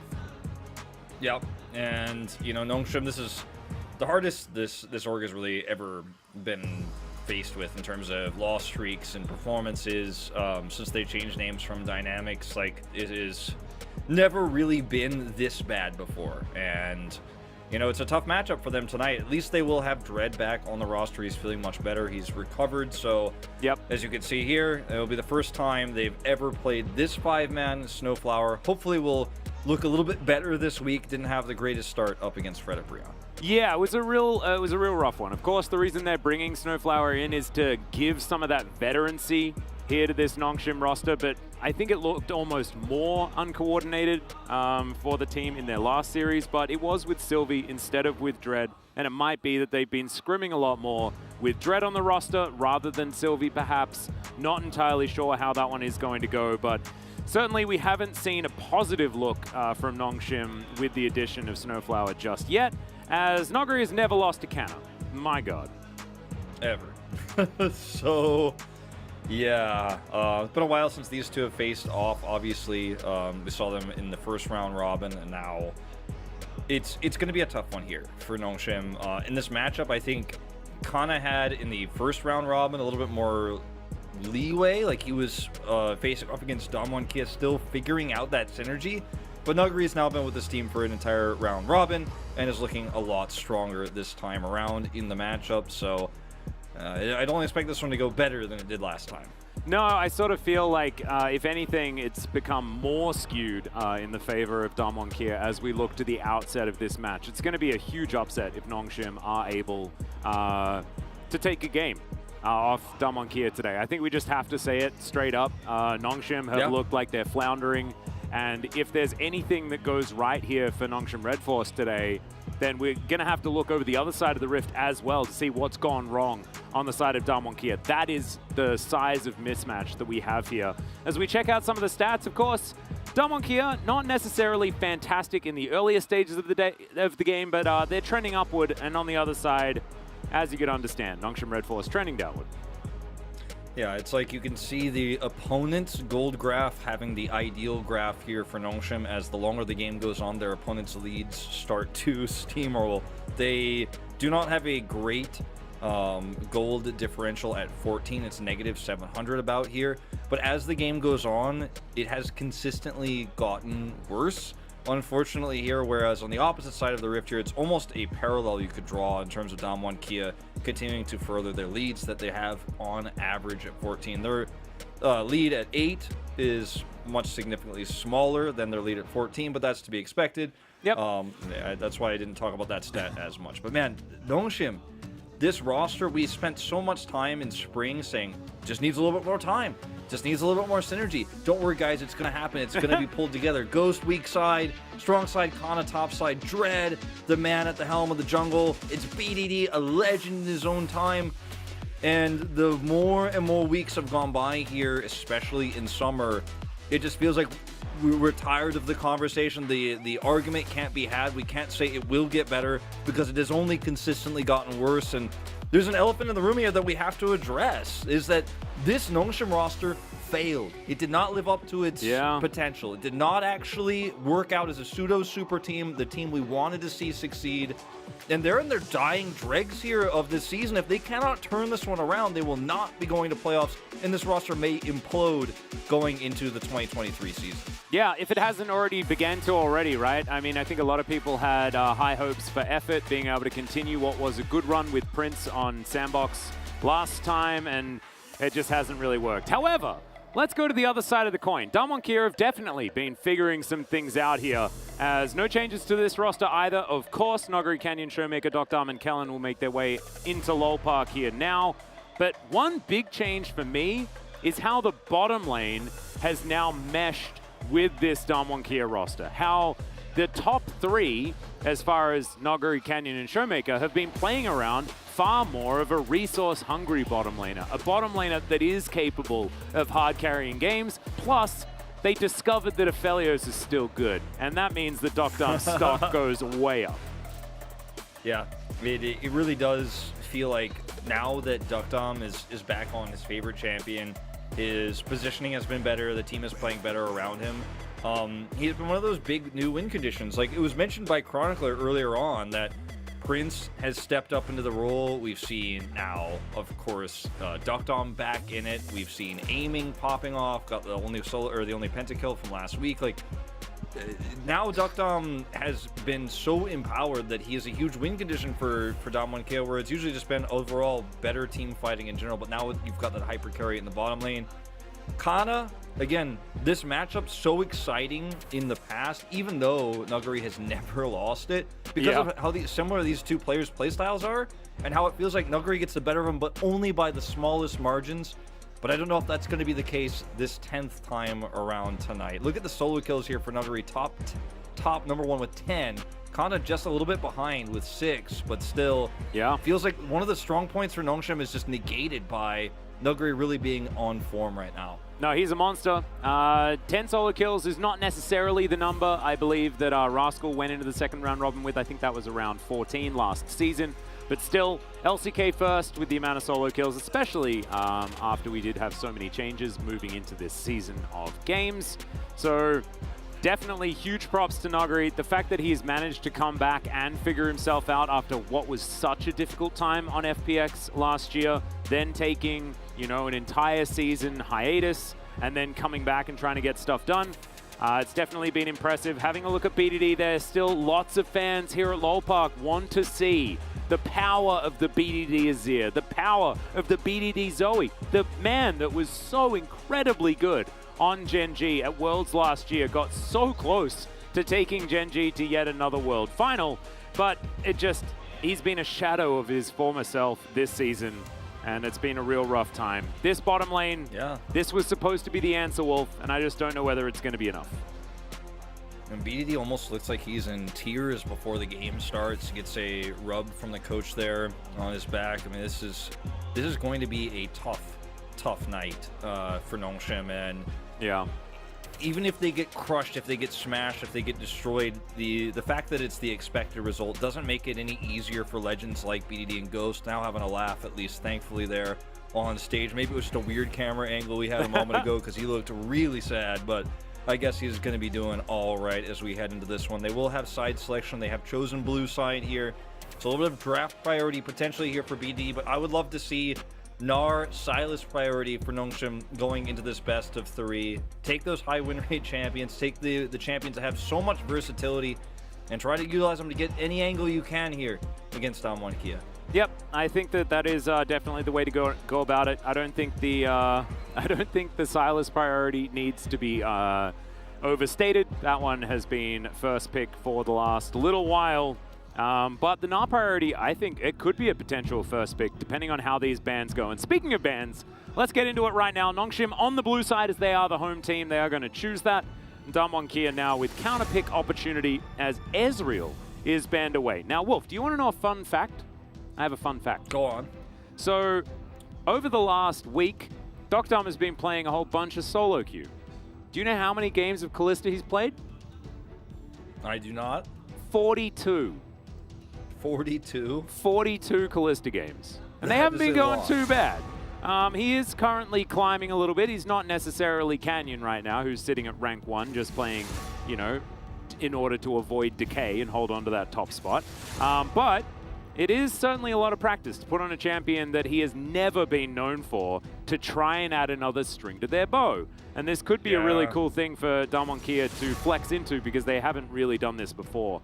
As the Lucian Cork are going to be banned away alongside the Ezreal, and there's the Zeri and Poppy bans. It's been Duckdom who's been playing so much scaling AD carry, so many scaling AD carry threats. He's never played, outside of the one game, really that much Lucian. Hasn't played Kalista this season, and you have to expect the bans will be once again targeted towards him. He ends up eating the Lucian and Ezreal here this time around. Zeri is of course banned on red side. They banned the Kalista. AD carry pool is now thinned out quite significantly, but this is a Silas angle for BDD if I've ever seen one. It hasn't been historically his best champion, but they will pick away the Aphelios. That is which a means lot that of respect. Yeah, but Dom1Kia could just take Silas Gnar if they want here. They have so much power. You never need to pick the Gnar. You can just pick Silas and Tom Kench if you want to. But they pick Gnar, Tom Kench. Tom Take Kench. the opposite. We'll take the opposite, which leaves the Silas open. That I brave. Yeah. brave or silly? I guess is the thought here. Well, it could be I that kind of Showmaker disagree with it. Yeah, well, Showmaker may have a specific pick in mind that he wants to play into the Sylas. They might just be hard baiting it here. Let's wait and see, because you've got to imagine that Damwon Kia 100% know that this is a strong option. Also, they might just feel comfortable that Azir is open, that BDD would rather play the Azir than the Sylas. He is not a Sylas player. He's only played it once this season. It did not go well. He's one of those very few L's we have in the Sylas column so far this season. So I guess in that regard, Damwon Kia expecting BDD to go back to comfort. Azir is his most played this season, as it is basically career for the guy. He's 0-5 on it.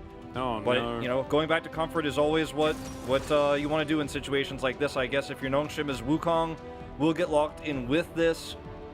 Yep. So pretty standard and they don't have stuff. A strong, yeah, they don't have a strong support for the Aphelios right now, which is a bit concerning, though. This could just be Jinx, Tahm Kench for Damwon Kia, and feel pretty good about that. I think that you just lock away the Sylas. I think you're still happy to play it. But Taliyah is the flex pick of choice here for Damwon Kia, and that was actually one of the choices. Like, they managed to get the Damwon Kia Exodia last time around in their last match, which was Tahm Kench, Aphelios, Taliyah. Because if they get that in the first round, then they freely flex the Taliyah everywhere. Noguri has a gigantic champion pool, so it doesn't really matter what else you put towards that top side. But this is looking almost better, right? Because Aphelios in anyone other than Dokdam's hands, outside of a couple of choice people, not including Ghost, like, you're not worried about that going over to the other team. It's just if Damwon gets it, that's the problem. So you may as well lock down another priority pick here.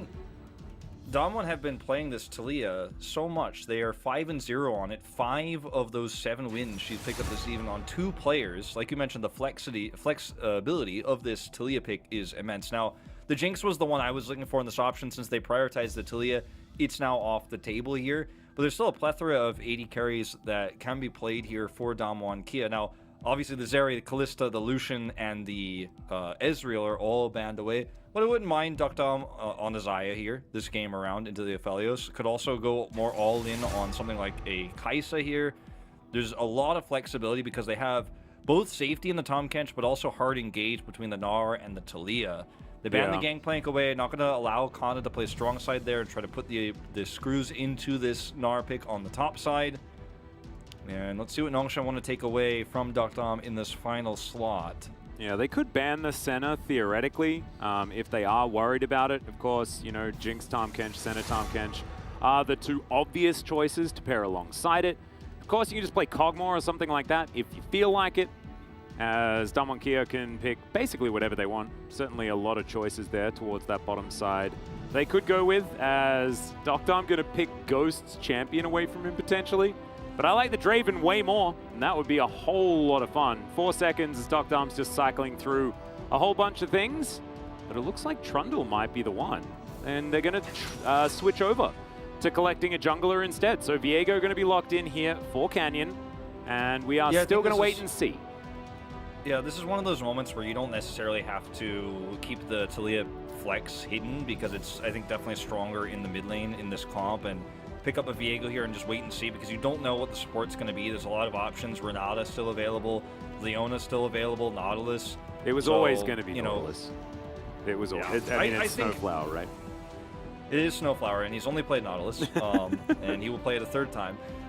So fine, that's fair. I think Leona was a strong option here, but Nautilus is just so good with Wukong, Azir.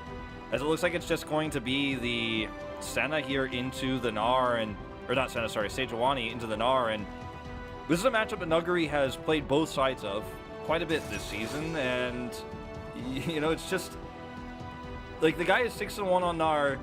He's played 6 games of Sejuani, he's 4-2 there. He knows this matchup extremely well. I think it's a strong pick for the composition, but I think as Nuguri, you're like, ooh, I'm going to have a fun time this game. This is going to be a really enjoyable one. Yeah. I don't like the Jhin as much as a lot of the other picks available here. It was hovered. I just don't think it works well with the Taliyah. Something like an Ashe can be very oppressive, though. And that's what they're going to go with. They have so much engage. You can Ashe Arrow into Tahm Kench going for the dive. You have the follow-up knockups there from Talia. She's got her Weaver's Wall. You've got a Nara ultimate. The execution, I think, is much harder on Damwon's side in this draft. They're going to have to be super map aware. The coordination between Showmaker, Ashe, you know, it's going to have to be really crisp. But for Nongshim's side, they have a lot of really great damage with easy engage, Wukong, Nautilus, fairly low range of Aphelios, but the Azir somewhat makes up for it. You have a very well-rounded composition here. And if you took the nameplates away, I would have to actually favor Nongshim going into this one, despite the Gnar into the Sejuani. But you put the nameplates on, and it's like, ooh, I don't know. I mean, Nongshim have the easier comp, and it is very well-rounded, but it's Damwon Kia, and they have a lot of power if the coordination is perfect in team fights, and that's what Damwon Kia is most famous for. Exactly right. They've also got the Talia again. They have Gnar towards that top side. We always look at Damwon and you see what Noguri and Showmaker are playing to see whether or not things are going to look good. Of course, things have changed a little bit with Dokdam being there towards the bottom side, and the Ashe Tahm Kench is going to be an interesting lane. But Kellen has been super good on the Tahm Kench, and they're now taking on basically the quintessential meta composition to come through from Nongshim. It's pretty much exactly what was played by Fred at Breon last time around, as we'll have to see how it works as we hop into game number 1.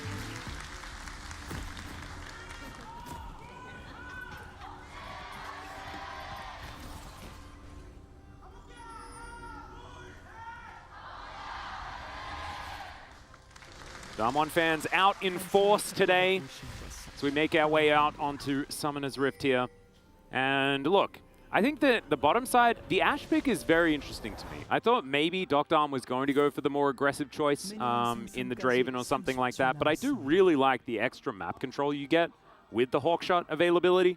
So it could be something that they could leverage as this game goes on. Plus, early game volley value is very, very high. So it also means that, yeah, with the Hail of Blades here too for Dokdam, trading against this Ashe Kench, like you normally against Tahm Kench lanes want to be aggressive, just try to shoot the Tahm Kench repeatedly and put his health bar low, you know, depending on the matchup. Like if it's not Senna, you basically want to hook the Tahm Kench repeatedly if you can as the Nautilus. But with the Halo Blades trade back here for Dokdam, who also has Cleanse, you can actually die or actually trade very badly into this matchup if you do hook in as Snowflower here on the Nautilus. So he's going to have to be very careful with how he plays this one out. They do ward the invade, the potential invade, that is to say, and we'll just get away with taking this one for free here. A little bit of a leash. Yep. And nothing crazy at level 1 this time around. Thank goodness this game 1 is saved from what has been some pretty unfortunate level 1 shenanigans that happened in our first game of our previous series. As we do just have minions meeting here on this bottom side. Ghost misses one of them. See whether that is a trend that's going to continue, because right now, Dokdam massively far ahead. Double the farm of this Aphelios right now. Crazy. Yeah. Whoa. It's a good start, let's say. But like the positioning here, obviously, like I was saying, you don't want to hook the Tahm Kench with the Ashe there in the early levels. You know, you do a lot of the time in a lot of different matchups with the Kench. Not this one. We'll check to see if he can find Dread. Yep, and we'll be successful, as you can see here. This is the power of the utility Ashe you were talking about, the Hawkshot, giving you so much information as the jungler of Damwon Kia Canyon. You have now so much knowledge about the pathing. Yeah, it's really, really smart. You can see a lot of undefeated champions here for Damwon Kia. Just one loss on the Gnar for Noguri, and that is it. 6-0 for Kellen's Tahm Kench. Really, yeah, this is what we were talking about. This champion, I think Tahm Kench is like one of the main reasons why Damwon Kia have looked so much better, especially there on the bottom side of the map. As we're checking out the 6-in-a-row win streak for the Talia. Showmaker, he's had some great games, and Canyon, of course, he was the one that debuted it here on Damwon Kia. It was then taken away by Showmaker multiple times. Yeah, he has also won 2 games of it. That was just the win streak that Talia is on. He's played an additional game Canyon has on the champion. Damwon Kia are undefeated. Their win streak of Talia was not broken, just Talia's win streak was, and still on a good streak, as Canyon is hiding here in the brush. Oh, he's actually going to find the stun here as well, as Cannon's going to get hypered. that is going to survive. Arctic Assault, pretty good ability as far as escaping stuff is concerned, so he'll get out. Absolutely no worries. Nogri just going to clear up the wave and drift into Fog of War. Could just be cheater recall timing here for Nogri, unless he wants to go and cause a ruckus elsewhere, but I just don't think there's all that much to do, and he's just going to wait for the next wave, in fact, so doesn't even want to go home early or anything like that. Well, I do want to mention that Showmaker went for the... He both got the Dematerializer and the perfectly timed stopwatch here. I might have to hold my thoughts on this as Dread is going to... Okay, get seen on this ward. Yeah, Nuggery, he backs the second Nuggery runs away. He's like, aww. But yeah, I do want to point out those runes because it's going to give him a little bit more flexibility here in the laning phase, and also will have the stopwatch for an early objective fight. Yeah. Where Atilia can dive in, look for some burst damage, look for some knockups with the seismic shove, and then stopwatch to be perfectly safe when the follow-up damage comes through for the rest of the team. Oh dear, Ghost's gonna get knocked up, and he does have flash and he does have cleanse. He's gonna use the cleanse to get out, but holds the flash crucially here.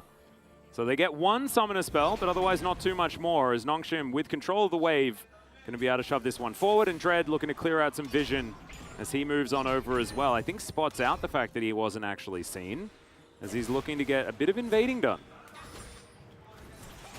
Yeah, is going to try to look for a steal on this. Might get away with it, 50-50. Yeah, we'll get it. No smite for Canyon, yeah. Yeah, barely gets away with that, so nice little edge here, punishing that rotation, because Canyon made a huge impact on both sides of the map here very early on in the game.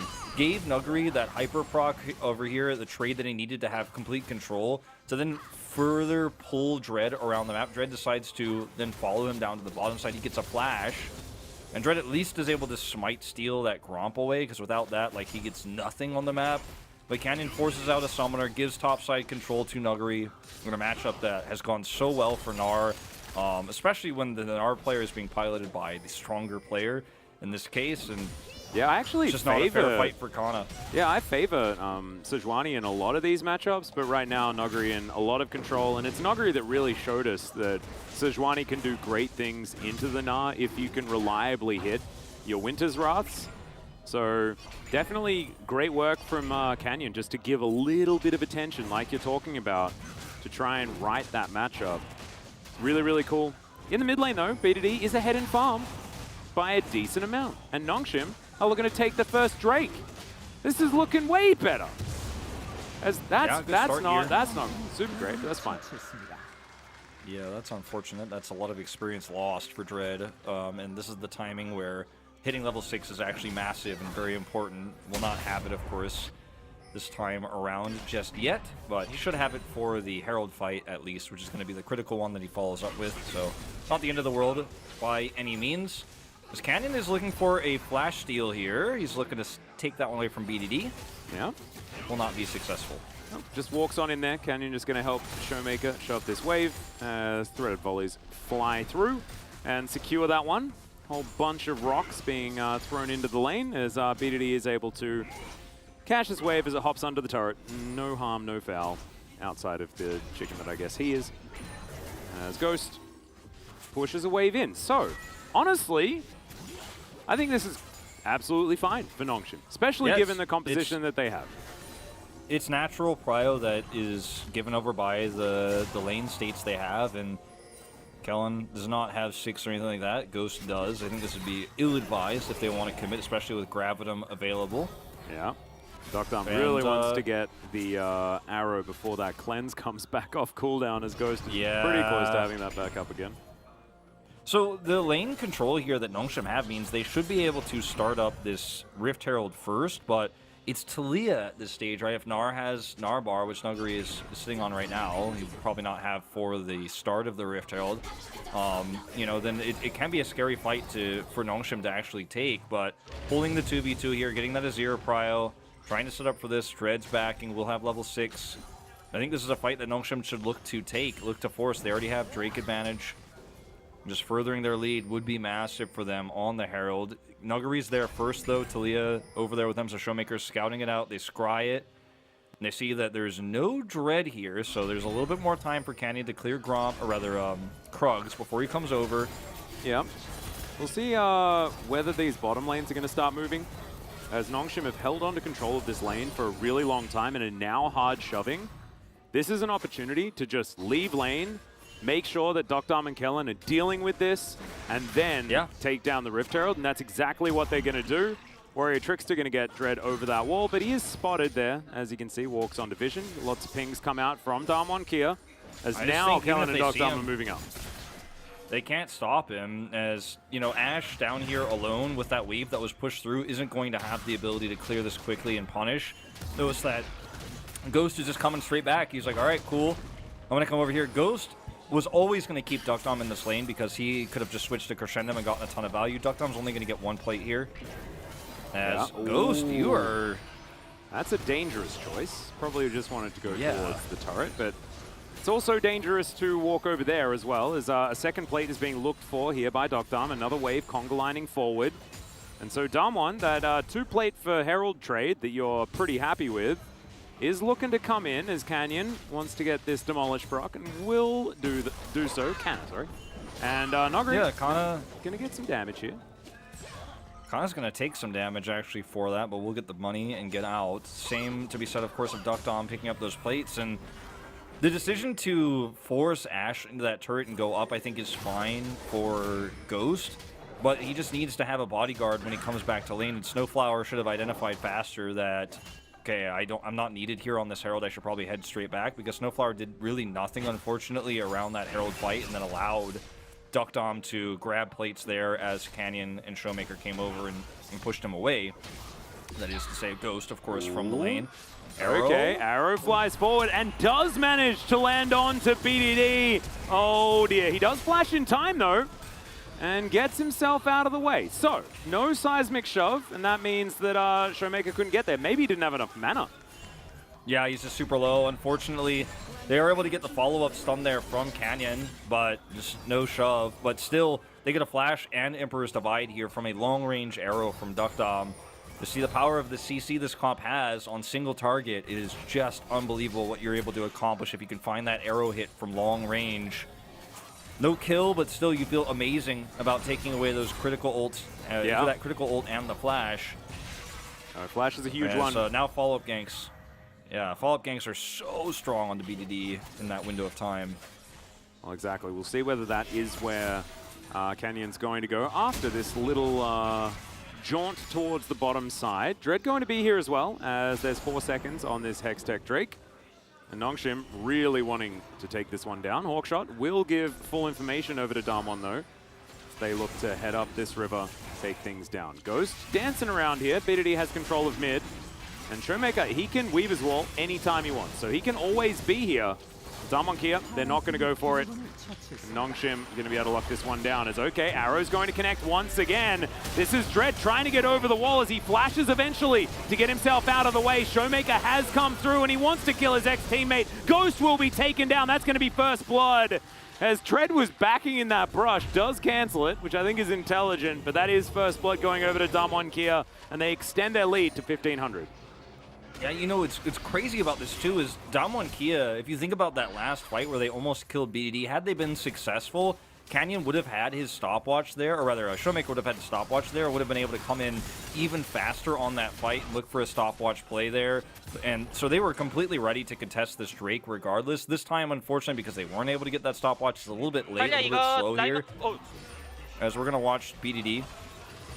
He stops his comms immediately when he gets arrowed. Flashes. And he's like, oh, I got out. Oof. Yeah, wow. And, maybe. All right, so this fight, though, this is the arrow. As they catch Dread over the wall, they're just so ready to collapse on him. Then look at Showmaker come through. And Ghost he has nowhere to run. He can't go down. He can't go up. There's a Weaver's Wall there. He is just done. He could have theoretically flashed, but I think he probably would have just still been dead anyway. As there was a crash in the mid lane. Rift Herald got a bit of plate value, but Dokdam got way more. As you can see, he picks up an extra one just by chilling in that bottom lane. So he's pretty happy about the situation. Oh my goodness. Is this like some dark technology Ashe that he has for himself here as well? The okay. Yeah. This is an interesting We'll see what he's going to build here, because We have seen Imperial Mandate even on 80 carry Ashe, but this is not that build, I don't think. So, well, we will see what he's got planned here. This is very interesting AP damage coming through here. Obviously going to have a ton of mana at this stage of the game with this, because every time he levels, he's going to get that proc from the chapter, and then he's building up stacks with tier. Plus, he has 2 biscuits. Like, he's never going to run out of mana. And his W is going to hurt a little bit harder when he is able to connect it. But, yeah, otherwise quite puzzling. I guess we will just have to wait and see. Everfrost, a Ashe, new one question for me. mark? Like, is he just going to, like, arrow at point-blank range and then Everfrost and be like, aha, got him. Yeah, we will see. I don't know. I don't know. But I'm very, very interested to see how it's going to go, because I haven't seen too much of it. It's certainly feeling like a bit of a hybrid type build. But it could just be that he built Leandri's just to kill tanks. Yeah. Because there's a lot of health, say that, like, and you just add on hits. So maybe he just wants to do that instead of having to bother with a Blade of the Ruin King or something like that. It's cool because Ashe just in general doesn't do that much traditional AD damage compared to a lot of the late game AD carries we have in the meta. And so, you know, this build that she goes for feels like a different low-range version of like AP Kai'Sa, where your value is going to be extended over time in longer trades and fights, and she's going to be seeing a lot of that if she goes for the Leandris here in those extended fights later on to break down the Sejuani, break down the Wukong. Yep. Even in the neutral fights, like, she will actually get some value out of it. So that's the expectation. Going to be nutty if that does actually come through. As he's got a bunch of books, we'll see what they turn into. I'm expecting that it's going to be the Leandris. As Dr. marching down the mid lane, this is the time to arrow. Shirley is available, but he's not going to throw it just yet. Not exactly full information being gleaned here by Damwon. Dr. not wanting to hawkshot right now just because he doesn't want to give away his position to deny the angles. This is a lot of people all grouped up. Noguri doesn't have a Narbar. We've seen him do pretty ridiculous things even with just mini Nar, as Arrow is going to fly forward already. BDD has flashed out of the way. He's been bitten by that one before. It's now Snowflower is just dead. Showmaker collects that one, and this is what Damwon are doing this game. They are giving away an objective in order to just kill their opposition. As now Canyon just, he's going to eventually have to ult over the wall, and he does do so.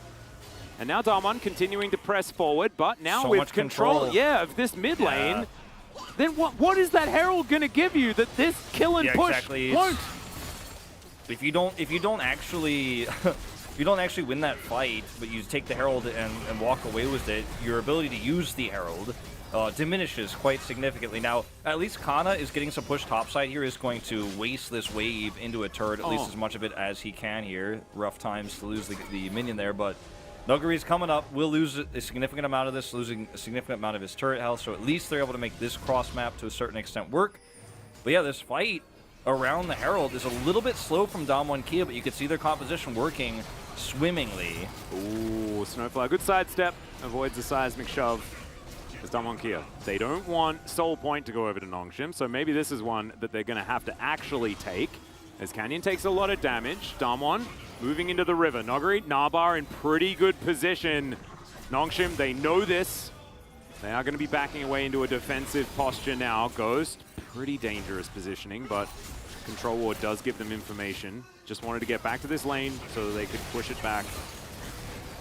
And the seismic shove goes wide yet again. The long-term damage in this comp for Damwon is not amazing. If they actually give over Soul Point here and then potentially the Mountain Soul itself, it's terrible. Well, the arrow is still going to land even after the flash, but Seismic Shove doesn't. And I think that is the main point. Some low health bars here as the flash comes out from Kellen.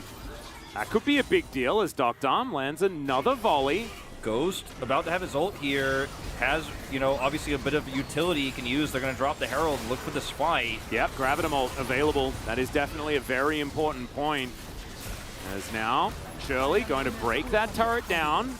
Damwon Kia were at least preoccupied for a little while. Noguri running out of Narbar. Still has it for a little while longer. That will get Damwon Kia towards this river. And this battle for the Drake, man, we're in full River Ram territory right now. Showmaker's going to teleport back in. Does have Weaver's Wall available. Here's the TP. He's keeping his positioning hidden, and Nongshim are like, I don't like this angle. I don't know where he is. I am just not going to fight this. Looks like they're going to finally give this up. Yeah, Glacial Prison's going to come forward here. Showmaker eventually flashes. Okay, Snowflower now in trouble. He's found by Canyon. Weaver's Wall comes through yet again, and Snowflower is, okay, going to just walk over here. Noguri eventually helps pick that one up, as Kellen's going to get thrown asunder. Okay, BDD underneath his turret now. Noguri just lumbering towards the member. Oh, what was that? That was a very confusing situation there, as Canyon is just ulting around Ghost. Going to be able to find something, but Noguri is going to just slam his head into the ground. It was a very strange fight, but Damwon Kia definitely coming out on top. They'll take this turret, and they'll take the Drake. That was very poorly coordinated by Nongshim, because half of the team says, I don't know where Showmaker is at the initial part where he wasn't showing. Let's back off and give the Drake. And half of Nongshim is like, there he is in the mid lane. Let's push and all in to kill Showmaker. So we're going to go way back to here. This is Damwon Kia. Arrow here only hitting, unfortunately, Snowflower. It's a really nice flash from BDD to survive, but they end up Weaver's walling to cut them off. Ends up being a pick. But look at the top half of this fight where Ghostcon and BDD are like, we're all inning. And on the bottom side where Dread and Snowflower are still in the vicinity of this Drake. And this just allows Damwon Kia to cut off the bottom side. Snowflower is extremely dead. BDD has to defensively ult here. And then the longer parts of this get a little bit weird because we do see Canyon take like 17 turret shots here and then still help set up for Ghost. They win the fight at the end of it, but like Nongshim were so split on what they were trying to do. It just gave Damwon Kia ultimate control over this fight. They're going to grab a turret. They grab their first Drake of the game, and that's so much gold into their pockets. I think Nongshim either needed to all in on taking Showmaker out and controlling mid to then turn onto Drake, or completely back away there, because they tried to do both and walked away empty. 4,000 gold now behind, 5,000. Yeah, it was still so funny, though, to watch Canyon flash hook and miss. He hits a minion, and then immediately afterwards, like, Noguri's like, no, don't worry, man, we all make mistakes like that. Flash ults nothing as well. Oh, man, that was definitely a very strange situation there. But Damwon Kia, as you say, still managed to come out on top. Just really might need to tidy up some of those plays. It's really important that Nongshim don't get soul point here, because it's a huge soul for them. Like I said, it's Liandry's Ashe, like we've talked about. So yeah, it makes sense. Like that's going to be long-term damage, but otherwise, you know, Ashe isn't going to carry. Talia is more burst oriented. Look at that majestic arrow, though. It looks really nice. Is Canyon's found Ghost? He also has cleanse. So they wanted to get that cool, but I guess. Yeah, I mean it's shorter. The arrow cooldown is shorter, so you'll take it. I wonder what the math is, Wolf. Whether like the % health damage from Liandry's is actually better for the gold than Blade of the Ruined King, because maybe it is. Because you just on hit just do % health damage. This is actually something that Chronicler recently reminded me of. So I guess it kind of theoretically works here. Dr. Arm is going to be building, you know, more of the utility style, so Lucidity's just come in. I think the problem here is that Ashe in general, like, I liked it for what this comp could be super oppressively in the early parts of the game, and I liked the Halo Blades for lane and stuff. Like, I think Ashe is great in those regards, but in terms of what she's going to do with either Bork or the Liandry's here, it's not great for Damwon Kia. It's not amazing. But they're so far ahead now, and Showmaker is fed, so it might just not matter. The fact that Ashe's damage here is a bit awkward. I think it would have mattered a lot more if Nongshim were able to actually take that third Drake, and we're sitting on a 3 Drake advantage with 1 Mountain, and then potentially getting that Mountain Soul as Ghost. Dear. That's the target. That's it. Well, Seismic Shove's going to land, so Ghost is still dead. And Dr. Arm is the one that picks up the kill. So regardless of the fact that the arrow misses, Dr. Arm still manages to collect it. Also transforms his Manamune as well. As now Canyon wandering over, does find Dread here in this brush. One of the great things about Ashe with Liandry's is the fact that your volley, especially when you're building this much CDR, as I'm going to have to hold my thought, that's an Emperor's Divide. Noguri is taking about 1 million ultimates, but is down to about 50% as he walks it off. Stage left. Stage left? Yeah, stage left is how it works. Yeah. Man, lefts and rights on broadcast, difficult thing. More difficult than math, in my opinion. as a left-hander. This is Damwon Kia looking to take the Drake start, or rather Baron start. They clear out most of the vision here, control ward the pit, and this is a Scuttle Crab that can't see. Showmaker's going to stand on it. They want to sell this idea to control the choke, look for a fight. Showmaker doesn't have ult. Oh, that was very cute. But look at that. That was such a nice bait. So they just show on the Scuttle for a second, try to force them into that choke point where there's no vision. Look for a seismic shove turn. Nongshim are smarter than that, though, and will not fully commit or fall for this. Nope, not this time. There are some ways that Nongshim win this game. Like BD scaling up, Ghost is scaling. They have a lot of engaged tools. They have a lot of long-term damage in fights that Damwon Kia almost have because Showmaker is just so fed, and his threaded volleys are going to do a lot of damage in a longer fight because he's almost completely stacked a Dark Seal, and is 2.5 items up right now. So, you know, there are ways for this to go well for Showmaker in longer fights. I just don't know if the fights will be long. Like, that's the question. Will Nongshim ever be able to fight a longer fight, or they're just going to keep getting picked over and over and over again, always having to ult defensively? Yeah, this is the worry, right? This Leandri's build, like, I'm watching it, and I'm not a big fan of it so far. We'll see. I love it. Not rocking that much. I think it's great, but maybe I'm just a hipster. Maybe it's my inner chronicler coming out. Stockdom, we'll see whether this arrow is going to be the one that pierces the heavens, as there is a lot of targets that he could hit. He's now in Fog of War as Noguri dives over the wall. They've been corralled, all of them. Oh my goodness, fantastic devour there from Kellen as well onto Showmaker. It's going to be Showmaker that secures the Drake somehow, as Dread is really dead. On the other side of the fight, Showmaker is just trying to move them all towards their side of the map. And Dread is eventually going to be taken down. Seismic Shove comes on through. Ghost is really dead. And this is Showmaker versus 3 people. They could not turn and hit him though, as Noguri, he will be able to take down the Nautilus. And BDD is just running for the hills. Abyssal Dive comes on through. BDD trying to get some damage here, but Damwon Kia don't even care about killing the Azir. They just want Baron.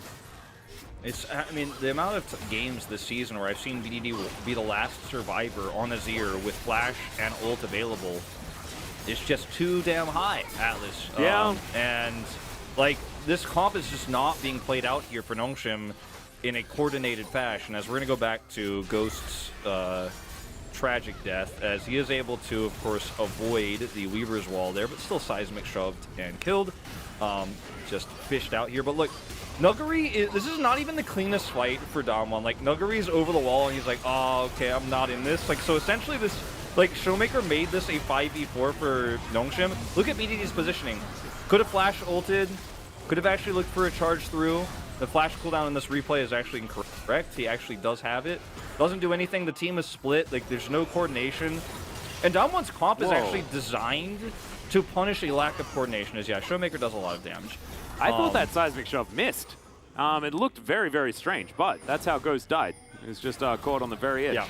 Hitboxes or something. Just on the edge. That's all you need. But, like, if Nongshim are going to play this divided and there's going to be a big lack of synergy in terms of the comms of what they're trying to do, a champion like Talia, it's her playground. Same with Gnar, who likes to shape the battlefield. There's a lot of those rotating around You can just stop right the play-by-play there. Yeah. Just play-by-play, it stops right there. Yeah. It's another arrow, that's all there is to say. Another one flies by. Yeah. Anyways. Yeah.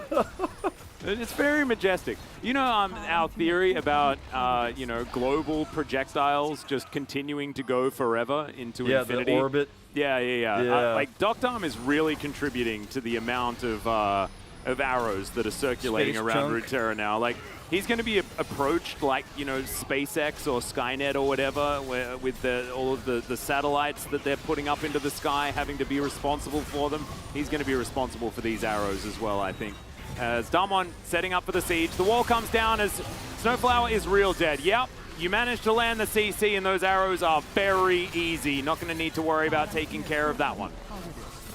It's like, I mean, Nongshim just are so indecisive. They're not looking for plays here defensively either. They're just waiting to die. It's almost like goldfish being fished out of the bowl. Like someone's getting a new pet tonight. Like, they're just waiting. Snowflower is the one who gets chosen, man. He's dead. That's the end of it. This game is just going to end in the most anticlimactic, boring siege way here as Damwon Kia just walk forward with siege minions. That's not true. BDD? Where's the ult? No. The ult's coming back up for Doctarm. That's what we need to hold on to, Wolf. We might see another arrow.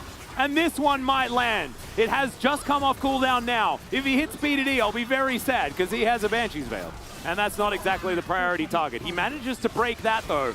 So let's see where this arrow is going to be heading, whether it's going to be heading anywhere at all.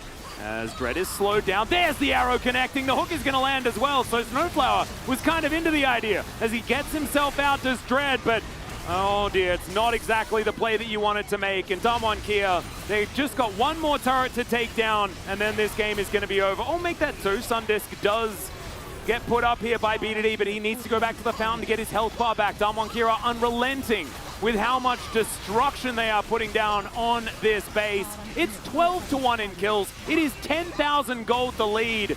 This game was barely close as BDD finally shifts forward, looking for a bit of a play. He will go down as Nongshim are desperately trying to fight back. Canyon looking for it, but Ghost gets his revenge on his former teammate. Flashes come out, but it's still a 3v3, and the Nexus is still exposed as Snowflower's gonna go down yet again. Dread is gonna get kited here as well as Doctom's hitting him with a volley, and Canna, there's just nothing left in the tank. Snowflower's hands are off his keyboard, and Doctom will get the last hit on the Nexus to give Damwon Kia their first victory of the day.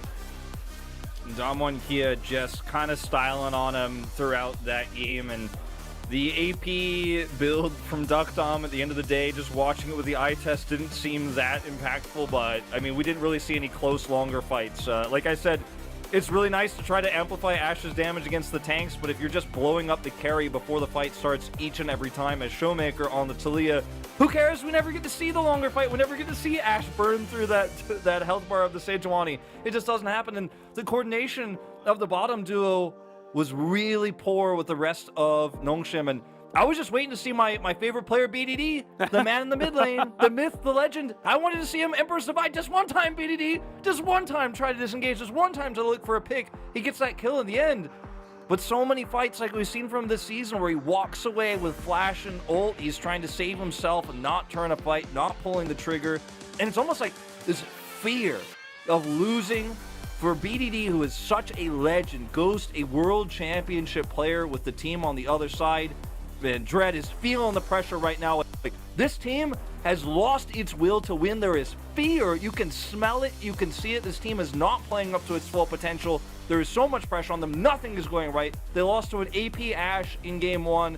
They never for 1 second had any control over the map. And Nongshim is falling apart. And I hate to say it. It hurts me to say it, but we are watching a broken team right now, Alice. And I think it's the first time I could really say that since I came to the LCK, where we are literally watching a team fall apart. And this is not with Sylvie in the jungle anymore, right? So, like you say, we're sort of running out of excuses here for Nongshim. Dread not doing any damage until after 15 minutes as well, really not having much of an impact on this Wukong whatsoever. Damwon Kia just, they put together the exact kind of draft that they wanted to play. They haven't been forced off this style of composition for the last 2 weeks. And this style of play is working so well. Them. Yeah, they're just going to keep doing it until they get challenged. They're just going to keep getting free wins until they get the real matchups. Time and time again. But, ladies and gentlemen, that'll do it for game number one. This is still a best-of-3 series, so a chance for a bounce back for Nongshim. And, of course, the carpet space right after the break.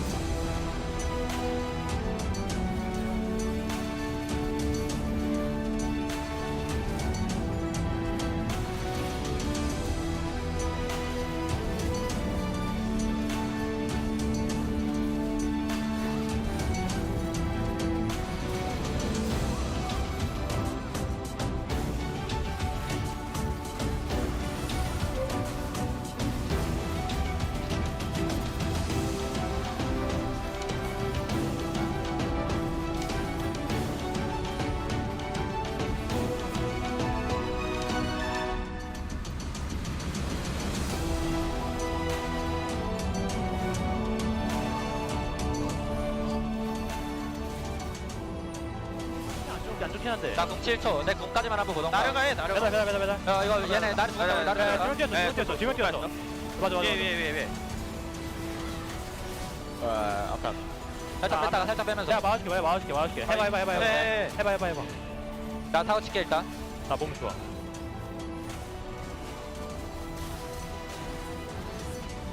살릴 수 있냐? 만화가 없어요. 가져. 되냐? 그래 깼다.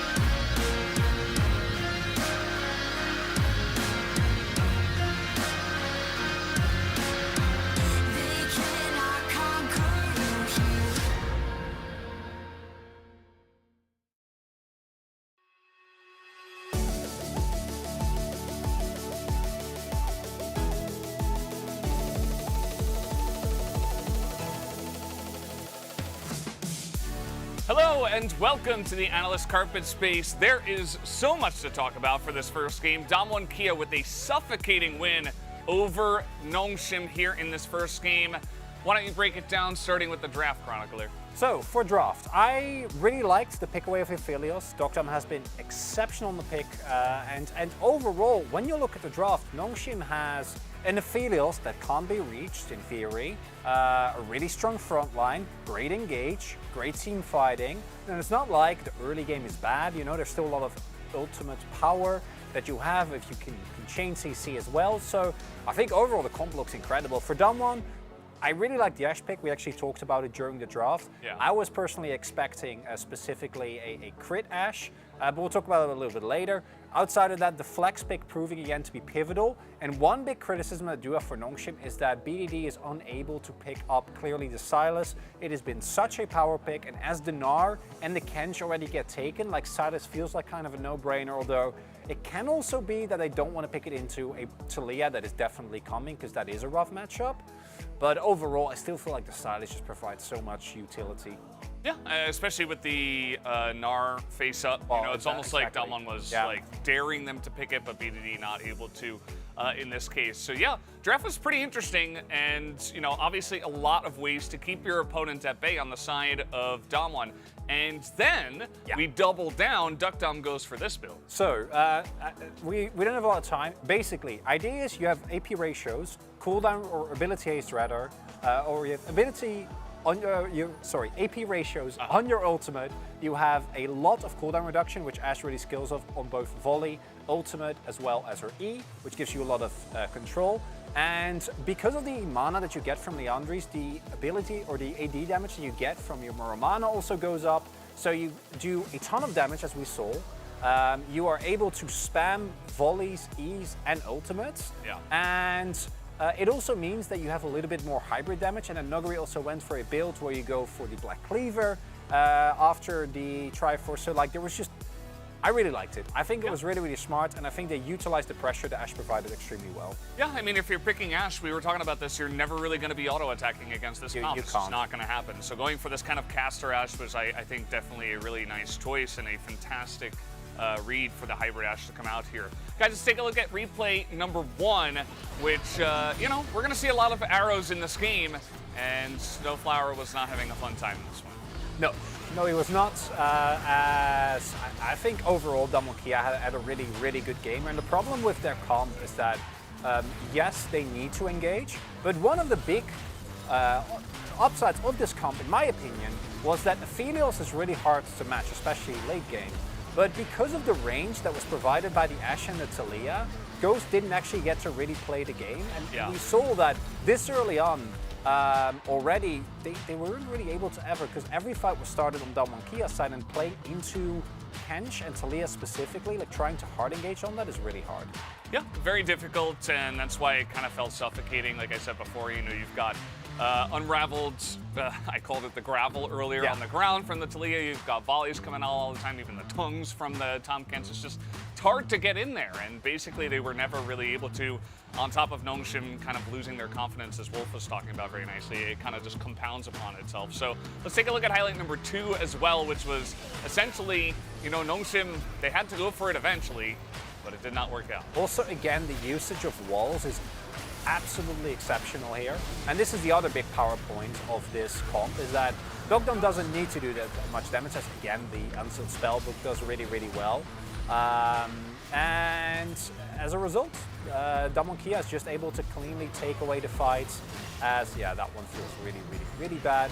Showmaker having a wonderful game with Taliyah, and it's like the zone control between the Ashe and the Gnar, and then also the Taliyah, which Damwon does better than another team. I think you need to perma Taliyah. I know there's a lot of things you need to ban. Yeah. There's Aphelios, but still, really impressive. Becoming an issue, Damwon kind of powering up through their draft and their strategy, which is really cool to see. Let's take a look at the player of the game for this first one. It will be Showmaker, 600 points, 606 KDA, 706 DPM. The guy just was so clean. It was like pristine game from him. And this Taliyah flex has been just utilized so well. I think more so than any other team, Damwon is able to use the Talia walls very well and use the presence that provides specifically. A lot of other teams are good at using Unraveled Earth, but it's such a power picking draft. It's really hard to counter, and it disincentivizes engages to the point where actually engaging became very, very hard, as Showmaker trying desperately with Zeus and Chovy to remain relevant. Yeah, just really good stuff that he is up there at 6. You see a couple of votes there for Duckers on the Ashe, which kind of a shout out perhaps to how much damage and what he was able to do in that game. Either way, guys, we are done here on the carpet space. Let's go back to the casters for game number 2.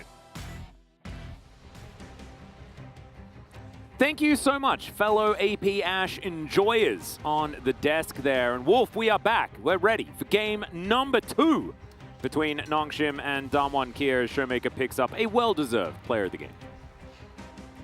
Yeah, let's hope that Nongshim are ready and prepared for game number 2, because the players looked really mentally defeated after that first one, and you're going to have to keep your mentality straight. Effort will be subbed in. Snowflower had a pretty rough game, was picked repeatedly, was caught constantly, and Nongshim took a huge risk.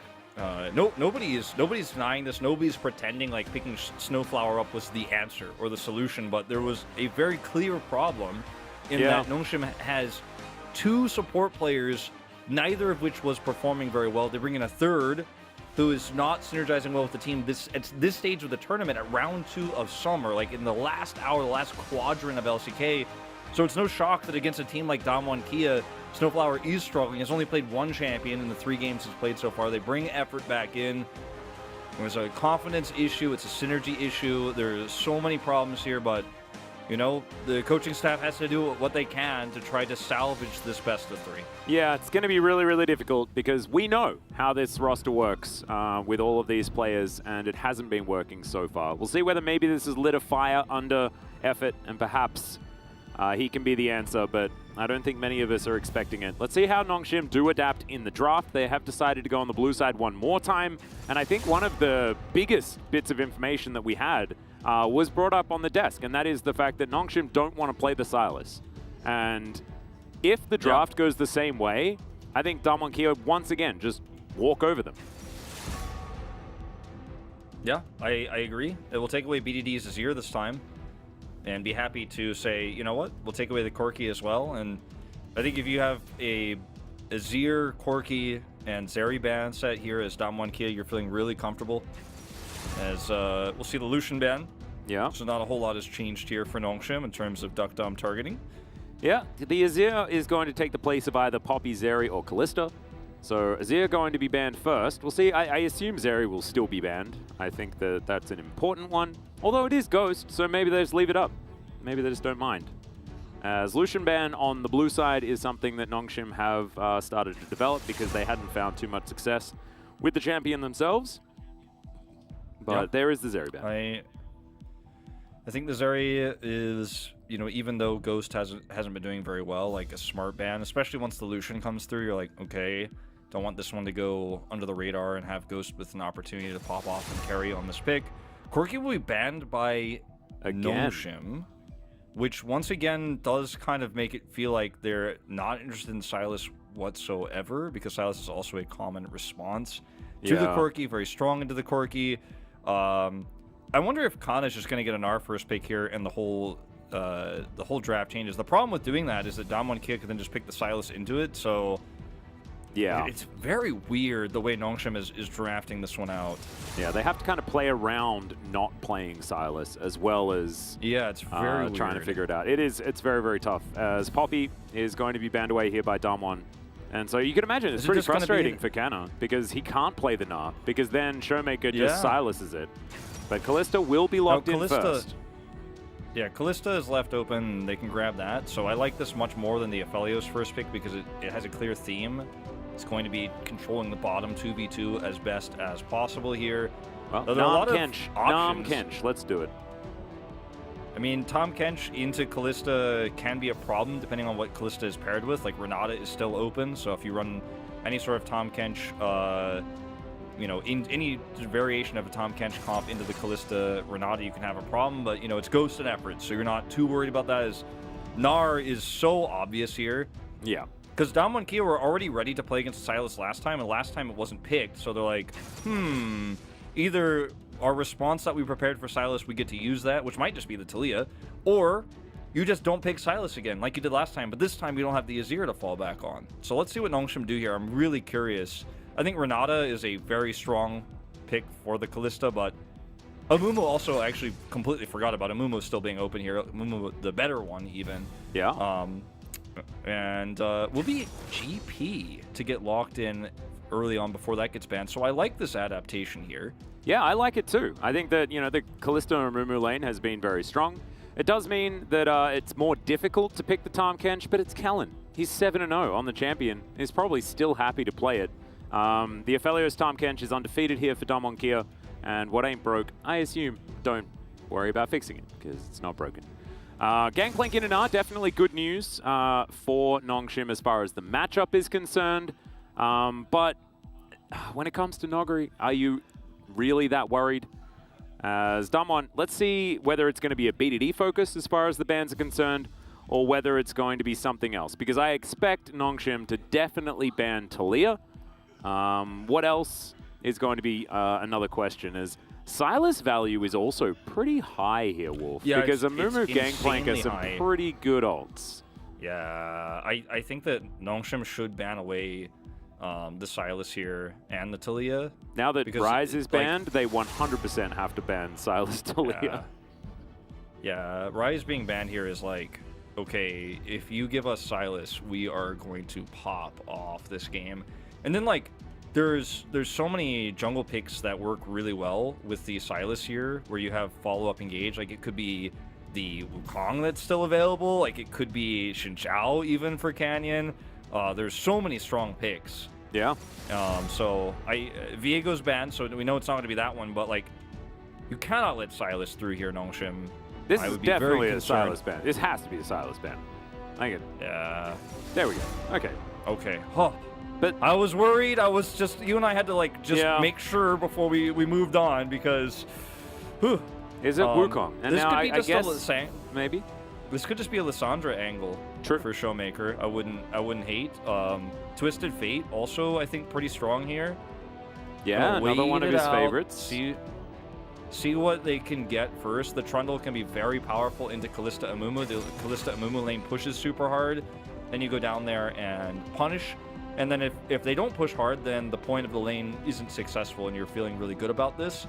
Poppy's banned, so they can't try to duel 3v3 with a Poppy follow-up.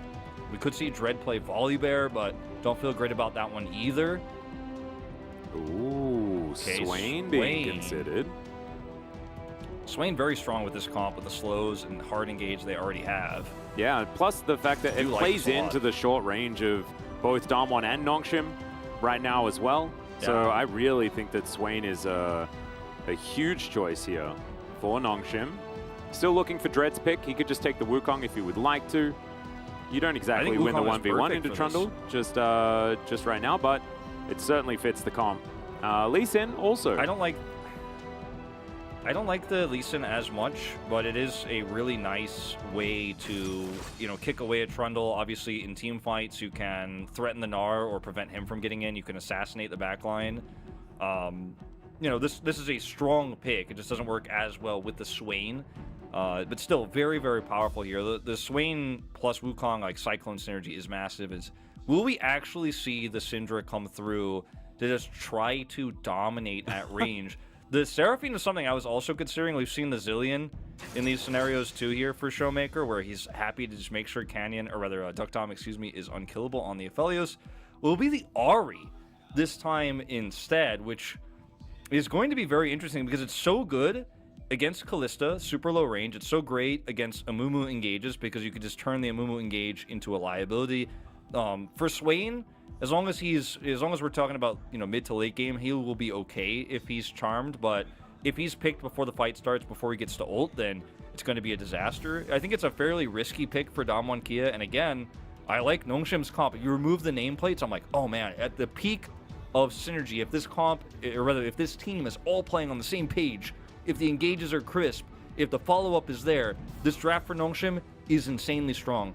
But based on what we've seen the last 3-4 weeks of play from them, I won't be able to trust that they'll get it done here. And Damwon Kia has an extremely punishing draft, I feel, in every way. So if you make one mistake or one overextension, then Damwon Kia is just going to crush you. And just like we saw in game number 1, you just have to be cleaner. You have to be more, you know, on the same page. You have to actually work together as a unit.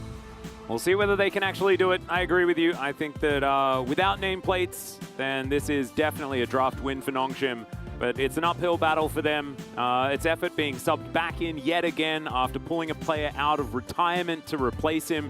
You can imagine that it is difficult on the mental. If they do manage to win, it'll be huge, though. Let's hop onto the Rift here for game number 2.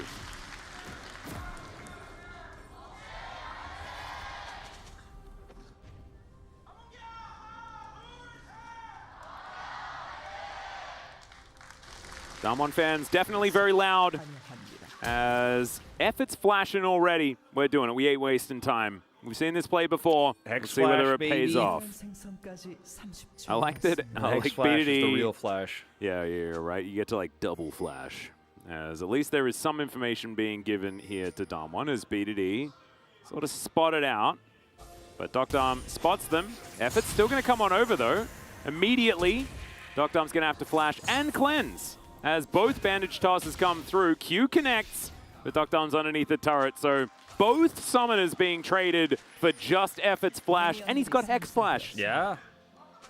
Great start. Everything according to plan here. You will get control now of this blue buff, and this is going to mess up the jungle here. Canyon's going to have to start on the top side of his jungle, and getting back here to lane with no flash, no cleanse can be quite terrifying. Of course, this is why Kellen is staying in this brush, so we can see if anyone is trying to come over and intercept. Yep. That's not the case, and Dread will be able to just solo this blue buff on red side. So really nice start here for Nongshim Red Force, getting the advantages they want for a lane that's already going to be so powerful into Dokdam Tom Kench, or rather Aphelios Tom Kench. Dokdam and Aphelios are the same thing, basically, at this point. They're synonymous.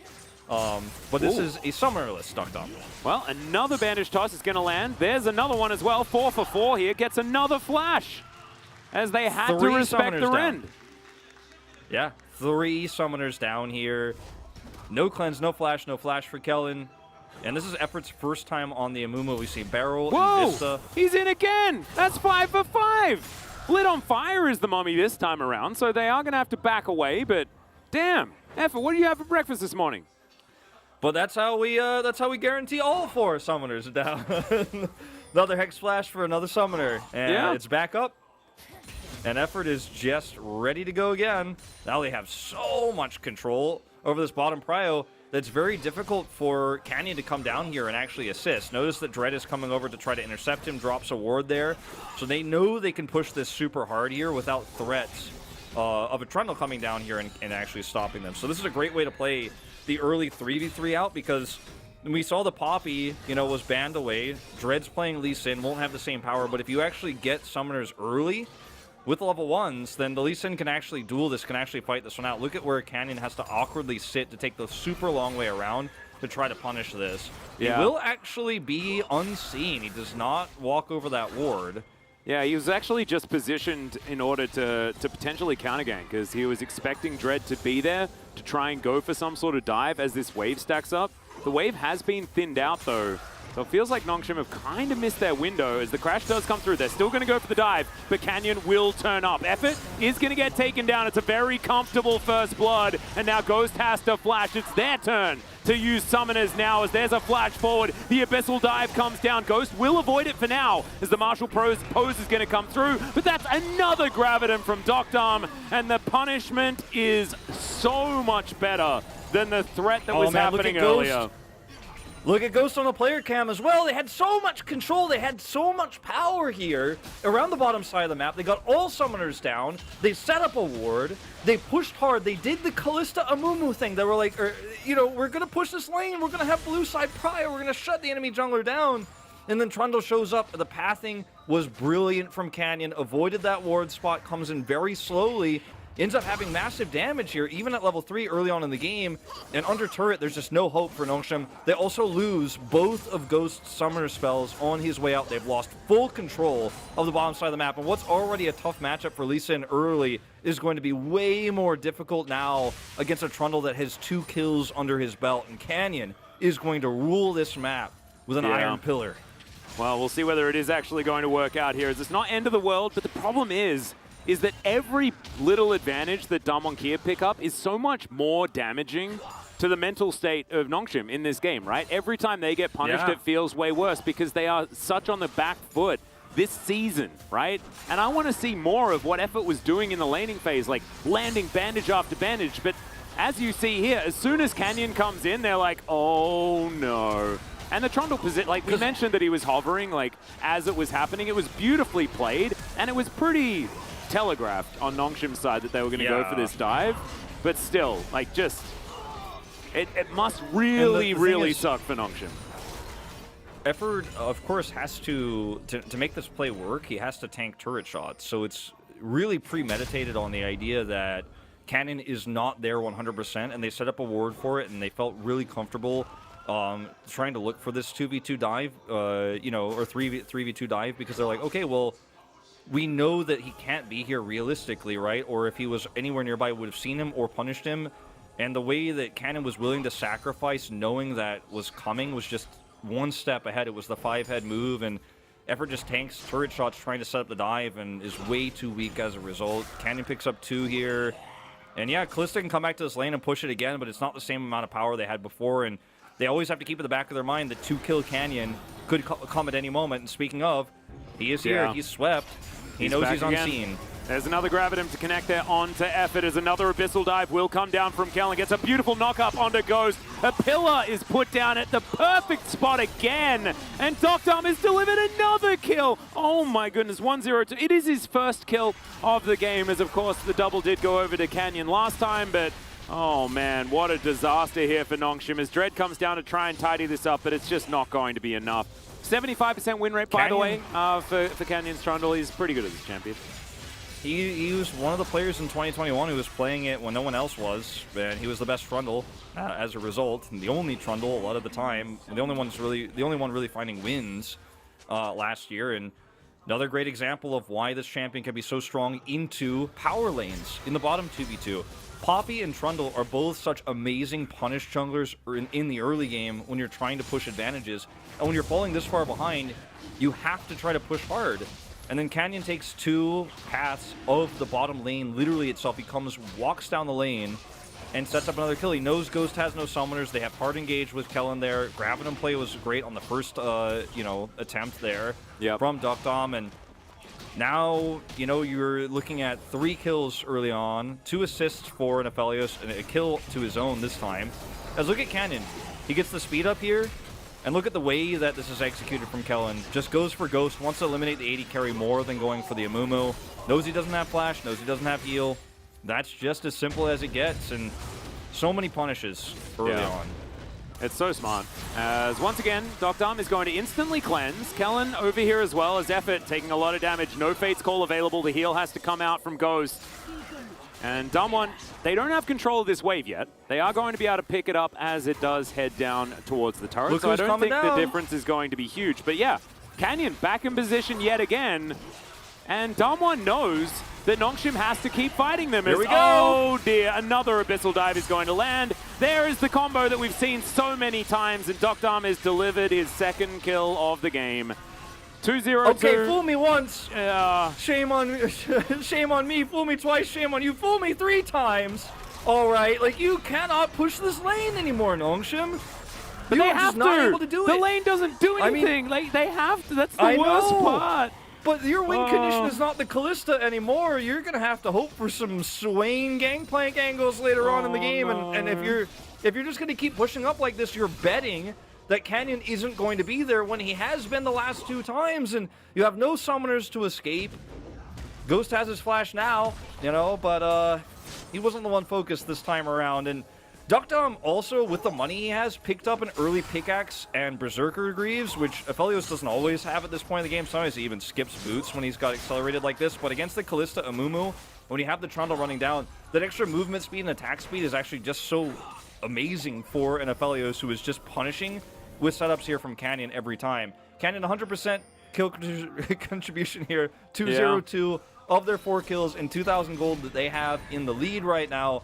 There's some scaling aspects here of Nongshim's comp, but the Callista is just straight out of it. And what's so tragic about this, like you said, in the mental game for effort, is that he came up with a level 1 play with his coaching staff, executed it perfectly, took away all the summers. They had every single advantage, and now it's just all gone. It's 700 gold the lead for Duckdom. Like, how could you take a screen cap of where we started and where we are now, like, and showed people where we came? Like, people like, this is forged. This isn't real. This can't be possible. But it is. It's the reality we're living in. And such a tragic turnaround. Yeah. Noguri, I don't think they can see this wood, although they can see the wood, but they just don't. They're not going to clear out the wood. Anyway, Canyon's going to go back. Dread is going to start this Rift Herald. He should be able to take it here, I think, with the knowledge that they have on Canyon's whereabouts. So Rift Herald looking to be secured. Let's see whether Noguri can do anything about it, as he does hit Mini-Na. Spots the fact that this is happening, as BDD moving on over. And now Kellen is licking effort. Okay, that is a decent ult though, as Devour has to be used by Kellen. And look at this, Canyon's in position. The ulti comes through it. Oh my goodness, the punishment is never ending for this Nongshim bottom lane. And Canyon has set up the most luxury tent in the universe in this bottom lane, and it is paying so many dividends. Oh man, it is. You know in, well, maybe you don't know, but I've been playing a lot recently. You know in Final Fantasy, you get the 10 item, it gives you all your health back. There's like an upgrade to that called a cottage. He has planted the cottage, okay, down here. He lives in the bottom lane. He's built a log cabin down here. Oh, man. And he is just, I mean, he is straight up saying, we're going to take bad trades, so please come at me. I'm definitely not here. There may be a log cabin you can see off in the distance, but I'm not home. I'm not down the bottom side. Like, let's look for some more fights. 6 kills. No. 6 kills. He's more than 2 a minute down here in the bottom side. He is definitely cottaging very hard. Thank you very much for that, Wolf. I'm gonna take that one to the bank. That's a goodie. Yeah, and Nongshim are they're still trying to play with the pressure that they have. Of course, Ghost has a slight CS advantage or something like that, but I mean, that lane is just the most over, no matter where the CS was. And actually, it was the Aphelios that picked it back up again. 4 plates now under his belt as well. As look at this, Canyon's just always where he needs to be. This was the 3rd time. So yeah, he's here. Very cool, very cool. We've seen this one before. The 4th time. This is the 4th time. Look at where he is right now. He's at the inner turret. Yep. And Effort's like, oh man, they botched this. Watch me turn this one around. Ghost is here. He has level 6. They engage on the Aphelios, who doesn't have cleanse, they know it. But Devour exists. Kellen's about to try to flash the wall, and he's like, wait, Cannon, you were coming the whole time? I never should have doubted you. And he walks to the right. It's almost as if Kellen didn't even know. Like, he looked like he wanted to try to flash that wall, and then he's like, oh, Canyon, my savior, my knight in shining armor. Well, there's a mini stun into the wall a little bit there, as Noguri's going to get bandage tossed. Effort just holding on to the turret aggro, and they do manage to take down the Gnar. So, Nongshim are on the board. They pick themselves up a kill, but this is the problem, right? This is the Duckdom problem on the bottom side of the map. Yes. This is just obliteration, and the 4,000 gold being mainly on Duckdom's, Aphelios, and Canyon. Who cares if Noguri dies, to be honest? Yeah, Imperial Mandate is done for BDD, but I don't know if he's ever even going to get that ult in a team fight. They're going again. Yeah, Canyon's taking a lot of damage here, and the teleport is going to come down. Cannon is dead. Showmaker is going to find one as well, so that is 2 back. And I think Canyon's probably riding Worth in all chat. Double kill for the Ahri, and so now Showmaker's fed as well. I'm all the way at home. I'm, like a 20-minute drive from Lowell Park, but I think I asked Canyon. I heard Canyon ask, how many POG points do I have this season? I think I'm about to get 100 more. Oh no, but the boom boom damage, Wolf. The boom boom damage.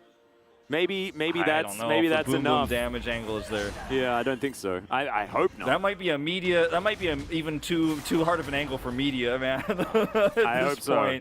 I hope so. 100% kill contribution at 14 minutes is pretty impressive here from Canyon.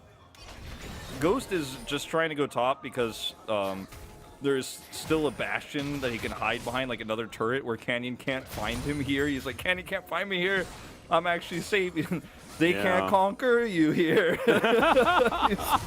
Well, Canner is, no. yeah, he's massively overextended. Everfrost's going to come forward, and yeah, Canner is just going to die. This is starting to get into shellacking territory, Wolf, as BDD is underneath this turret, unable to really do too much here. Gravitum comes down, Docdom's just getting free autos and just looking for this turret. Wants to get as much damage down as he can. Nongshim did manage to take the first Drake, so there's at least that, as Ghost and Dread will be able to take their first turret of the game. Yeah, so Ghost is going to pick up some money here. It's not great, but at least they get something. They make a cross map happen. The Rift Herald is just going to be left up to die there. They're not going to try to push this in, I think, any further. I'm going to say this. Yeah, Dread's here. He might go down yet again. There's a Gnar, but Kellen's going to turn up. Oh, okay, the Q is going to be taken. Kellen's wandering around in circles, and that's intimidating enough to get Nongshim out of here. Hey, they get the charge. You know? Yeah. Small victories. That's exactly right. going to get the whole thing, but still, small victories as Canyon. Oh, Here he comes. No. Here he comes. Another pillar comes down. You can't orange the pillar. And Showmaker's just playing around in this cannon barrage, but of course he's got Spirit Rush, so he's fine. And that is another kill. 7-1-4. Like, we haven't seen domination from Canyon like this in such a long time. Like, this is just an absolute jungle diff. It's all oh my god. Yeah, it's a big diff. And, yeah. I mean, like, Trundle versus Lee Sin, like we talked about, it's not great for the Lee Sin in the early parts, generally speaking. Like, it's not as bad as some other matchups, like the Wukong one, which hasn't really found much success here, especially pre-6 and bottom 3v3s and stuff like that. But Canyon just pathed really well. He hid his intent, you know. He was avoiding wards. He came down and punished, and now he's just repeatedly coming bottom side. Like, whoever's there is not safe.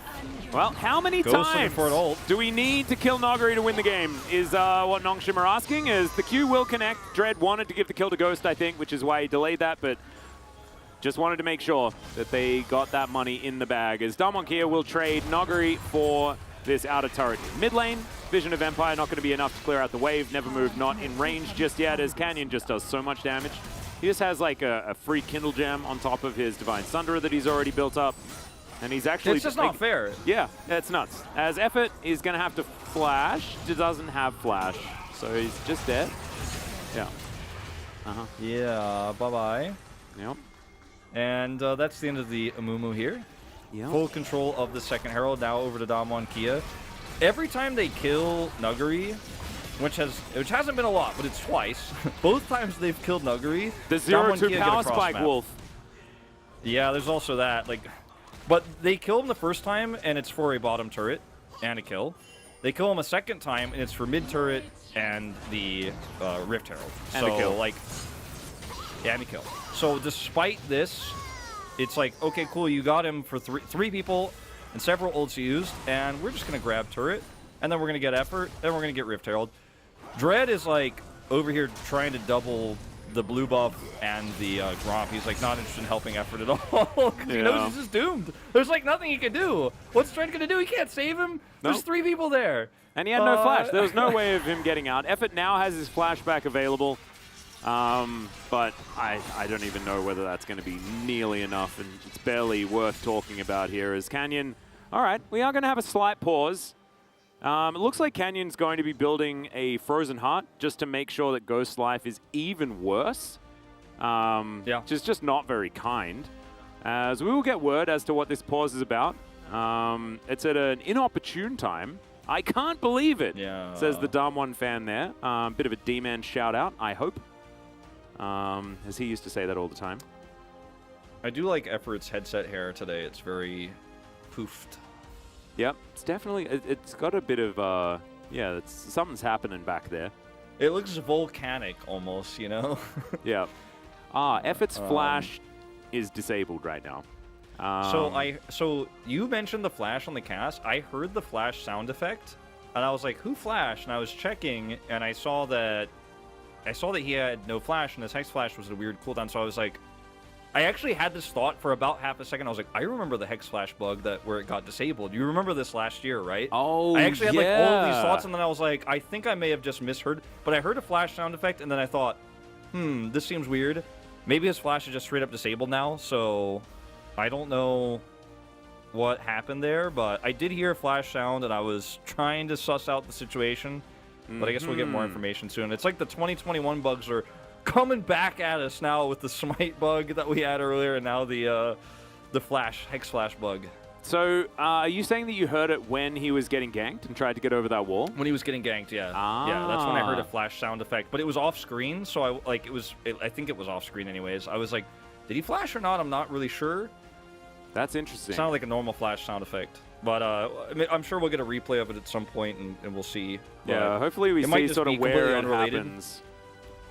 Because I think they probably have to review the footage just to make sure that everyone knows exactly what happened. Of course, we record the players and what they're actually doing. We can see, go back and see exactly how the interactions work. And so you have to double check that first. But honey, don't worry. I'm here with my brother-in-law to watch the LCK, I guess. Yeah. Which is kind of cool. Yeah. This guy likes barbecue. Yep. So, yeah, just a big LCK and getting the BBQ chicken. Yeah, barbecue chicken and watching some Damwon, I guess. Yeah. And looking for Showmaker's 1,200 kills, or congratulations on his 1,200 kills. That is to say, he already achieved that. Damwon Now Mad is a big meme. Love to see it. It's just Damwon backwards for those who don't know the meme. but it is very funny because they often do lose an early game and then pop off in the late game, and it's like the Now Mad meme, or lose a game 1 in an upset and then they pop off in games 2 and 3, and you're like, oh, okay, Showmaker was really unhappy about that. Yeah. Yeah, it's a Chrono Break. Do you have any updates on your end? Yeah, there's a Chrono Break incoming. We are probably going to go to where the Flash, or before the Flash became a problem. I don't know whether this will be enough to get Effort out of danger. We'll have to see the exact time as to when we come back, but we'll get information about that one as soon as we do come out of the Chrono Break. I think this is pretty significant because, I don't think, they got the kill onto Nuguri top side. That part is unaffected by this, obviously, but I think they will also not be able to save their mid turret, but maybe if Effort lives, then, it's quite significant for Nongshim if he can survive, if his flash is fixed. Again, I don't know exactly what happened. We don't know. We'll see when we go back into the game. But we are able to know now that we're going to have a Chrono Break and it's going to be reset. I don't know if his flash was bugged before this moment or not. We just don't know for sure. But I did hear a flash sound effect, so not 100% sure. That's just what I personally remember hearing. I'm not actually an official. I think that I don't quite remember the sound or what had happened. I just remember noticing that Effort didn't have his regular flash. His normal flash, yeah. But I didn't see that Hex Flash was cooling down or anything like that. So just one of those things. And when it is a bug like that, does definitely warrant a Chrono Break. If your flash doesn't work and that means you die, then that is definitely a big one. Especially when things were going so poorly to begin with. As I don't think that, Chrono Breaking is going to help Nongshim's chances this game. However, it definitely wasn't the way that it should have gone down if he's unable to flash away and save himself. That's not an Ash, it's a Dux. That's the Duck Dom Ash game, he pops off, gets a few POG votes, and then that guy has drawn that Dux as fast as he can. Untitled Dux game. That's one of my favorite ones from last year. Wait, did that come out last year or the year before? Untitled Goose Game? Oh, I think that came out. I want to say it came out 2 years ago, but I'm not 100% sure. I played it last year, so maybe it was last year. Yeah, may have just been. As Peter Dunn, you can see in the audience here, taking some time out here in Korea, and I believe this is one of his last nights here. So, so glad you could come down, Peter Dunn, and he'll be back with EG coming up pretty soon. But just really, really cool. We've got some cool people here in the audience. I wonder whether now Cast Jun is explaining who he is to everyone here in Korea as well. Probably. I really enjoyed EG at MSI. It was really fun I didn't get to obviously spend time with them because I was in Germany during their run, but it was fun to see them compete, see what they do, if they can repeat and go to another international event at Worlds. So we will see. I believe it's been 20 days since he has been out of the military, and now it's his first time coming to watch. Going to see Damwon please win. Well, so far so good. First time after quitting his job. Quitting his job. Okay, I didn't see. I couldn't see that. Like, sometimes my cam gets blurry here, but that sign on the left there said, "Big Sister's here, so now it's time to win." We'll see. She's hoping, she's cheering. It's still not a great game state. If you guys could see, if you guys are tuning in late. Yeah. Canyon popped off. It's a 7,000 gold lead here for Damwon Kia at 18 minutes. Now, some of these numbers might change slightly, of course, because of the chrono break, but I think the real leads and real control that Damwon have and the turret that they took last time will be taken again. Yeah. That's the expectation anyways, regardless of chrono break, so...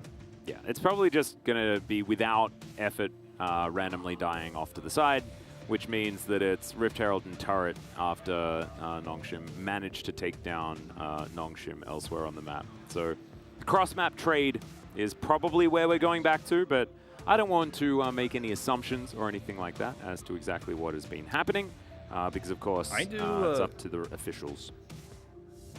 Yep, she came to see Showmaker from Busan. I do really like the added tense music we have. I know. For this pause now. Like, it's definitely way more fun than just, like, the absolute silence as we read signs, as it has been sometimes in the past.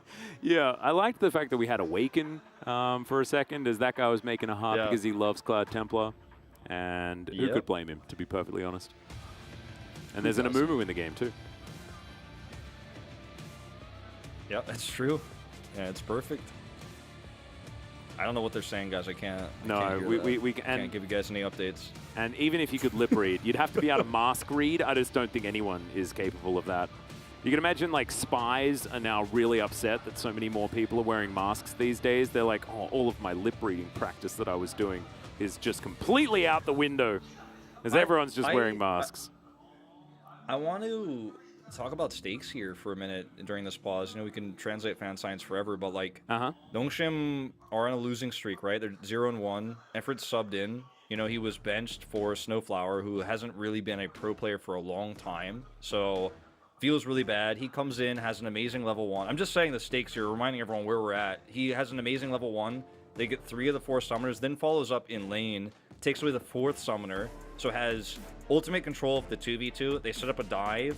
Canyon comes back, you know, and walks down the lane, kills them. Then he does it again. Then he does it a 3rd time. Then there's even a 4th exchange where he comes down to the bottom lane and picks up kills. And this is Effort, who now has his Hex Flash bugged. He has to pause, can't communicate with his teammates during this as a chrono break is being set up. Like, I just want to set the stakes of, like, the misery, like, the absolute pain that Nongshim players are in right now after Dread was in tears after game 1. Like, this is a miserable pause for this team right now. You're hoping to get one small thing back, but you just want to get this game over with. You want to get right back onto the Rift. Like, this is agonizing. I know, like, it's very sad to talk about it, but sometimes we actually have to. And this is just a really sad night for a roster of legends. I mean, literally legends. There are a lot of really great players here on Nongshim, and I was really vocal about this at the beginning of the year. I actually thought that this array of players was going to work very effectively. Didn't work out, and then we thought that maybe it was you know, the fact that the team was plagued by COVID throughout spring. Summer rolls around, we're like, oh, they've had the off season, maybe things are going to get better, and it only got worse. It's just a very sad and sorry situation. Just to update everyone, the reason why the game is paused right now is because Effort tried to flash. The flash didn't work, and has been unable to do any sort of flashing ever since. So this is a bug that did happen last year, as Wolf reminded everyone. And so we're just going to have to chrono break back to before the flash happened to make sure that that one isn't going to be there. So we're going to have to bear with us for that. It was such a prevalent bug last year when Hex Flash was happening like this that it was disabled, and we lost like Set support and Leona support for a few weeks. And now, obviously, Glacial Augment's been changed and stuff, and those champions are still relevant without it now. But it's something that we've dealt with before and was fixed before, and so it's weird to see it resurface like this. But you know, there's a lot of things that are being changed in League of Legends every 2 weeks, every time we have a patch come through. So. Yep. Sometimes, fan here. Yeah, things get lost in the spaghetti sometimes, you know? It's just what happens. So, just hopefully, there's just so many interactions that happen in the game. You can imagine that it's very difficult to make sure that all of them work absolutely perfectly. This time around, we got caught up on one of them. I think the players are loading back onto the Rift, and that probably means that we're getting pretty close to getting back into this one. Yeah. Once the chrono break is initiated, we'll be right back in, and we'll let you guys know where we're at, how far back we went, because I suppose it's possible that even though we've been focusing on effort dying there on the side in the cross-map play that Nongshim played to catch Nuguri, might have been that it happened earlier on in the game and we didn't notice it, and it might be even further back than that, but I just don't think so, because I feel like we would have noticed, and he would have noticed a long time ago if that were the case. So yeah, I think that it's probably going to be right before he died. So that's our expectation. Anyways, we don't have further updates. I like that BDD has a really cool looking mouse, has his name on it. Yeah. Hadn't noticed that before. No, it's very, very cool. Ooh, looks like the players are at least starting to look intently at their screen as if something new is happening, which is okay, never mind. Damn. I thought it was going to be. Well, they might have been informed. They might have been informed about exactly what's happening now, so they can communicate. Yep. So they're maybe just checking to make sure what's going on. Yep. Yeah. And so the game is probably going to be unpaused now that they are back to before the chrono break. And so here we are. I'm in the darkness one more time. You can see Showmaker behind me. But yes, I am Dark Atlas. Hello, Light Wolf. How are you doing, my friend? I'm very good. I don't have Showmaker behind me. I just have an old Jin Green Wings flag from their StarCraft 2 days, actually. Everybody always sees that Jin flag behind me, and they're like, "Wow, he's a big fan of Teddy and Umpty back in the day." I mean, I was, but that flag is actually from their StarCraft 2 Pro League win, where they won the last Pro League finals. I was casting that with Valdez back in the day. Hell yeah! And I got a relic of an even older part of Jin Green Wings past. But hey, it's still a Jin Green Wings flag. It's the same logo. You can use it in any esport they were a part of. Those were the two. Yeah.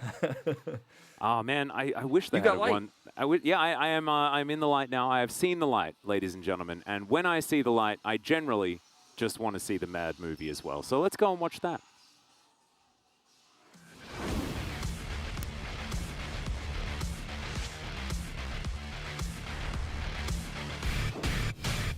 Moving on over. There's the teleport from Zayas. Can they burst down this Rift Herald is the question as he engages there onto Owner. He moves towards the Rift Herald, but he's not going to quite be able to find it on fleek. Flashing forward, it's a massive gnaw from Zayas, so it's Johnny. He's got red and white guns. He's so massive.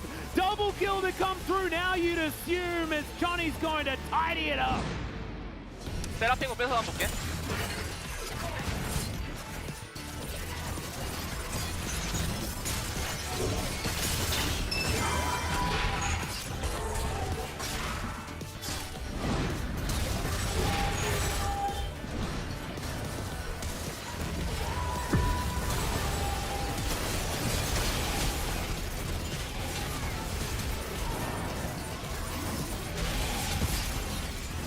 나이스 얘들아 나이스.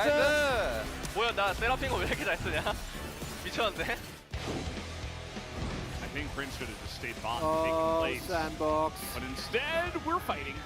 and they're going to knock out the Aatrox. So there you go. Krako single-handedly is potentially going to win this fight as On Fleek is in a world of hurt. He's burning down. Krako is going to take the kill, and now Prince is in position for a 4-man Infernal. And you know, it's not a huge amount of damage, but it's enough to get the win here for Live Sandbox as 2 more will be taken down.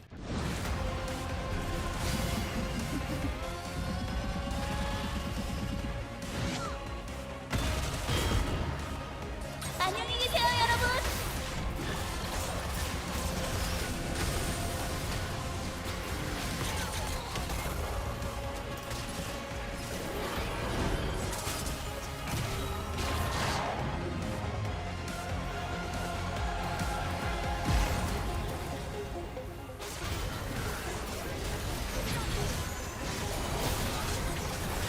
다 잡았어? 오케이, 나이스. 저녁 먹자, 저녁 먹자. 개 잘했다.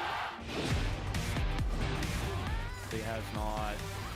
This is such a tragic game for Guangdong. All right, they're going to get into this one as Aiming is just going to have his way with the rest of anyone who is left available here on the side of Guangdong. Any brave soldier who decided they would also join the fight. As you know, they will be diving for the Penta. That is a Penta. 미카엘도 있다, 그냥 들어가도 돼.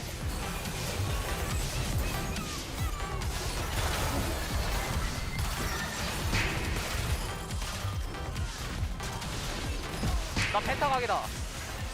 펜타 줘, 펜타. 펜타 줘봐, 펜타 줘봐. 3개 줘. 오케이.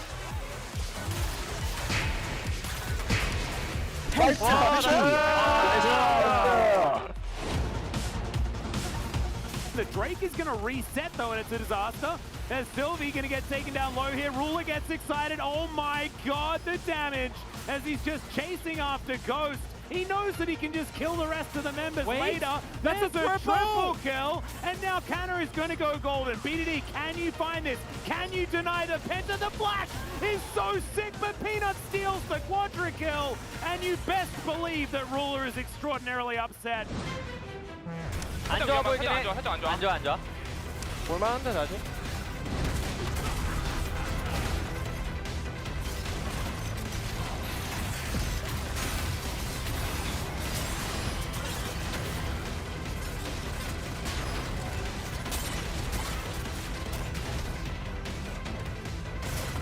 트리플 킬. 야, 펜타 각인데? 적을 처치했습니다. 아니 그게 아니라 이거 살려야 될 것 같아서. 야, 들어가.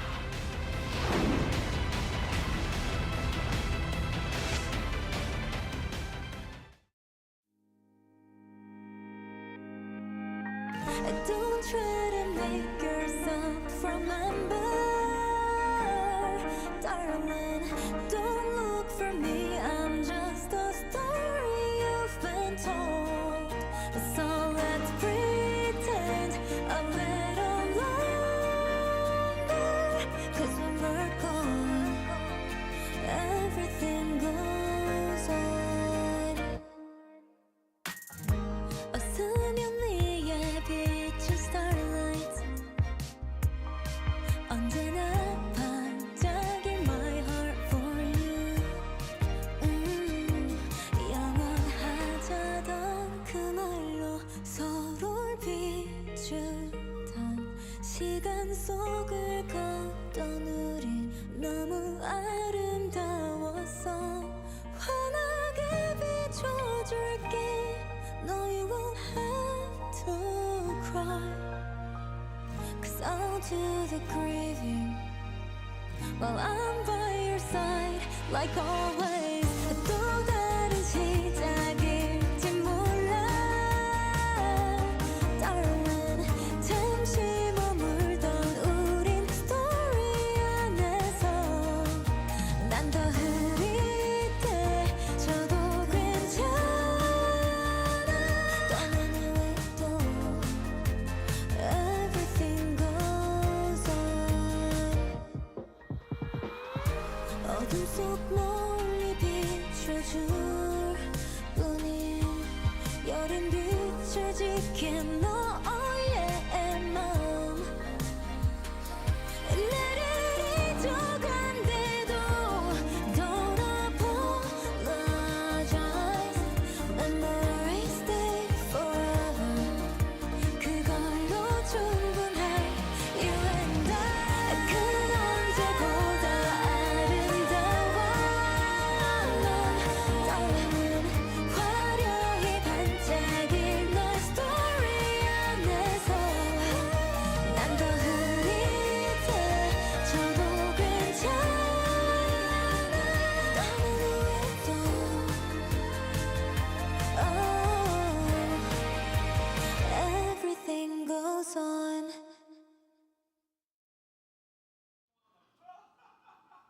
Welcome back, ladies and gentlemen, as we wait for the chrono break to be done. I hope you enjoyed Chang'a's Everything Goes On. Absolutely fantastic. Didn't even know we had access. Like this game, right? Yeah, no, exactly. Everything does go on except this game, Wolf. I think that is how it goes. It will eventually go on. I think that's a reasonable assumption for us to make. Well, it'll go back first, that was really and then cool, though. it'll go on again. I hadn't seen that video. That was my first time seeing it, actually. So I thought it was a really nice, pleasant surprise for me during that little break. I thought it was pretty awesome. Yeah. I was a huge fan. Great vocals. Yeah. Very cool. And I hadn't seen the video either. I'd heard the song many times around here, but definitely hadn't seen the video before. So it was very, very cool. Yeah. Well, just to update everyone again, you guys probably saw the game timer and all that stuff during the break, but we had a Hex Flash bug that occurred last year happen again. At least that's the assumption. Maybe it's a different version of the bug, but Effort's Flash was not working. It was basically like disabled. He got perma Hex Flash, so he can't regular Flash. This may have cost him his life on a cross-map play, so as a result, we are trying to investigate and hopefully chrono break back into the game so that everything can continue. But at the moment, we are still in purgatory here, not entirely sure where we're at.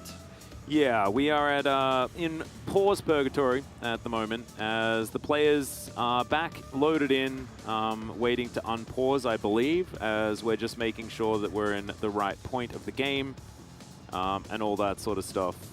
Getting things as sorted out as possible from what I can see.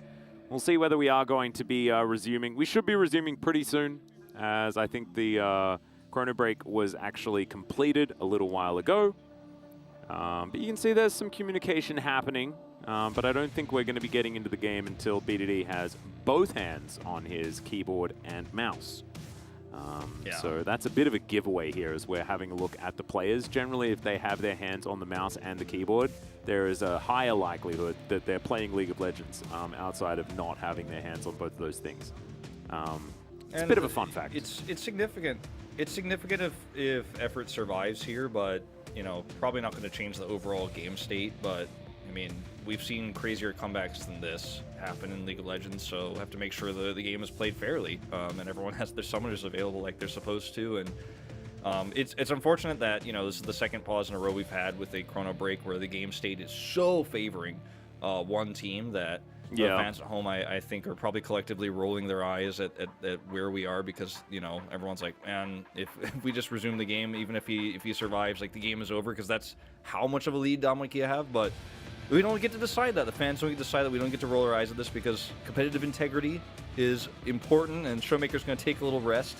And like, at the end of the day, until the Nexus falls, it's not over till it's over.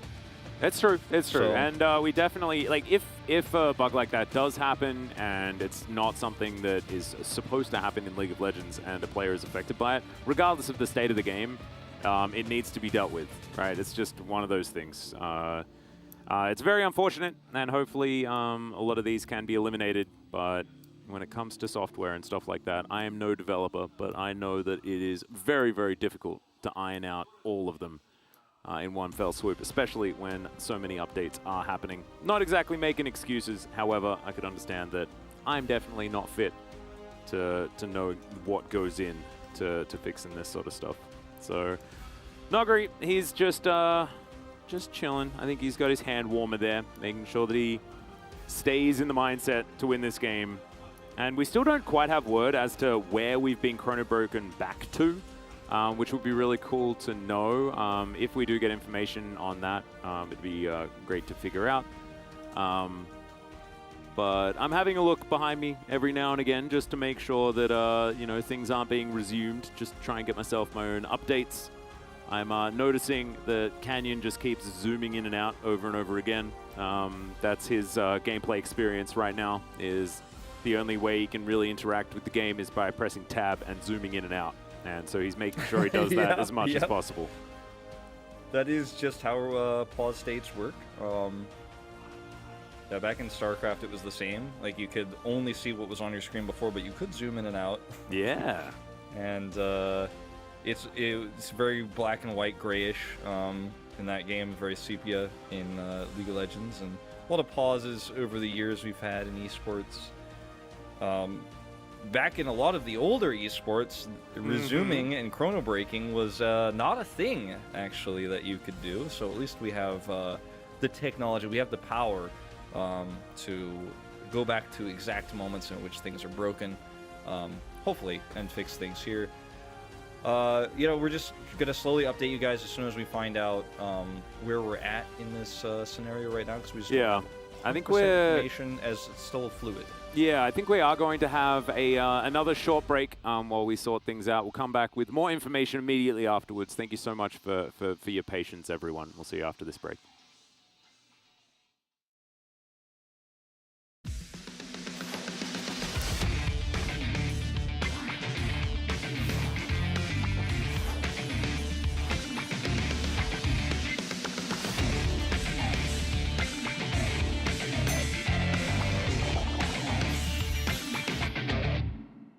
LCK 팀들의 불꽃 튀는 대결 스트릿 롤 파이터 강다니엘을 보내고 제가 다시 돌아왔습니다. 단다니엘입니다. 반갑습니다. 일단은 오늘 잘 부탁드리겠습니다. 반갑습니다. 지난 대결에서는 KT가 결국에는 우승을 하게 되면서 명예의 전당에 본인들의 사진을 올릴 수가 있었습니다. 굉장히 또 영예스러운 일이에요, 정말로. 그럼요. 네, 네. 그래서 오늘 또 새로운 두 팀이 도전장을 내밀기 위해서 이 자리에 찾았다고 들었습니다. 먼저 여러분께 소개합니다. 스루파 Bring It On 프레디 브리온입니다. 사나이 울리는 매운맛으로 스루파를 접수하러 왔다. 농심 레드풋! 확실히 다르네. 포스가 달라요. 그렇습니다. 자, 그럼 본격적인 경기에 앞서서 상대에 대한 어떤 그 도발 멘트들. 우리 엄티 선수. 또 라면으로 유명하잖아요. 라면 다 부숴버리겠습니다. 라면 부숴먹겠다. 요거를 부어버리겠습니다. 자, 그러면은 지금부터 프레딧과 농심과 프레딧의 스트릿 롤파이터 바로 시작하겠습니다. 본격적인 대결에 앞서서 여러분들의 어떤 좀 긴장된 모습들이 보여요. 그래서 긴장을 풀 겸해서 저희가 몸풀기 코너입니다. 몸풀기 코너를 준비했습니다. 이름하여 참참참 지켜 리오! 한 명은 참참참 대결을 각 팀에서 하시는 거고 나머지 한 명은 공격 방어를 담당을 해 주실 겁니다. 자, 그러면 이제 대표 두 분을 팀에서 선정을 하셔야 됩니다. 둘이 나와. 탑정글로 저희는 막아도 때립니다. 저희는 막아도 때려요. 때리기만 하면 되는 거잖아요. 자, 가위바위보로 그러면 첫 번째는 선택을 하도록 하겠습니다. 알겠습니다. 자, 두 선수 실비에나 가위바위보. 네. 자, 가보도록 하겠습니다. 참참참. 참참참.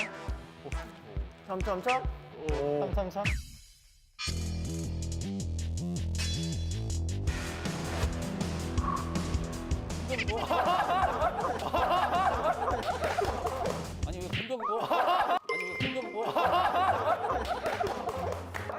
죄송합니다. 쌍둥아 냄비 뚜껑으로 때려. 냄비 뚜껑으로. 참참참.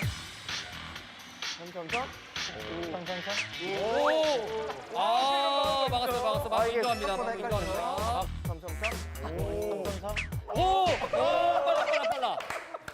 빨라.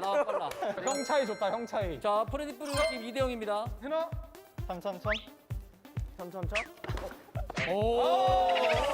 라바는 때릴 생각밖에 안 하네. 이게 막을 생각을 해야지. 해나를 지켜줄 생각이 없어요. 그러니까 라바 정신 차리세요. 네. 갑니다. 참참참. 좋아. 참참참. 좋아. 라바 안 막을 거야? 이제 때릴 생각. 안 막을 거냐고 지금. 너 일부러 안 막지. 갑니다. 마지막에 될 수 있어요? 마지막일 수도 있어요. 참참참.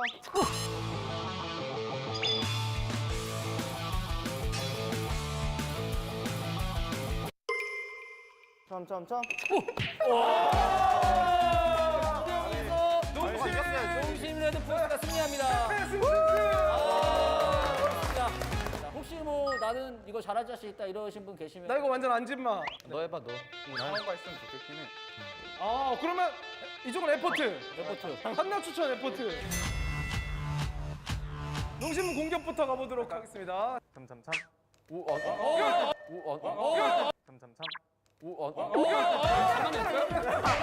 가만히 없어? 아니 가운데 있기가 어딨어. 가만히 없어. 이상한 동네에서 왜 나왔어? 야!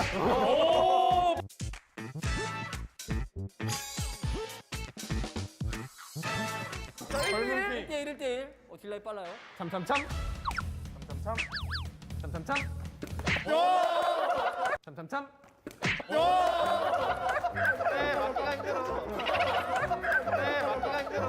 야, 잘생긴 거 보잖아. 야, 저 2대1입니다. 2대1. 참참참. 아, 이건 당황했으니까 저 인정해 줄게.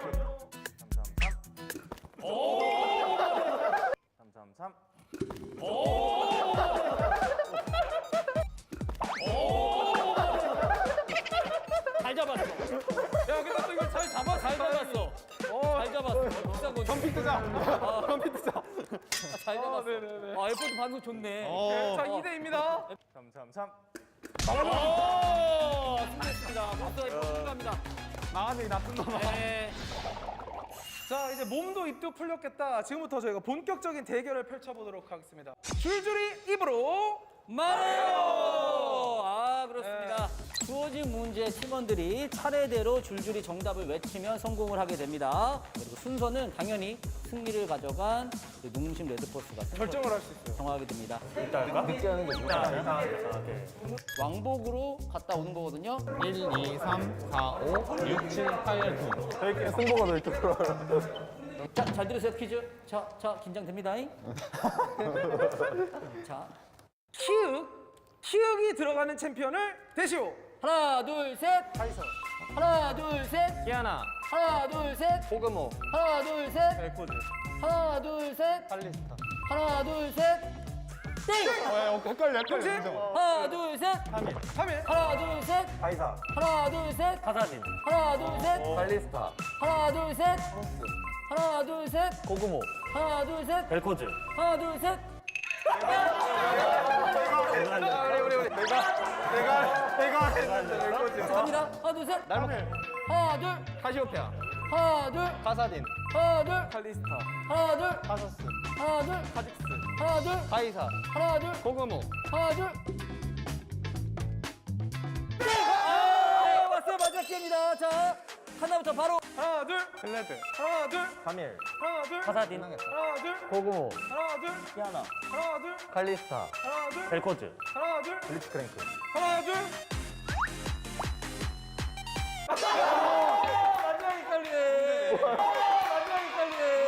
내가 생각했던 앞에서 하면 당황스럽습니다. 팀업도 중요해요. 자, 갑니다. 가겠습니다. 하나, 둘. 블리츠크랭크, 하나, 둘. 키아나, 하나, 둘. 카사딘, 하나, 둘. 3일, 하나, 둘. 파이사, 하나, 둘. 카서스, 하나, 둘. 카시오페아, 하나, 둘. 카직스, 하나, 둘. 아칼리.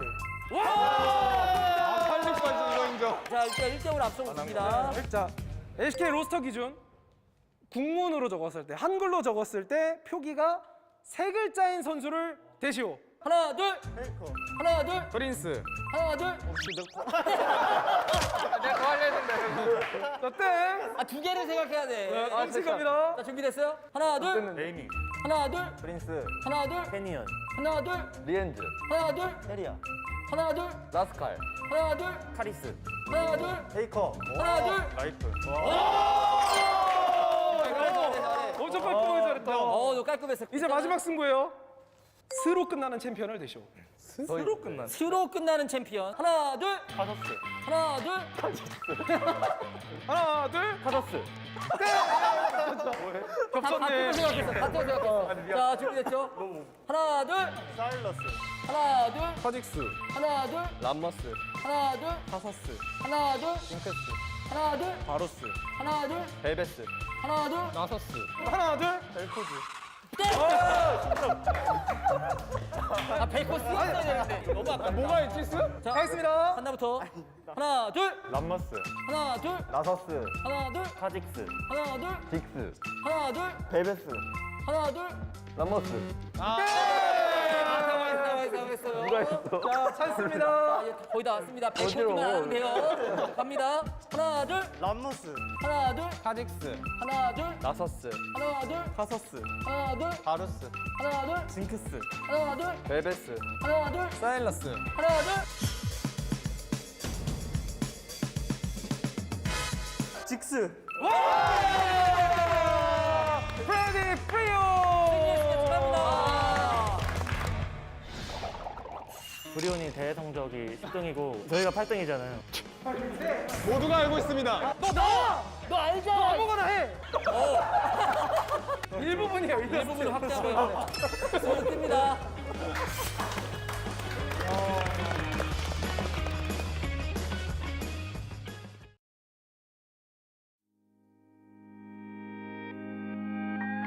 Don't try to make yourself remember, darling.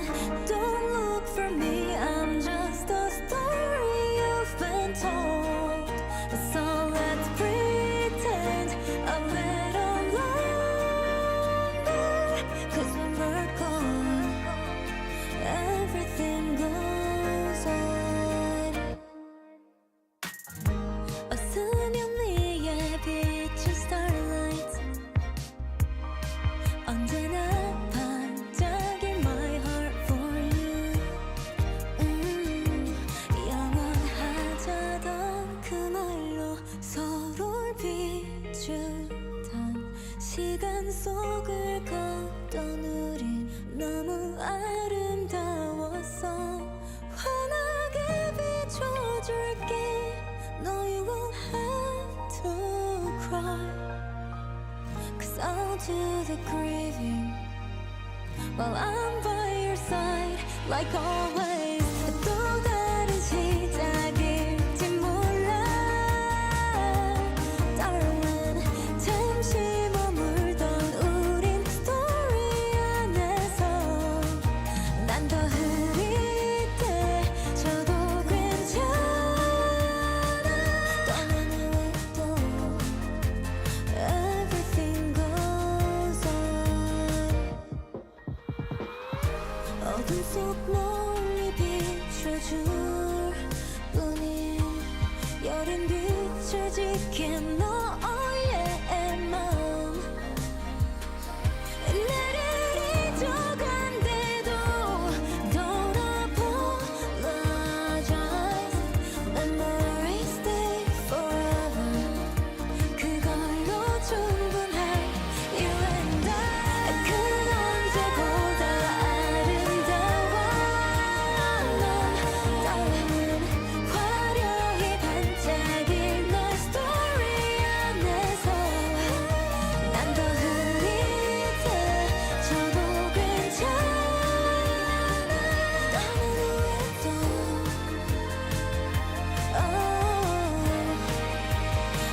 everything goes on.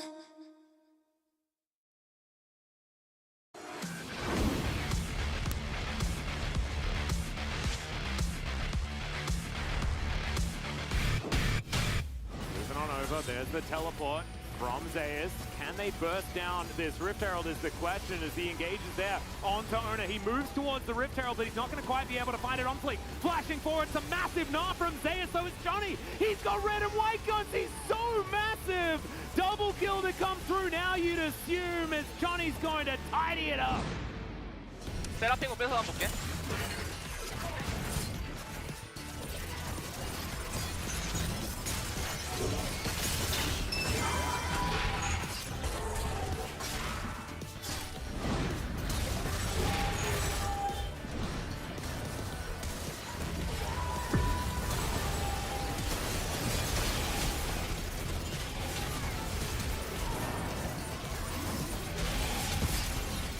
나이스 나이스 얘들아 나이스. 나이스. 뭐야 나 세라핀 거 왜 이렇게 잘 쓰냐? 미쳤는데? I think Prince should have just stayed bottom, taking place. Sandbox. But instead, we're fighting. and they're gonna knock out the Aatrox. So there you go, Krako single-handedly is potentially going to win this fight as On Fleek is in a world of hurt. He's burning down. Krako is going to take the kill, and now Prince is in position for a 4-man Infernal. And you know, it's not a huge amount of damage, but it's enough to get the win here for Live Sandbox as 2 more will be taken down.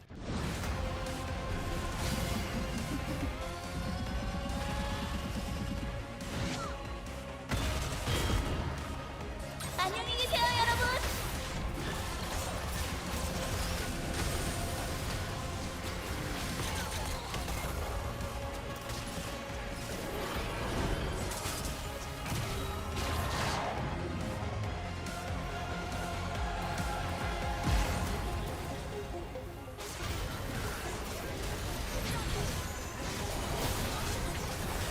다 나왔어?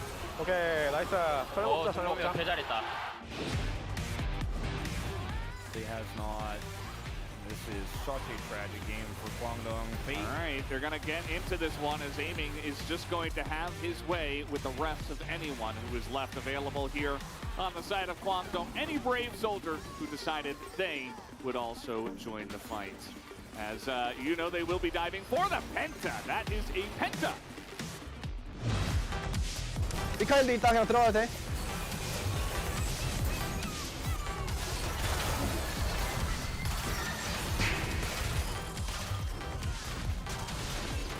나 펜타 각이다. 펜타 줘, 펜타. 펜타 줘봐, 펜타 줘봐. 3개 줘. 오케이. 나이스.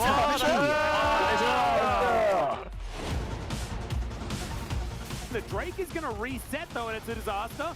As Sylvie going to get taken down low here. Ruler gets excited. Oh, my God, the damage as he's just chasing after Ghost. He knows that he can just kill the rest of the members later. That's a triple kill. And now Canna is going to go golden. BDD, can you find this? Can you deny the Penta? The flash is so sick, but Peanut steals the quadra kill.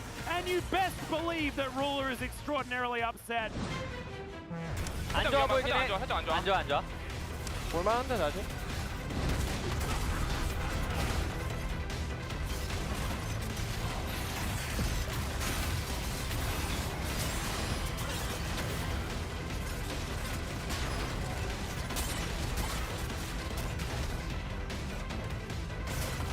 트리플 킬. 야, 펜타 각인데? 적을 처치했습니다. 아니 그게 아니라 이거 살려야 될 것 같아서.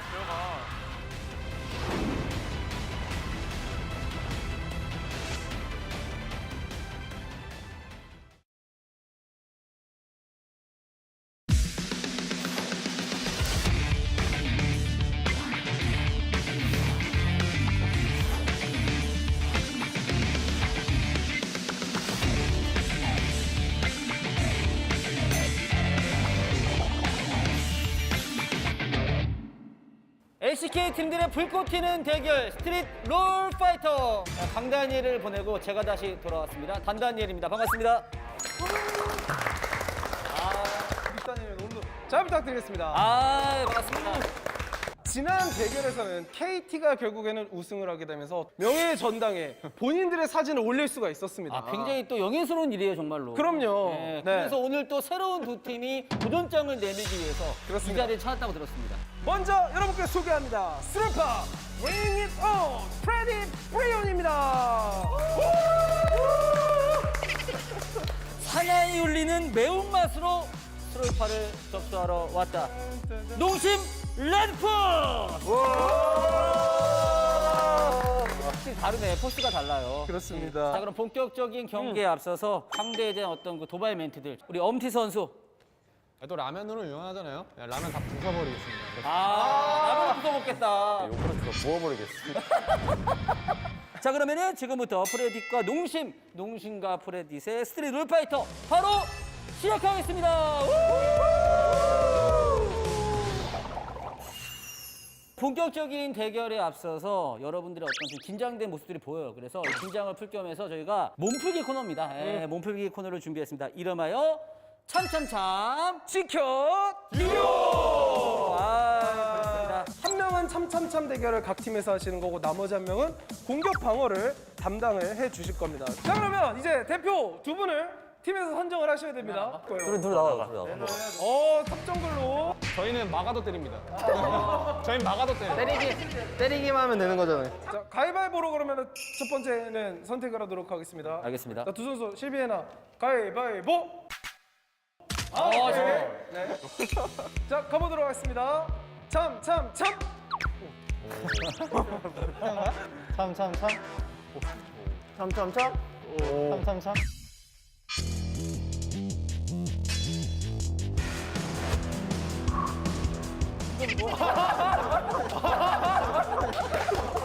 아니 왜 공격을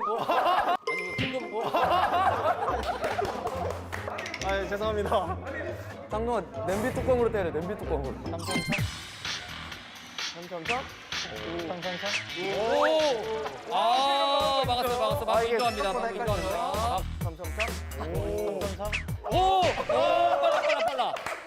나가 빨라. 형 차이 좋다. 형 차이. 자, 프레디 뿌리고 지금 2대 0입니다. 해나.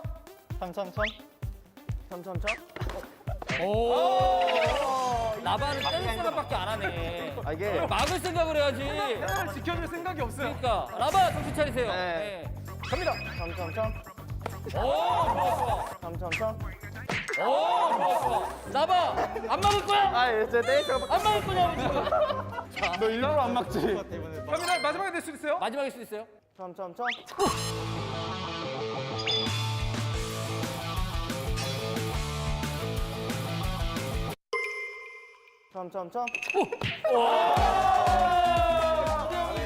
농심 레드포스가 승리합니다. 자, 혹시 뭐 나는 이거 잘할 자신 있다 이러신 분 계시면 나 이거 완전 안진마. 너 해봐 너. 상호가 있으면 좋겠긴 해. 그러면 이쪽은 에포트. 레포트. 한나 추천 에포트. 농심은 공격부터 가보도록 하겠습니다.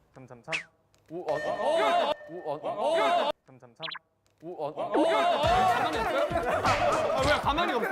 아니 가운데 끼고 어디 있어? 가만히야. 이상한 동네에서 왜 왔어? 야!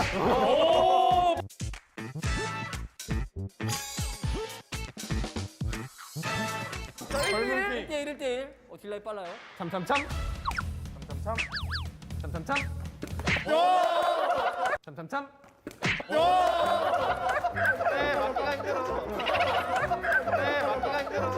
잘생긴 거 보면 나. 야, 저 2대1입니다. 2대1. 어떻게죠? 아 이건 당황했으니까 저 인정해줄게.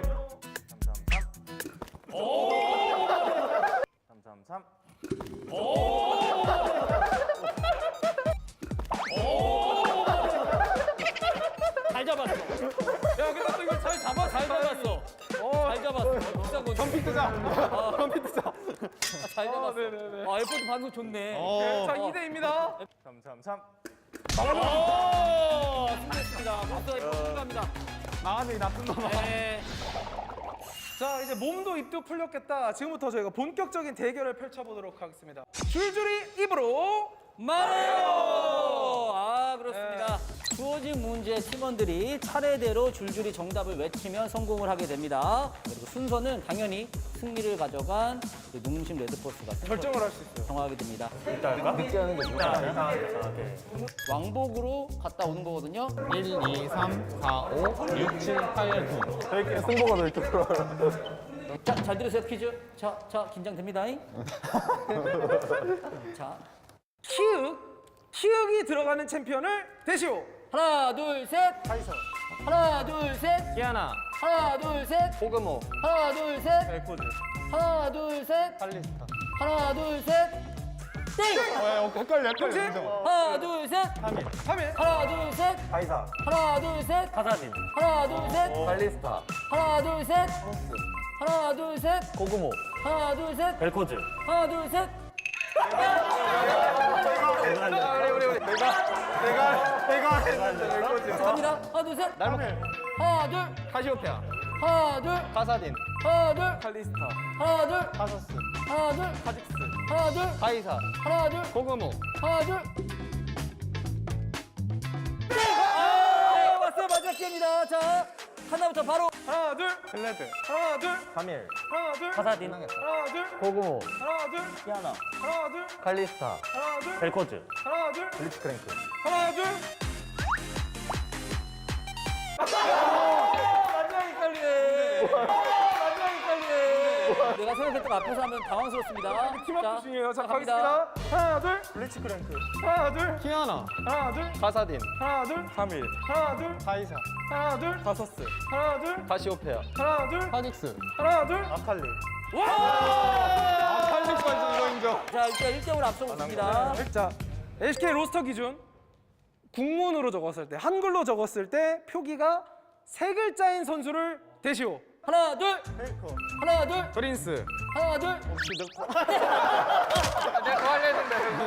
자, 땡. 아, 2개를 생각해야 돼. 땡칠 겁니다. 자, 준비됐어요? 하나, 둘. 레이밍, 하나, 둘. 프린스, 하나, 둘. 캐니언, 하나, 둘. 리엔즈, 하나, 둘. 테리아, 하나, 둘. 라스칼, 하나, 둘. 카리스, 하나, 둘. 페이커, 하나, 둘. 라이프. 엄청 깔끔하게 잘했다. 너 깔끔했어. 이제 마지막 승부예요. 스로 끝나는 챔피언을 대시오. 스로 끝난. 스로 끝나는 챔피언. 하나, 둘. 카서스, 하나, 둘. 하나, 둘. 카서스. 겹쳤네. 같은 생각했어. 자, 준비됐죠? 하나, 둘.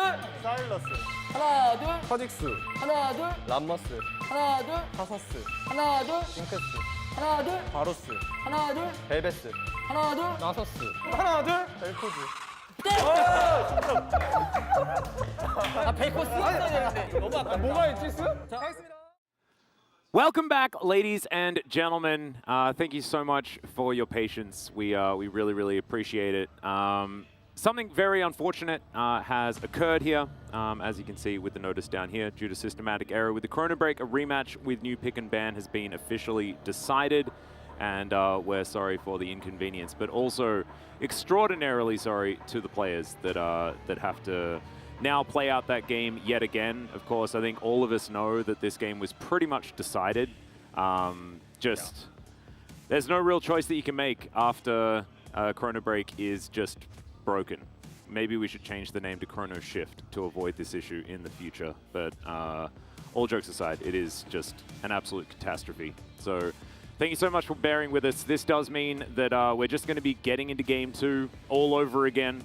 And we're going to do our best to just move forward and try not to reference the game that now doesn't exist after Canyon put on such an incredible jungle clinic. That is just something that doesn't exist in the world anymore. It's a bit of a shame. It's a really tough call to make, and Alice and I have no say in the matter. So we're just bringing you guys the updates, and we'll be casting a new game. We did get confirmation that the moment in which the flash bug occurred was 17 and a half minutes in, 17:37 to be precise, after he took a hex gate. So after Effort hex gated, that's when his flash was grayed out. The referees were able to identify that exact moment as to when his flash was disabled. So very late into the game. Yeah. So, you know, this was not something that had been occurring for several minutes' time. That was something we were speculating maybe we missed and it had been going on for some time. Was not the case. Just wanted to give you guys all the information that we have here officially. So, yeah, it's a very unfortunate situation. I guess things like this do happen, and we'll just have to move on as best we can. And the thing is, I think it's looked today like Damwon Kia has been the better team, but this is going to change a lot. This is all about, you know, mental fortitude, tenacity, being able to deal with these sort of huge wait times, and then dealing with disappointment as well. There's going to be a lot that is going to change here. Of course, side selection is not going to be any different. Nongshim will be on the blue side, Damwon Kia on the red, and we'll just have to see how the draft is going to play out. It could just be exactly the same again. It could be a big change-up, but yeah, we'll just have to find out to see what sort of adjustments are going to have to be made. But there is definitely, yeah, there is a lot to look into for this whole situation. It's just a very unfortunate one that really unfortunately the Chrono Break did not work out, and therefore this decision had to be made. So we'll just have to see. Yep. Looking forward to seeing basically a game 3 that shouldn't have really existed. Which is kind of cool. Honestly, but, no. Yeah. We get an extra game in the series that wasn't going to happen. And I did say earlier, you know, like at the end of the day, like until the Nexus falls, anything can happen. Yep. But you know, that was with the assumption that a Chrono Break would work. It's a controversial decision. Like I think we can say as much. Like some people will be very unhappy about this. And it's a tough call. Like if you award a win to Damwon here, you know, then we didn't see the Nexus fall, and it's a really awkward and rough call to make. And anything could happen. Like I said, any sort of comeback could have occurred. Very unlikely, but either way, we're going to see things start from 0 minutes and 0 seconds. We've got a completely new draft because a level 1 strategy that Nongshim actually did find success getting all the summoners away with the Amumu in game 1, or game 2 rather, has already been shown. So if we made them play the same draft again, it would be pretty dishonest. So I do at least agree with the decision to redraft if we are going to have a regame, because I think using the same draft would not make sense at all in this case. Yeah, it's a difficult call to make. You know, like, do you redraft and force players to show more, or like as far as like what they've been practicing and things like that, or is it going to be about trying to protect what was happening in the level 1 and things like this? So it's a difficult situation. As we are going to watch a quick video, and then we'll be right back with hopefully game number 2.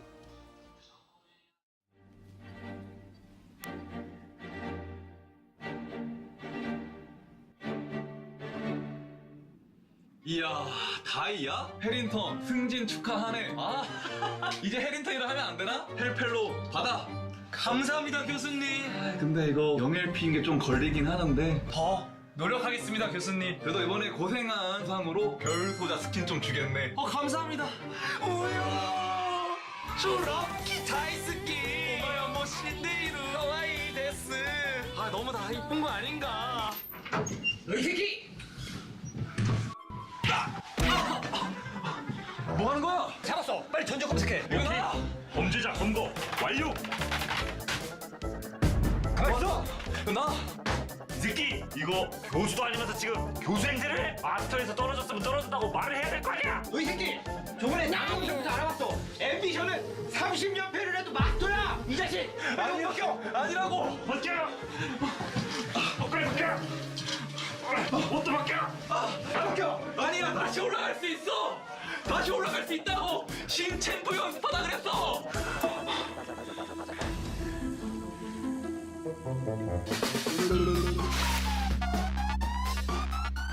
자, 오늘 주제가 롤 챔피언인데 일단 최근에 나온 신챔프들에 대해서 어떻게 생각해? 가장 좀 마지막에 나온 거는 벨베스지. 벨베스. 그리고 여기서 보이는 건 비에고가 첫 번째고. 근데 비에고가 처음 나왔을 때 난 말이 안 된다고 생각했던 게 라이엇이 이렐리아 한번 손대더니 공격 사거리 가지고 장난질을 많이 하더라고. 근접인데. 근거리 대 근거리인데 막 카이팅하고. 개사기 챔피언이었지, 개사기 챔피언. 그 아래에 있는 그웬도 그래? 가위 사거리가 좀 더 길어. 그러니까 컨셉 자체가 다른 애들은 125, 150 이런데 자기들은 이미 팔이 좀 더 길어. 그 25 차이가 엄청 큰데 그 근거리 싸움에서. 게임 모르지만.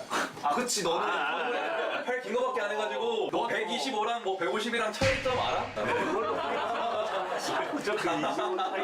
나는 처음에 이제 비에고 나왔을 때 정말 갈 때까지 갔구나. 그웬 나왔을 때 이 정도면 괜찮은데? 근데 아크샨 나왔을 때 정말 갈 때까지 갔구나. 진짜 라이엇이 정말 써먹을 수 있는 거, 나올 수 있는 거 다 꺼낸 그런 느낌? 난 진짜 제가 이렐리아 이런 애들한테 맞들 안 지는 거 보고 나 이거 챔피언이 말이 안 된다. 솔직히 아크샨이랑 비슷한 게 이제 탑에서 쓴다고 치면 이제 퀸이 있잖아. 아크샨으로 가면 돼. 퀸이 있었나? 스도 근데 좀 말이 안 되긴 했어. 그나마 좀 양심 있는? 근데 내가 볼 때 이거는 앞에서 욕을 더럽게 먹었기 때문에 한 번은 쉬어가 준 거야. 더 세게 나올 수도 있었는데 딱 민성이 말이 맞는 것 같아. 눈치 좀 보다가 다음 챔피언을 또 그냥 미친놈으로 만들었어. 아니 근데 이거 원딜 감수성으로서 제리 같은 이동기 원딜도 필요하긴 했어. 네, 말이 안 되잖아. 요즘 애들 막 맵 날라다니는데 원딜들 얘네들만 그 평범한 이동기로 돌아다니면 좀 안 되니까 제리도 하나 이렇게 추가해 준 거지. 나는 근데 솔랭에서 진짜 8대2 9대1로 다 이기고 있다가 역전 당한 경기 전부 다 상대편에 제리가 있었어. 아니 그리고 얘가 문제가 세트로 다니는 놈이 있어. 유미. 그냥 둘이 합체하잖아? 그냥 바로 게임 나가고 싶어 그냥. 나 아무것도 못해. 벨베스야 뭐 나오자마자 솔랭을 다 파괴하고 다녀가지고. 근데 쟤는 좀 난 처음에 웃음벨인 줄 알았어. 벨베스는 처음 나와서 다들 웃었지. 그냥 가오리. 근데 사기 챔피언이었다 얘도. 전령 먹으면 게임이 끝났다. 너프도 지금 계속 당하고 있고. 근데 반대로 지금 닐라는 지금 영상만으로 사격을 지금 다 듣고 있잖아. 이게 근데 약간 모바일 게임 같은 거 기준으로 봤을 때 이전에 냈던 캐릭터들이 잘 안 팔리면 다음 거를 사기로 낸다? 닐라 이거 벨베스의 매출액에 따라서 사기짜리 정해진다. 예전 구챔프랑 신챔프랑 성능 차이가 어느 정도 난다고 생각하세요? 어느 정도 나냐고요? 그냥 하늘과 끝까지 나죠. 옛날 챔피언들 패시브 한 번만 읽어봐 주세요. 판테온 Q 창을 던져서 데미지를 줍니다. 오 그냥 진짜 생각났어 진짜. W 적에게 스턴을 겁니다. 뭐 11르 얘네들 패시브 보면 한 줄입니다. 그래 11르 얘기 잘했다. 11르 그 스펠 쉴드 쓰면은 그 스킬 한번 맞고 만화 차는 거잖아. 정말 형편없어. 그치. 아니 요즘 나오는 챔피언이랑 비교하잖아. 진짜 형편없는 거야. 요즘 애들이었으면은 막자마자 만화도 차고 체력도 차고 공속도 빨라져. 상대방한테 다음 공격 추가 데미지. 그런 거 맞아. 그리고 꼭 신챔 나오면 라이엇이 집어넣는 거 뭔지 알아? 세대 때리면 추가 데미지. 맞아. 세대 진짜 좋아해. 세대 진짜 좋아해. 아 그리고 옛날에는 또 그 스킬 같은 거 공격 스킬 2개 있다가 보조 스킬 하나였나? 막 이런 약간 그런 게 정석이긴 했어. 얘한테 진짜 이 사기 스킬을 하나 줬어. 그럼 다른 거는 좀 약간 밸런스를 맞췄어. 근데 요즘에는 모든 좋은 챔피언의 스킬을 하나에 섞여. 그래서 이걸 Q로 만들고 맞아. W로 만들고 이거를 E로 만드는 거야. 패시브도 원래 그냥 무조건 패시브 칸에 하나였잖아. 근데 요즘은 패시브 칸에 패시브 하나, Q 스킬에 하나, W에 하나. 맞아. 패시브 여러 개인 애들 그냥 이렇게 널리고 널렸어. 극혐이다 여기 그렇게 해서.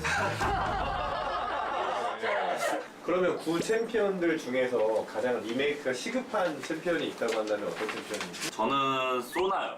무조건. 소나랑 스킬 컨셉이 거의 완전 비슷한 캐릭터인 세라핀이 이제 신챔프로 나왔다 보니까 소나가 그냥 너무 붕 뜨는 느낌? 소나는 옛날에 그런 것도 있어.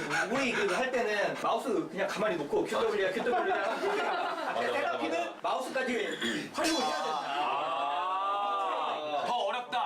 사실상 같은 캐릭터인데 난이도 차이가 있다. 그거 뭐 빌드업 캐릭이야? 소나 이제 좀 마스터하면 이제 세라핀 넘어간다. 2차 전직 느낌으로? 나는 근데 좀 웬만한 구식 챔피언들은 좀 리메이크 한번 해주는 게 맞지 않나 싶어. 우디르? 아니면 말파이트. 우디르는 진짜 좀 해줘야지. 나서스도 쓰는 사람들은 많지만 나서스 한번 해주는 게 좀 괜찮을 것 같기도 하고. 아이번도 너무 특이해서 안 쓰이는 거지. 쓰는 사람들은 또 쓰잖아. 근데 이렇게 보니까 챔피언들이 그래도 어떻게 다 쓰이긴 쓰인다. 그렇지. 뭔가 좀 버릴 애들은 없지. 굳이 패치 안 해도 되겠는데? 나는 롤에도 쉬운 캐릭은 존재해야 된다고.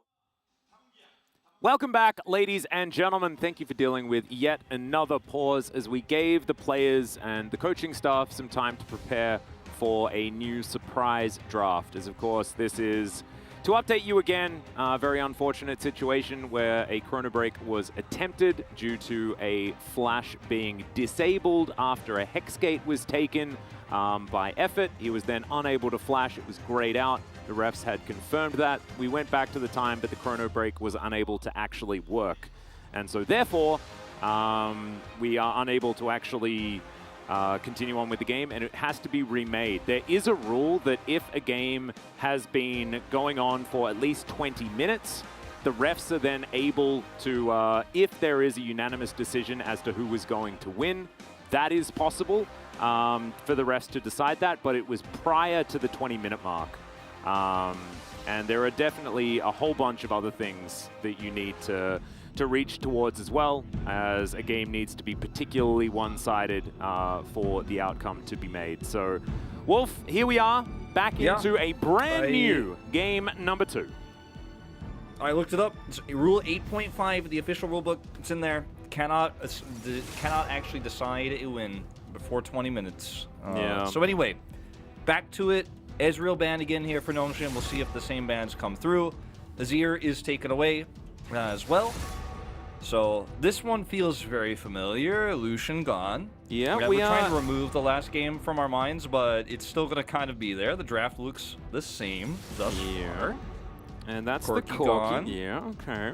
So, new draft, by the way, as that was a smile on Showmaker's face, so that is definitely good news for the spirits of the players as the Poppy ban comes through much like last time around. So, will we see any differences is going to be the question here as Kalista, once again, locked in as the first option. Let's see what Damwon go with. Last time it was Nara Felios. We'll see whether that is what it's going to be this time as well.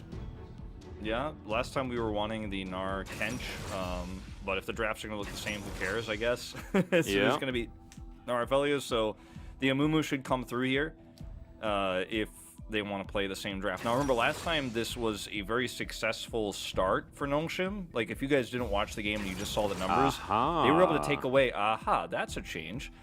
They were able to take away several summoners at level 1 with a really nice flash over the wall from Effort, sets up a Hex Flash play. That's probably not going to happen this time around, but the Taliyah, instead of the Swain, going to give a little bit more lane power here to BDD. And the Swain had no impact in the previous game. If you're going to get the Kench, you're going to get it now.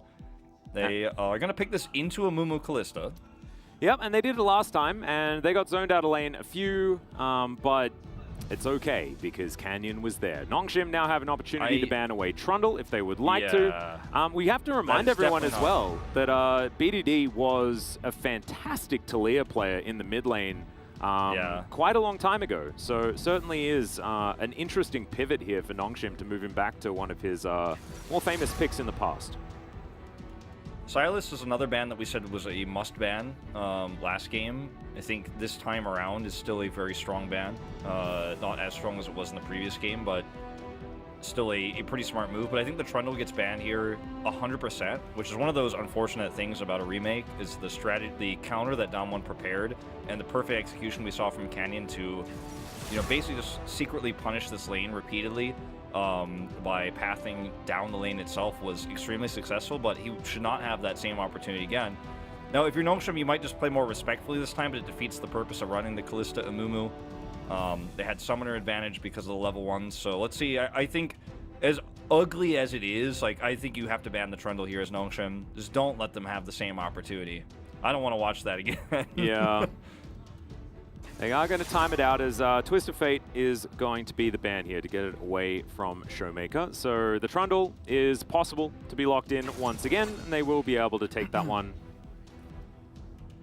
So Canyon looking a bit tired, but Nongshim, let's see what they do decide to lock away here. It would be, they would have liked to have picked away the Gangplank, but they are unable to, as the Wukong looks to be the option. Here, instead of the Lee Sin.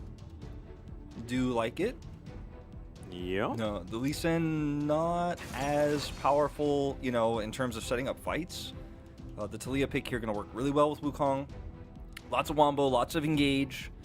The Wukong not going to be as good as Lee Sin pre-6, but this is a terrible matchup for Wukong into the Trundle. We talked about this a lot last draft, and we might just see Damwon Kia try to, fight early against the Wukong as a result. I would love this Gwen pick, though. Yeah. I like this one a lot. The Gangplank was removed. This gives the team a lot of follow-up damage for all the engage they have, and a really strong side lane for Kana. Yeah, the Gwen was banned actually in game number 1, as now going to be available for Kana this time around due to the fact that the Viego was the choice instead of the Gwen ban that we did see in the second round, first time. That's a Lissandra being I was considered. talking about. Yeah, I like it. And with the Swain last time, it felt a little bit awkward. This time with the Taliyah, it is very powerful because now you have, basically Lissandra ult, the Trundle pillar. You have some kill pressure here in the mid lane. And Taliyah's, Unraveled Earth is not going to be as powerful against this type of pick as Lissandra can just warp across it. And Damwon Kia, the name of the game is once again going to be to try to punish the bottom lane, but I think because of this Lissandra pick, they actually have a lot more power mid, too. The top side of the map is definitely going to be Nuggery playing a little bit more weak side. Isn't going to have as much power there to make plays. He was weak side, of course, last game, too. He died twice to allow Damwon Kia to win the whole map. Yep. But the hope is that at least this time the bottom 2v2 plays a lot more respectfully around Canyon's potential ganks, because the first time he pulled it off, it was a really nice play, but then repeatedly Ghost and Effort tried to force fights, just hoping he wasn't going to be there. I mean, quite literally, I hope he's not there. We're going to try to make a play. And then 4 times they were killed, and the game was over. The Nexus didn't fall, but we'll see how it goes this time around, because if we see a repeat here, it would just be further insult to injury here for Nongshim Red Force, unfortunately. Yep, I would assume that the level 1 is going to be a very different story here. I would expect that no flashes towards the brush or anything like that for those cheeky shenanigans, which is a bit of a shame for Nongshim, because that was the one positive that did happen, being able to get Dokdam summoners early. But now might also give Dread the opportunity to get some more done. But here we go, into game number 1. 2.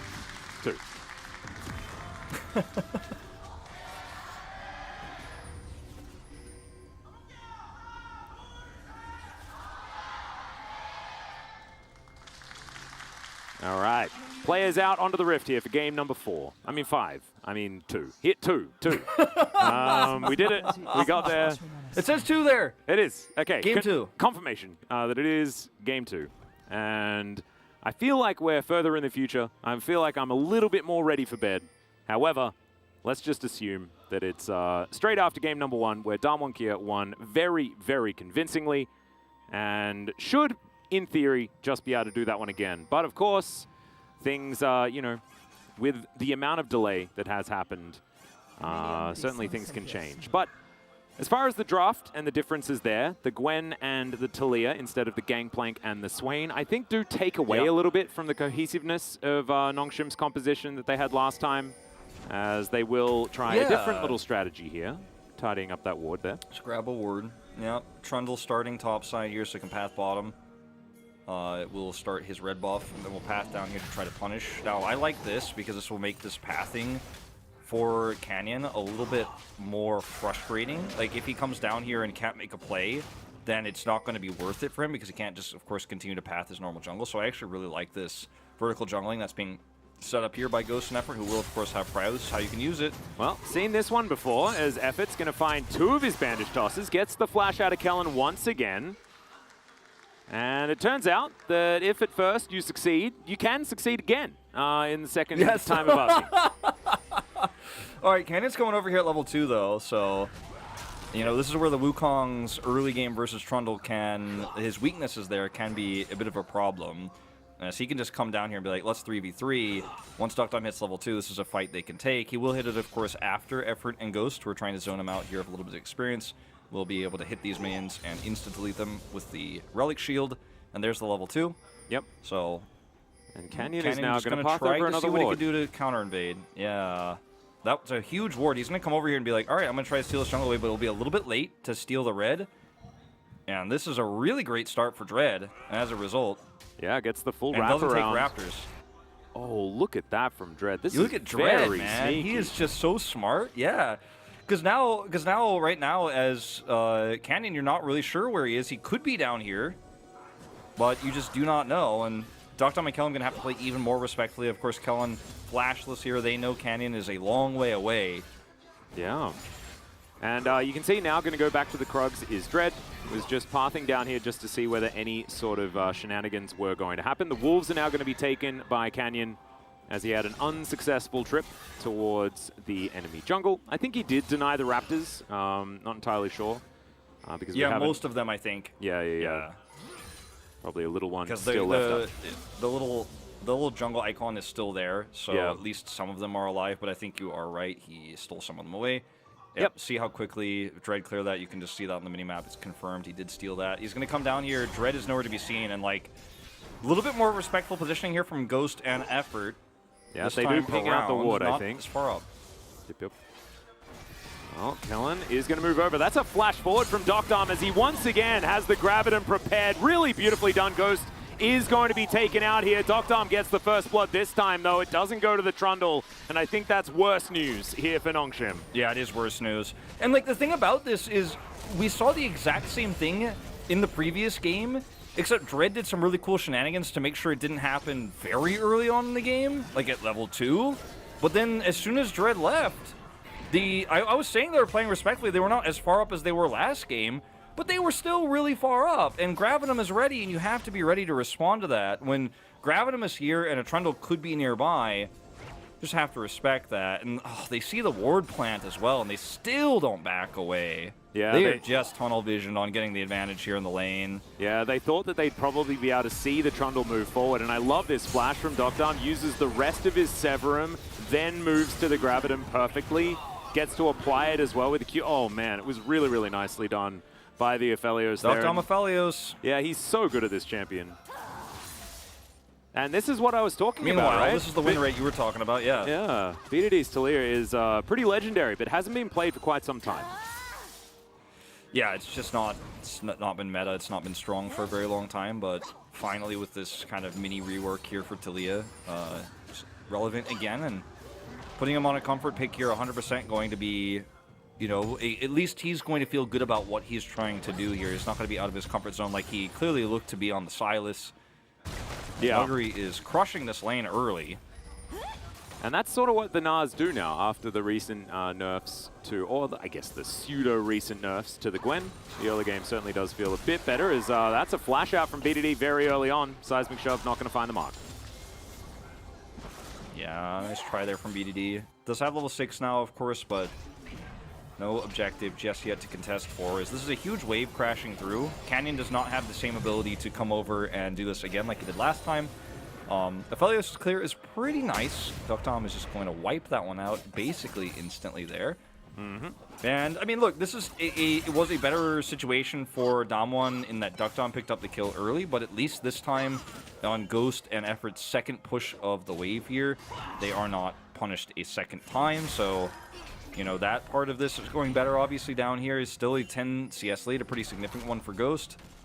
And it looks like Damwon with Trundle over here going to maybe just convert this into a Drake take, because there's just no way that Ghost and Effort can realistically contest this without Dread's help. BDD can Weaver's Wall in, but look at the prio right now that Showmaker has. Yeah, he was able to use it to move into the river as well, so got himself down there. You could see that was why Nongshim had to leave this lane, give Doctarm a little bit more space, as it is going to be pushing towards Nongshim, so they don't need to move any further forward. And they do have a lot of vision down here, you can see it. And Dread going to use that opportunity. He blast cones into the Dragon Pit himself, and he's going to wrap around and look for a potential gank as Effort clears out this ward. Another minion wave is conga lining in. Damwon might feel safe, but they do move back relatively far. The flash comes out yet again. They're keeping that on cooldown, but Doctarm's in trouble. Ghost will pick up the kill. And now BDD could be in trouble again too. Here's the return gank. He does have a cleanse, but it's not going to work out. Another auto comes in, and Showmaker, he locks that one down as well. The 1-2 punch. First one from Nongshim, this one from Damwon. Yeah, so I think this is still a trade that is pretty okay for Nongshim, but problem is so many minions are going to be lost here for BDD who does not have teleport. Like, that's the real painful part of this. The same, of course, is true of Doctarm, who will have to return to lane very slowly here. We'll lose some of those minions. Kellen's going to have to pick those up, but there was a check, actually, from Showmaker and Trundle. You could see on the minimap, like, the trade that's being set up here. And I think this is just not properly communicated to Doctarm and Kellen, because they knew that Dread was not topside. They went and checked the river. There was a whole setup that happened moments before this where Showmaker and Canyon confirmed that Dread is not topside. And I think that, you know, Doctarm and Kellen should have been more willing to give up CS bottom side here if they're going to try to make this play happen. At least they do make it happen. But that's one thing we can criticize in this bottom 2v2, and Ghost is going to pick up a kill, lots of extra money for him, so already a way better game here for Nongshim with this bottom 2v2, because it's actually more of a 2v2 this time and not a Canyon on rotation. This was like the 2 kills bottom were like part of his camp rotation in the previous iteration of this game. Not so much this time. Definitely was. He's still 100% kill contribution here at 9 minutes into the game.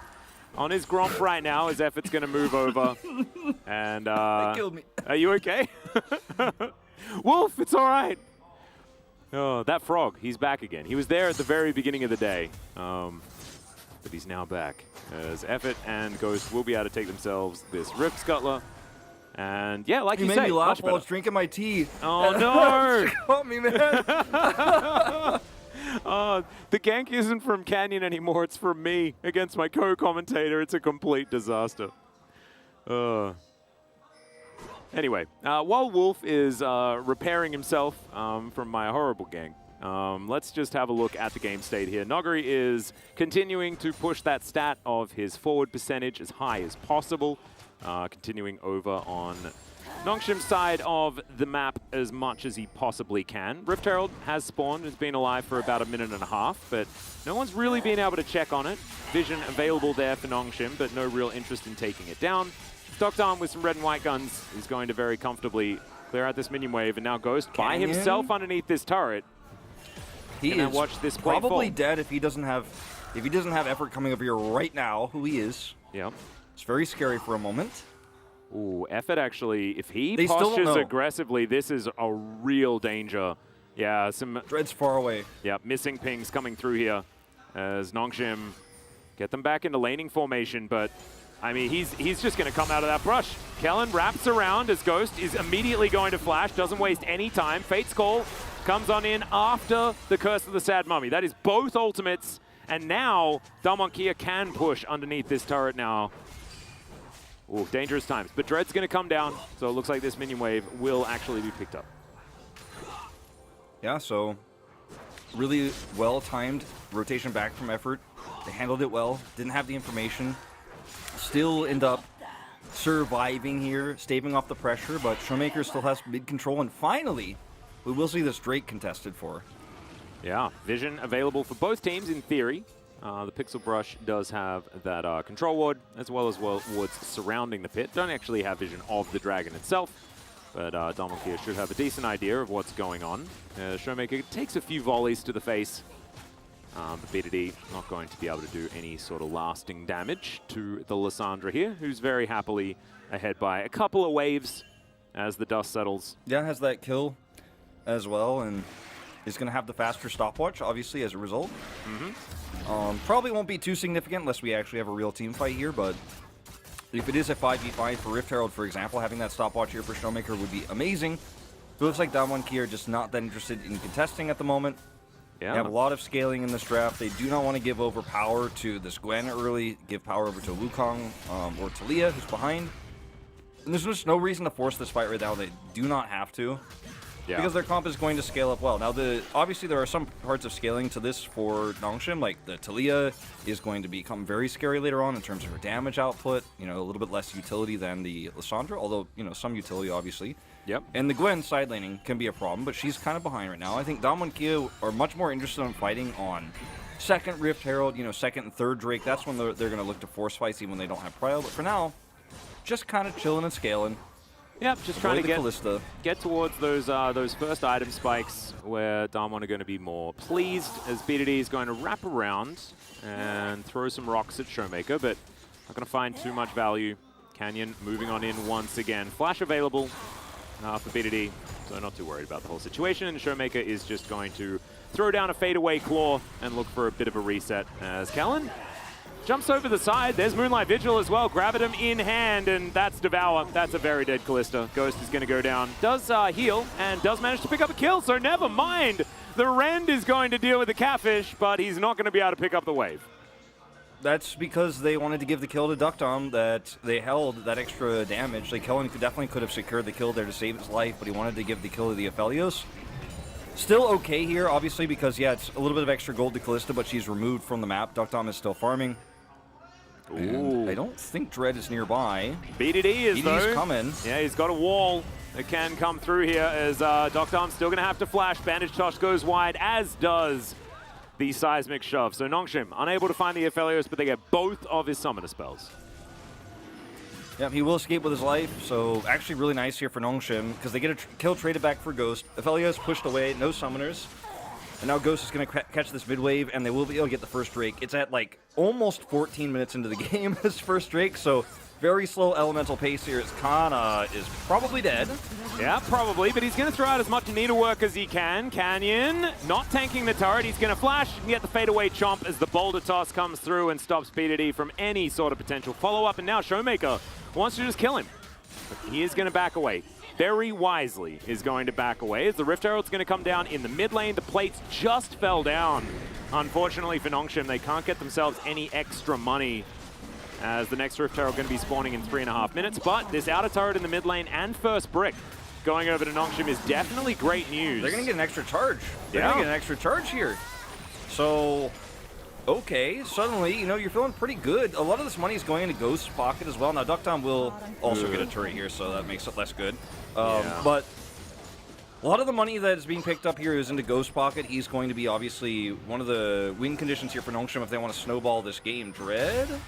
Well, he's going to have to get himself out. Nimbus Strike is going to be used, but the Frozen Tomb exists. There's the Devour. And, yeah, he wants to give another kill over to Duckdown. Oh, Kellen and Duckdown is so cute.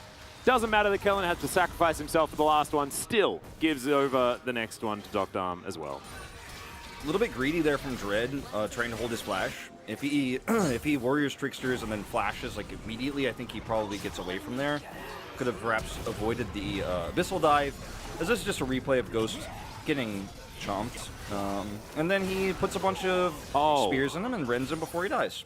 Yep, and Kellen actually missed the Tongue Lash, so I think he was actually choosing life. He wasn't trying to give the kill. It was just looking at it again. Miss. It's really nice flash here is, Dread does have flash, does have his Warriors Trickster. Ults first, then W's over the wall. And then goes up here, gets another knockup, but like nobody is nearby. I think he probably, I mean like, he wants to hold his flash. Maybe he's like, okay, I know Duckdom is coming. I might not get out. He might grab to me after I flash or something. So, yeah, you know, you could see why he held flash there, but I think he wanted to flash over the fat wall, but was actually unable to because he was Frozen Tombed, then devoured, so never had the opportunity. And then once he was pressed against the blue buff wall, Canyon was wrapping around. He knew it, so there was no way out. Yeah, at that point, it was definitely not going to save his life, so. Well, he does go down, so a little bit of extra gold going over to Duckdom, who in this game has become accelerated through very different circumstances. But, you know, he doesn't have a lead, per se, that is impossible to overcome, because Ghost also picked up 2 kills. Ghost has a 10 CS lead, had a CS lead for a very long time. Didn't pick up, you know, plate, gold, or anything like that. Duckdom got the whole bottom turret, so still Damwon Kia in a very nice spot. Yep. I think but that this is a much more really winnable game. Ahead. Yeah, and like, Nongshim still have a lot of CC, a lot of long-term damage, obviously in a 5v5 where they can set up for it. The Lissandra angle makes it a lot tougher than the draft we saw last game, because last game was all about like, okay, we have Cannon Barrage, we have Swain ult, we're going to look for a slower fight. This is kind of like more hard, bursty Gwen damage once the Callista, you know, gets into the thick of things. Yep, and also being able to kite back a little bit better and set up traps as well. They can play side lanes more effectively with the fact that Weaver's Wall exists. Kellen going to get Bandage tossed, and Dread's going to move his way over. Duckdom has himself the Graviton. Moonlight Vigil comes down. That's a lot of value, but not exactly as much as it could have been late game as the Tahm Kench is going to be taken out. Dread has to flash, though, as Nogari's moving real fast. Fate's Call gets the Amumu out of there, and this is what happens when the Amumu doesn't die 3 times before 6. Means that Fate's Call can be there to protect him. Okay, I don't think you can actually dive this as Damwon Kia. They do have an R-bar here. The Felios ult is gone. They will just back away. Second Herald is spawning. Like, this is a very similar situation to the last one where Damwon Kia don't end up grabbing a ton of advantages, but will be able to at least grab... Well, I guess it's very different, because last time they were able to, despite losing Nuggery, like this time they lost Kellen, they lost Nuggery, then they got a kill and the turret. This time they don't get the turret, they don't get the kill. And they don't kill Kellen, Nuggery. but they will still get the Rift Herald. Yeah, and Nuggery is also alive. So it's but like Beryl died instead. Yeah, or Kellen, excuse me. Ooh, it's not Beryl on this team That's a anymore. Freudian slip.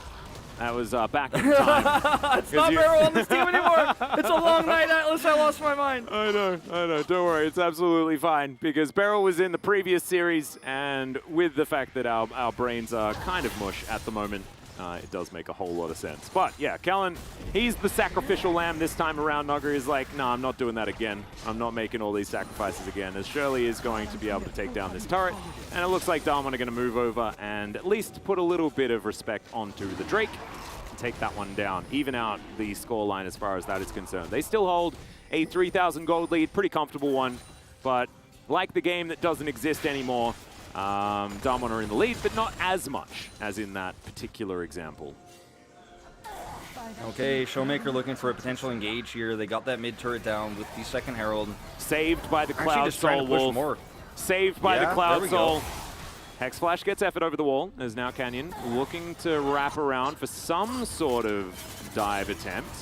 Canny here trying to deal with Nogri, who's getting more and more difficult to deal with, as BDD's in the top lane, and that's why Damwon are putting on so much pressure. Yep, Nuggery's just going to clear this wave and then peace out with his expiring Narbar. They really wanted to get this inner turret. Actually will force a teleport here from BDD. And Damwon and Kia just walk away, so they grab a teleport, pull a Talia out of a side lane. So yeah, you don't get the inner gold, but the value is pretty massive. They're winning out in arguably 3 lanes, because now Showmaker can go farm top for free. They pushed mid, and obviously Nuggery was able to get a lot of value bottom side. He is 2150 ahead over Kana in this matchup that Kana picked into the Gnar, and he just picked up a Wit's End. So killing him is now even more difficult, even if he's caught by BDD here on a seismic shove. Yeah, and this is what happens when Canyon makes that little trip towards the top side. Noggery now has himself Trinity Force and Wit's End, so he doesn't care about what Gwen's going to do. Also has himself some steel caps, just in case Dread comes along. This is a really great position for the Gnar, as Doctarm picks up his Collector. That is 2 items here for the Aphelios as well. He's an Infinity Edge away from being pretty ridiculous. It's going to be a lot of years, kind of like how long this series feels like it is going. As Effort takes a lot of damage from Baron, the Showmaker is not willing to overextend, which I think is the right call. Noggery moves down, and he is, of course, always willing to overextend. That is, in fact, his MO. He's very, very good at it. It's a large reason why he's won a lot of his games, which is a very strange thing to say, as Kanna's looking for the 1v1, but Noggery's still fighting it back.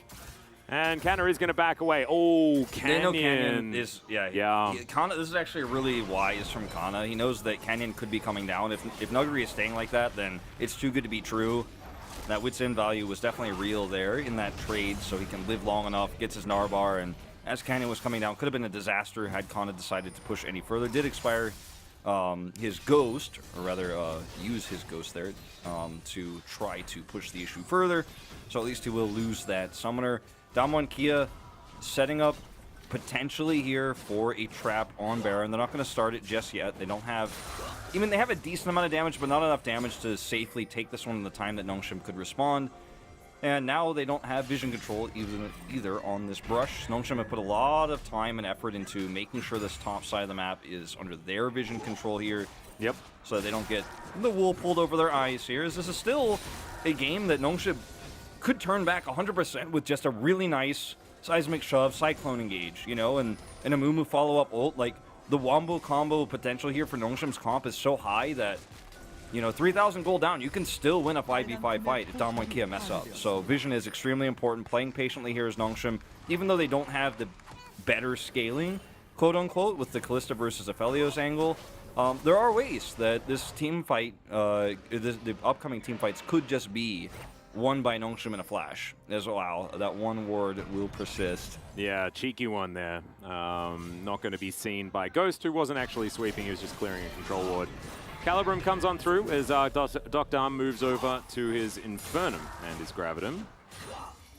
So Damwon Kia sitting on pretty good guns utility-wise for the Aphelios, but now it's Severum, no more Gravitum available, and that's not exactly super optimal. Infernum late game, absolutely fantastic. Right now, not the most amazing. As Canyon wants to be able to take this Shellfish, but isn't able to do so as Effort is going to find the ulti. Noggery moving on over as there's the flash out from Canyon. He has Subjugate running, and Dread with the Cyclone there, trying to get himself out of here, but he's going to be very, very low. And now Baron's being pinged actually on Damwon's side as Nongshim do need to send their jungler home. Yeah, Canyon has no ult, you know, has to back away flash there as well.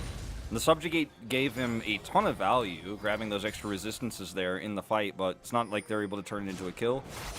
But Canyon is just simply going to walk right over to this and say, you know, I don't need an ult, I don't need a flash to potentially threaten this, and if they set up a fight in the choke point with the Lissandra, with the Gnar, like, this is Damwon's fight to lose, right? They have so much control. And Nongshim are not taking the bait, you know, they're just grouping towards it, trying to clear waves. I think Damwon and Kia, since they haven't taken the bait several times, like, they should just start this, and now they finally will. Yeah, Doctarm has here, some building up a bar.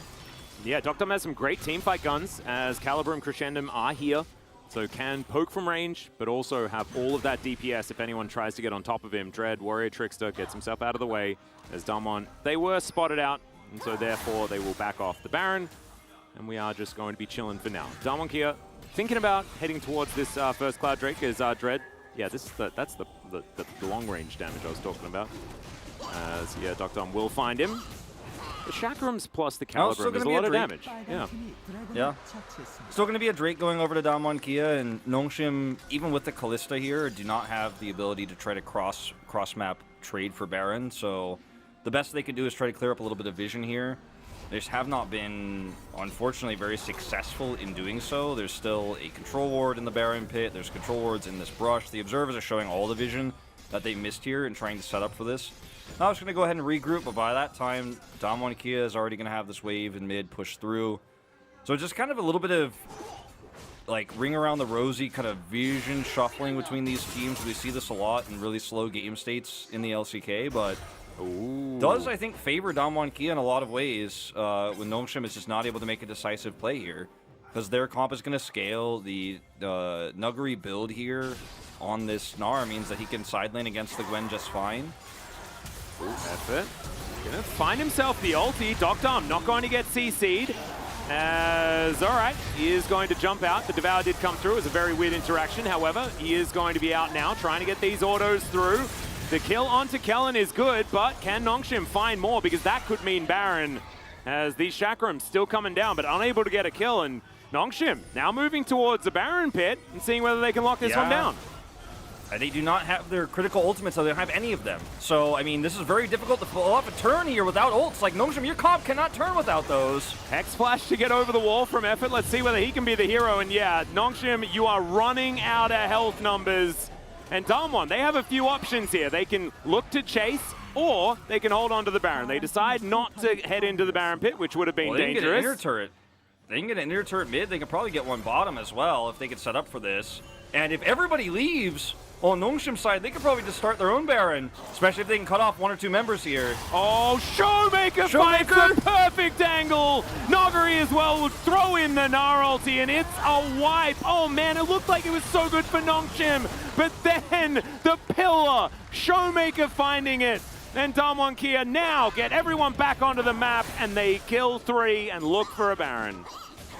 Yep, that is all it takes, man. And the setup there was so good for Nongshim to potentially get a pick, get a fight win. They were so close to it. Showmaker's Ring of Frost engaged there onto Effort, misses. Nongshim instantly there to capitalize and look for the follow-up plays. But once all of the ults are gone, this comp cannot teamfight against Damwon's, as Kana is trying his best, man, to come in here and find something. Is anybody in this bush? Can I find one seismic shove here with BDD pulling him in? But no, and going back to this fight here, look at Showmaker. He goes in, misses Ring of Frost, and Effort engages on him, then moves forward for the ult engage. Cyclone is already gone, and like, Damwon Kia just kite back. And yeah, they lose Barrel, but after the Wombo is done, you can't win this fight anymore as Nongshim. Like, Showmaker's extremely low, does back away, but they know exactly what is happening. They see the rotation of Baron and just come over immediately. We're going to skip ahead to this, where Showmaker just goes over the wall. And this time the Ring of Frost is good. Ults himself, buys time, and the follow-up is real. Pretty clean stuff. Really well played. Clean triple kill there for Showmaker. He's like, let's go, let's go. I've got 2-3 seconds on my E. But they do just back away. But yeah, like, the fight there for Nongshim was almost so good, but if you can't secure the kills, then Damwon Kia just back and then run right back at the Baron, and you don't have turn anymore. And yeah, they have a Callista comp, but it's just not enough damage to clear the Baron that fast. You know, if we're like 35 minutes in, I think they probably can, but we're just not there yet. Yeah, unfortunately, and they were so close to that Wombo fight I was talking about, but I just don't think it's going to happen anymore. Now 6,000 gold behind. Yeah, the wallets are becoming very heavy, and Showmaker is also in a better mood, as you can see by the book that he purchased. Books make Showmaker very, very happy. This one in particular, the Magi Soulstealer, is his favorite volume. He's very well read. Indeed, indeed. And they are on the red side, so it does make a whole lot of sense. As you have to forgive me for that joke, because it's quite late. As Damwon looking to push down here, you can see Showmaker waiting in the wings, wanting to capitalize. That control ward there is getting a whole lot of value. Showmaker will eventually clear that one out. as Kellen still has an Aphelios. Maybe he's just letting everyone know who his favorite person is. And the Aphelios is the one. He does, of course, have that icon sitting there. It's like, he's my best friend. Yeah. He's my this is my best friend. Let me, this is, I assure you. It's a Duck Dom on my mind. All right, Dread's on the flank angle here. Does have Cyclone, but no flash. Ooh, this is just going to delay the inevitable. A very obedient Damonkia, just move away from the Weaver's Wall. Not so obedient is Nogri, who's going to be forced to hop away from Dread. That second Cyclone not really going to get the value with Seismic Shove. Going to protect the Monkey at this point in time. They pop the lifeline with Hyper Proc as well. Like, Nuggery gets the shield away from Dread here. That's pretty massive. Cyclone gone, so no flank opportunity. Like, basically, Dread was like, can I flank? Can I maybe find a Wukong angle here to punish this team that's sieging? And Nuggery said no. Absolutely not. You cannot. Your lifeline is gone. Your Cyclone is gone. Your flanking potential is gone. It's deleted. We could siege freely now. Talia's Weaver's Wall is also gone, so there's just nothing to be afraid of anymore as Damonkia. And they will get the maximum value out of the last few seconds of that Baron before they kite back and take these Cloud Soul Point. Yep, they will collect that. Yeah, really nicely done.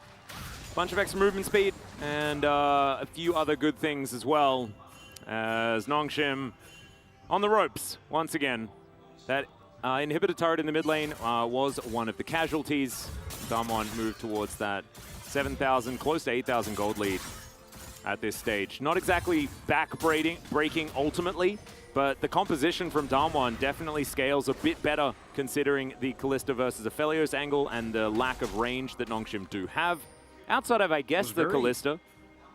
Sorry, not the Kalista, the Talia. Yeah, it was very weird. Something I noticed, by the way, is like a lot of seemingly angry pings here for Nongshim. Like, I actually just saw somebody danger ping Dread 3 times when he went over to Baron to try to clear. I guess perhaps signaling, like, don't go out there alone by yourself. You could get picked. We don't know where they are, and there's no Baron up for, you know, over 2 more minutes. But, like, there's some question mark pings on the Amumu earlier, like, just some things I'm noticing here. Might not mean anything. Might actually be a Damwon danger pings. Yeah. But yeah, like, I think the frustration is sinking in here for Nongshim. They've had another shot at this game, and the beginning of it also looked okay. Like, Dread had such a good start in changing his pathing to mess with Canyon's jungling, but it doesn't work out. And it was a decent attempt. It was definitely a decent attempt, as the early game was certainly better than the last time around. However, I think the result is looking to be pretty similar. BDD walls his way over here and will at least keep this inner turret alive for a little bit longer. Grab him at the ready for Doc Dom, and he has a lot of items now. As Nongshim safely clear out this wave. Effort face checks, but there's no Aphelios in that brush this time around. He also had Fate's Call, of course, available. And so he would have been saved if there was any issues. Thistle Dive comes on through as we have 43 seconds on the Baron, and Damonkia have absolutely full control. It's a monopoly. Yeah, they're basically just camping it. They're like, you guys can try to put wards in here. You can try to walk even towards this part of your jungle. But we're just not going to allow you to be in the zone. It's now restricted. And Damwon are even willing to, like, just give up a little bit of control bottom side here because there's nothing happening there for 2.5 more minutes. Nuggery is considering coming down doing some side lane there because he has teleport, but I think Damonkia are just hoping to, with all of their ultimates available here, just start Baron on spawn, basically. Yeah. They will have to clear this wave, of course, first. Nuggery's coming up. Again, that same Wombo potential is there for Nongshim, but they just don't have the damage. Similar on the other side, though. They have to be very careful of the Lissandra Gnar angle, right? Like, you get the Circle of Frost as well as a Gnar layered on top. That chain CC is also very scary, especially when paired with the Pillar. So it's difficult for Nongshim to find those angles, but if they don't have initiative, it's almost impossible. So I see exactly what your point is. It's a difficult time to be Nongshim right here, as the houses are raining on top of the Amumu. And as the Baron spawns, you know, they clear that mid wave. They have a Gnar and a Lissandra locking the door. Effort's trying to find an angle, just will not find it. Yeah. Now it's going to turn. Yeah, the Baron comes on through. There's a Moonlight Vigil as well. A lot of damage onto Ghost. Oh my goodness, almost ripped him to shreds. His shield bow was so necessary. Otherwise, he was just straight up dead. Kellen diving forward towards Dread. He has to trickster his way over the wall. He does so, but still, the threat of the Doctarm damage is pretty high. Yep, the ult was pretty fat, and that wasn't even the scariest part, but, you know, he ends up hitting the Vigil there, and waves crashing through top side here. That inner turret is going to go down. Nuggery's looking to threaten and force people into the mid lane. He has these Baron-empowered minions to now try to siege up this inhibitor. Very systematic win here for Damwon Kia. That's what they are looking for, is without Cyclone, once again, Dread doesn't have any agency here. He keeps having to Cyclone defensively because he's caught, but the reason why he's caught is because he's looking for a potential play. Like, it's a catch-22 problem. He's like, I'm trying to find an angle, I'm trying to look for the Aphelios, I'm trying to force a cleanse or something, but they keep turning on me and I keep having to Cyclone away, and then I don't have it to deal with the follow-up pushes. It's just, they're so far behind in this game. 10,000 gold now that the flank angles, you can't even see them anymore, you can't even imagine them. Yeah. They keep the inhibitor alive, which is a miracle in itself.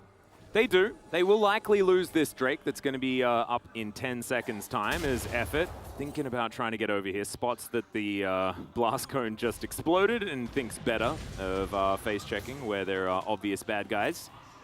Nuggery here on this bottom side, just getting this wave moved up. Baron buff at the ready, and that is going to get all the space required to guarantee this Cloud Soul will give all of that extra great movement speed and fun stuff that Damwon Kia were looking for. 8-4 is the kill score, but honestly, the kills haven't really been the story here. It's how Damwon Kia have suffocated Nongshim out of the map at almost every turn. Yeah, it's just such good macro play here from Damwon Kia, and they're just not leaving any stone unturned. And finally, the last part of the Baron buff is going to siege up this inhibitor. Yeah. Dread loses his lifeline again. I believe that was popped there, and has to look for a Cyclone follow-up. The ulti is just going to be avoided there as the Devour comes through from Kellen. Now he's moving on down. Doctarm turns up for the fight as well. The Cyclone is trying to do a bit of zoning, but it doesn't really work out. Canyon, in the meantime, is just on the flank, trying to kill 3 people at once, I guess. Dread is going to flash for him, as that was just took way too much effort to kill one Trundle. The tower falls down, the inhibitor goes the same way. Doctarm has full health, and look at how much damage he does to this turret. Like, that is obscene. It's too many years. Nobody just teleports back. Yeah, he's heading all the way forward. Now Effort has overextended as well, as Kellen just protecting his AD carry like he always has. The Frozen Tomb comes in as well, and Doctarm's done with this game. He's just going to take down the Nexus. Ghost goes golden. That is going to save his life for this game, but it is the 2-0 in the end. Once again, thank you so much for your patience, everyone, as Damwon Kia, they lock it up the 3rd time, but really the 2nd time of asking. Yeah, it's nearly midnight here in Seoul, and you can see a lot of those empty chairs, not because people got bored or tired, but because they've got to catch the last train so they can go home. People coming from really far away to watch this team here, and the series ended up going very long, very late here. But Damwon Kia will, prevail. They will take the 2-0 in the end. Around similar plays with Canyon on the bottom side of the map as Nongshim players. It's been a trying few weeks. It really has, with Dread's health concerns and just the momentum, the wind out of their sails. They had a second lease on life here in this series that was given to them, unfortunately, by a very unusual and rare bug, and then in the second game, they tried a different way to try to draft basically the same style of Kalista bottom side and protected their bottom duo a little bit longer, but still the same issues persisted. Still, Canyon would not be stopped, and it was a very interesting series, to say the least. But, of the 2 teams we have in our match of the week, Damwon Kia versus DRX on Friday, it was Damwon Kia who had the much more convincing showing tonight in their favorite matchup against Nongshim. Yeah, I think, winning 3 games is better than winning 2 and losing 1, It's kind of how that one goes. I think you're exactly right. I think as far as these matchups are concerned, Damwon Kia definitely looked much, much better than Nongshim. However, DRX certainly floundered a little bit against Fredit Brion. But Fredit Brion and Nongshim, it's also looking like a mismatch, right? Which is absolutely crazy to say after the beginning of Fredit Brion's season. They managed to pick up their very first win against this Nongshim team, and they are certainly just falling further and further behind. We are going to check out some of these highlights, as it might seem a bit like deja vu, but honestly, Damwon Kia just made this Aphelios Tahm Kench work once again. They've been doing this for the last 2 weeks, and it really just needs to be permabanned. And I think Kellen should never get Tahm Kench again. He is by far, like, way better on this champion than almost any other.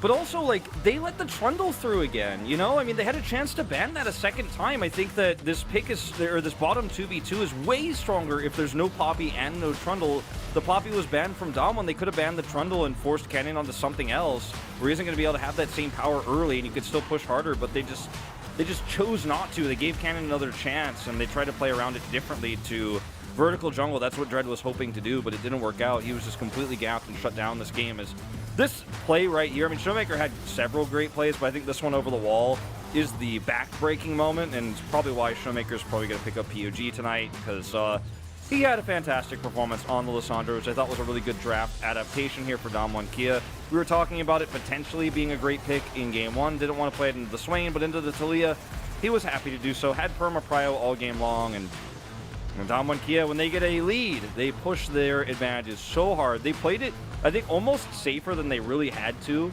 the later parts of it, but they just want to guarantee the 2-0. Yeah. I'm going to have a listen now to Damwon Kia as they take them down, and just trying to clean up all these kills before they finally get rid of the Nexus. Just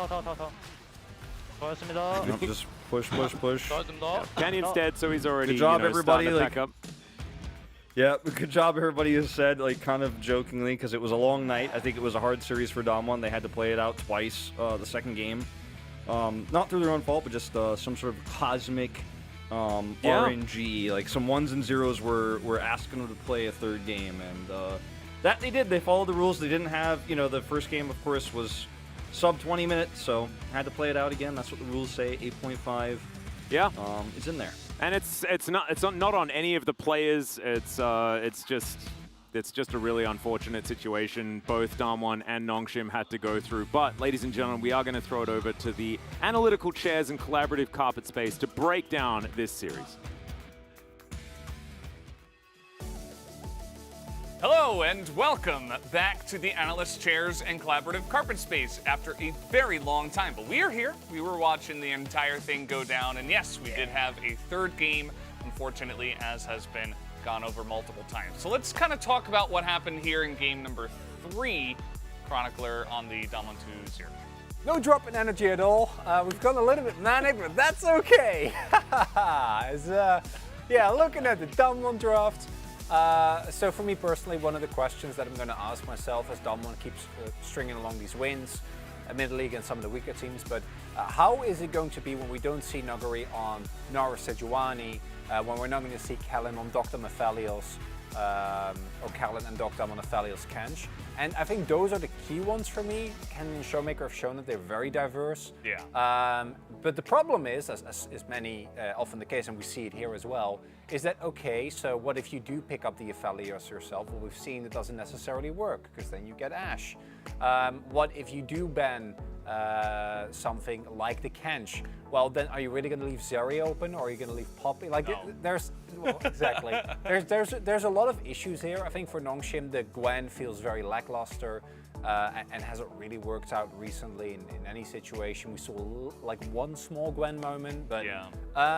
I actually like the Amumu Kalista. I think for Nongshim, that might be the direction you want to take. It wasn't good enough to be Damwon, but I think with a comp like this, maybe swap out a top laner, you can actually win games. And I think that they, as they have done in the past, like continue to look a little bit better and better. Especially compared to the game that never existed. Yeah. But Damwon ended really nicely with this. Yeah, they absolutely did. Was a pretty interesting draft, some small changes. You know, the Taliyah came in this time. Let's take a look at highlight number 1, which was the play down on the bottom side. Okay, and this might feel like forever ago. This ward placement is so troll. And never ever, if you're a support, place your ward there as Kellen. Just goes for a casual ward over the wall, and no reason to worry. You're Kalista, and you're Amumu, right? You win this. And here, obviously, the key issue is, as Dogdom, as he so often does, sets up the game with Gravitum and Flash. Canyon should not have been able to walk into that. That brush was warded, and so you're going to feel a lot of innate safety.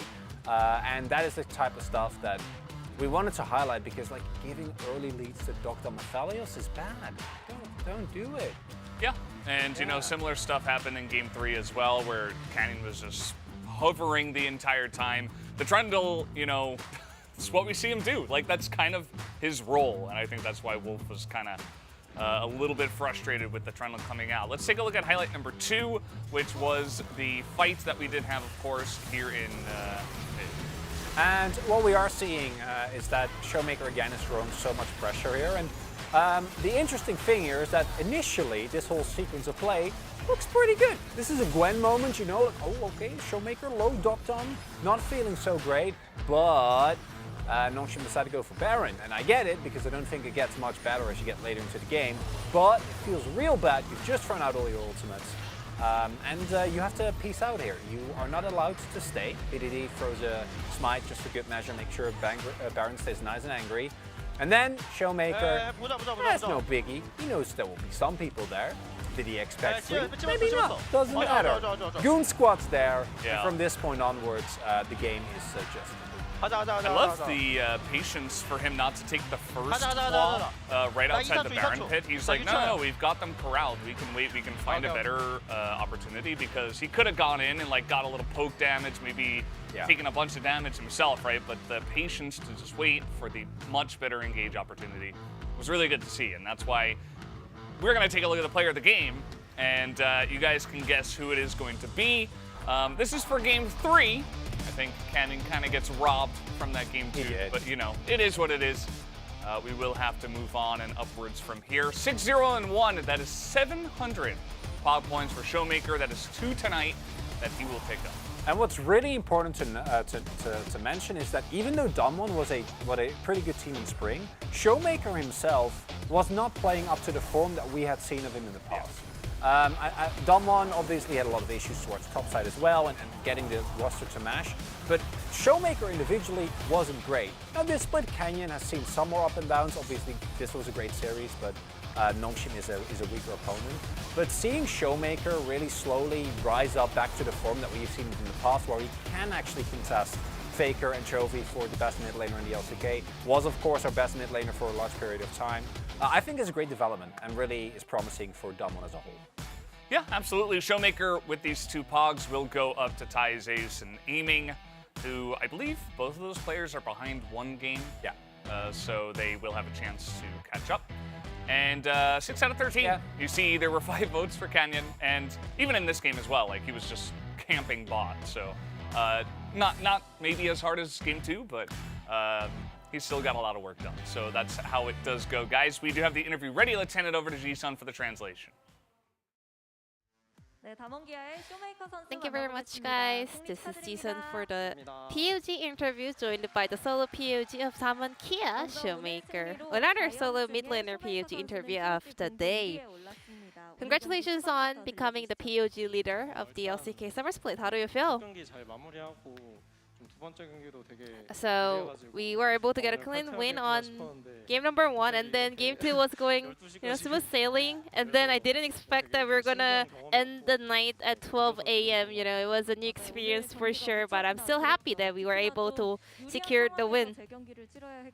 Yeah, Damwon Kia had to go for a remake, or rather a rematch, when you guys were winning. So how did you manage to stay focused up? Well, actually, long pause like this is very tiring and exhausting, so we were having a lot of talks and having a lot of jokes to kind of keep ourselves fresh and just try to help us concentrate. And despite all the hardships, Damwon Kia was able to secure the victory. Let's get back to game number 1. The last pick, Ashe, went for a very interesting build, Leandries and then even the Ionia boots. So tell me about it. So he went for the full cooldown reduction because he was really good at landing his ults. So we wanted to keep using that Ashe ult. We could see that in game number 1 for sure. And Showmaker, your Talia, is 4-0 so far. So in the upcoming patch, tell me about the Talia mid in the new version of the patch. So I think it's gonna be a buff for Talia, as far as I know. So Talia mid will still be good. So in the beginning of game number 2, the remade one, Nongshim actually took that Talia away, and you played Lissandra into Talia. Tell me about the mid lane matchup. There were a lot of bends towards the mid lane champion pool, so I was trying to think of what I can play into Talia, and then Lissandra was definitely one of my comfort picks. How does the lane exactly go? I think Lissandra definitely has the edge during the laning phase. And I want to take a look at this replay together where Lissandra was able to deny Nongshim's sneaky Baron and then picked up triple kills. So Nongshim was trying the Baron, so we were able to stop that. And then we could kind of figure out that they were not actually recalling. They were like dancing around that area. So because we already went back to base and came back, so I had my stopwatch, we had all the item built. So I wanted to go in for more fights. I think Damwon Kia has become a lot better at playing around the bottom lane. So tell me about the process behind that stylistical change. We've been talking about the league a lot, not only within the players, but also within the coaching staff. So we are able to kind of step up together. Your next opponent will be DRX. It could be your revenge on them. I saw the match earlier today, and Zeka was like crazy good. So I think we really have to prepare hard for that matchup. And I hope this time around we can take the lead over DRX.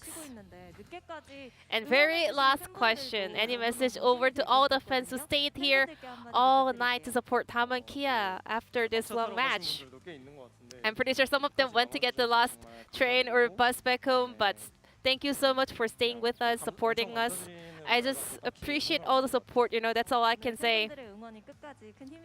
And this will be the end of the interview from Showmaker from Damwon Kia, and back to the Carpet Spacemas. Thank you.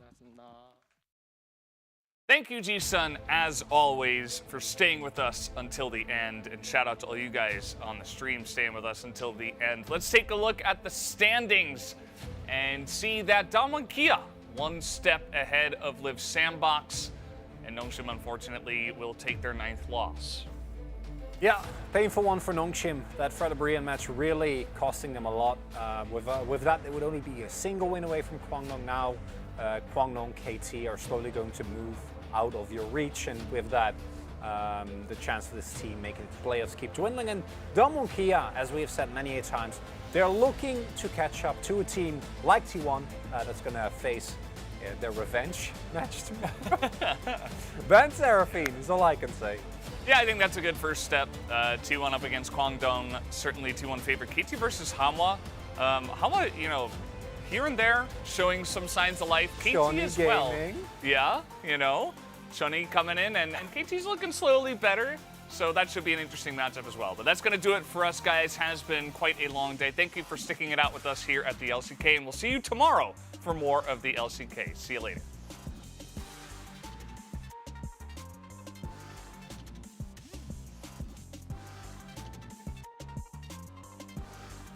Still dancing? Goodbye.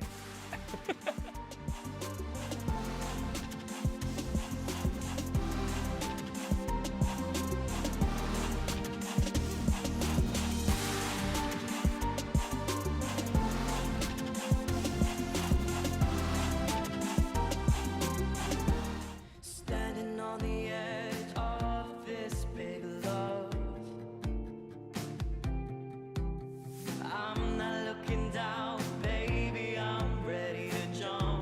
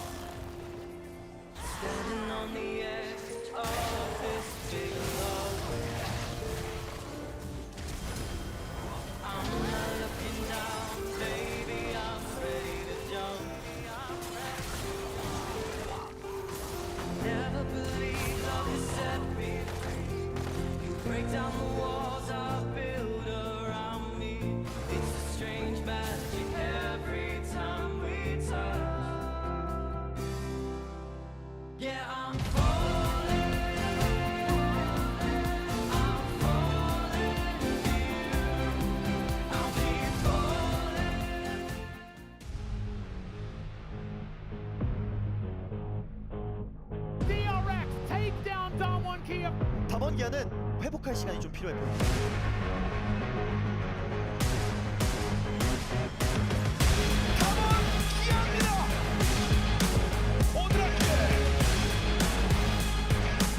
반면에 DRX 지난번 데뷔 이후 5승 4패를 내려오는 상황이 됐고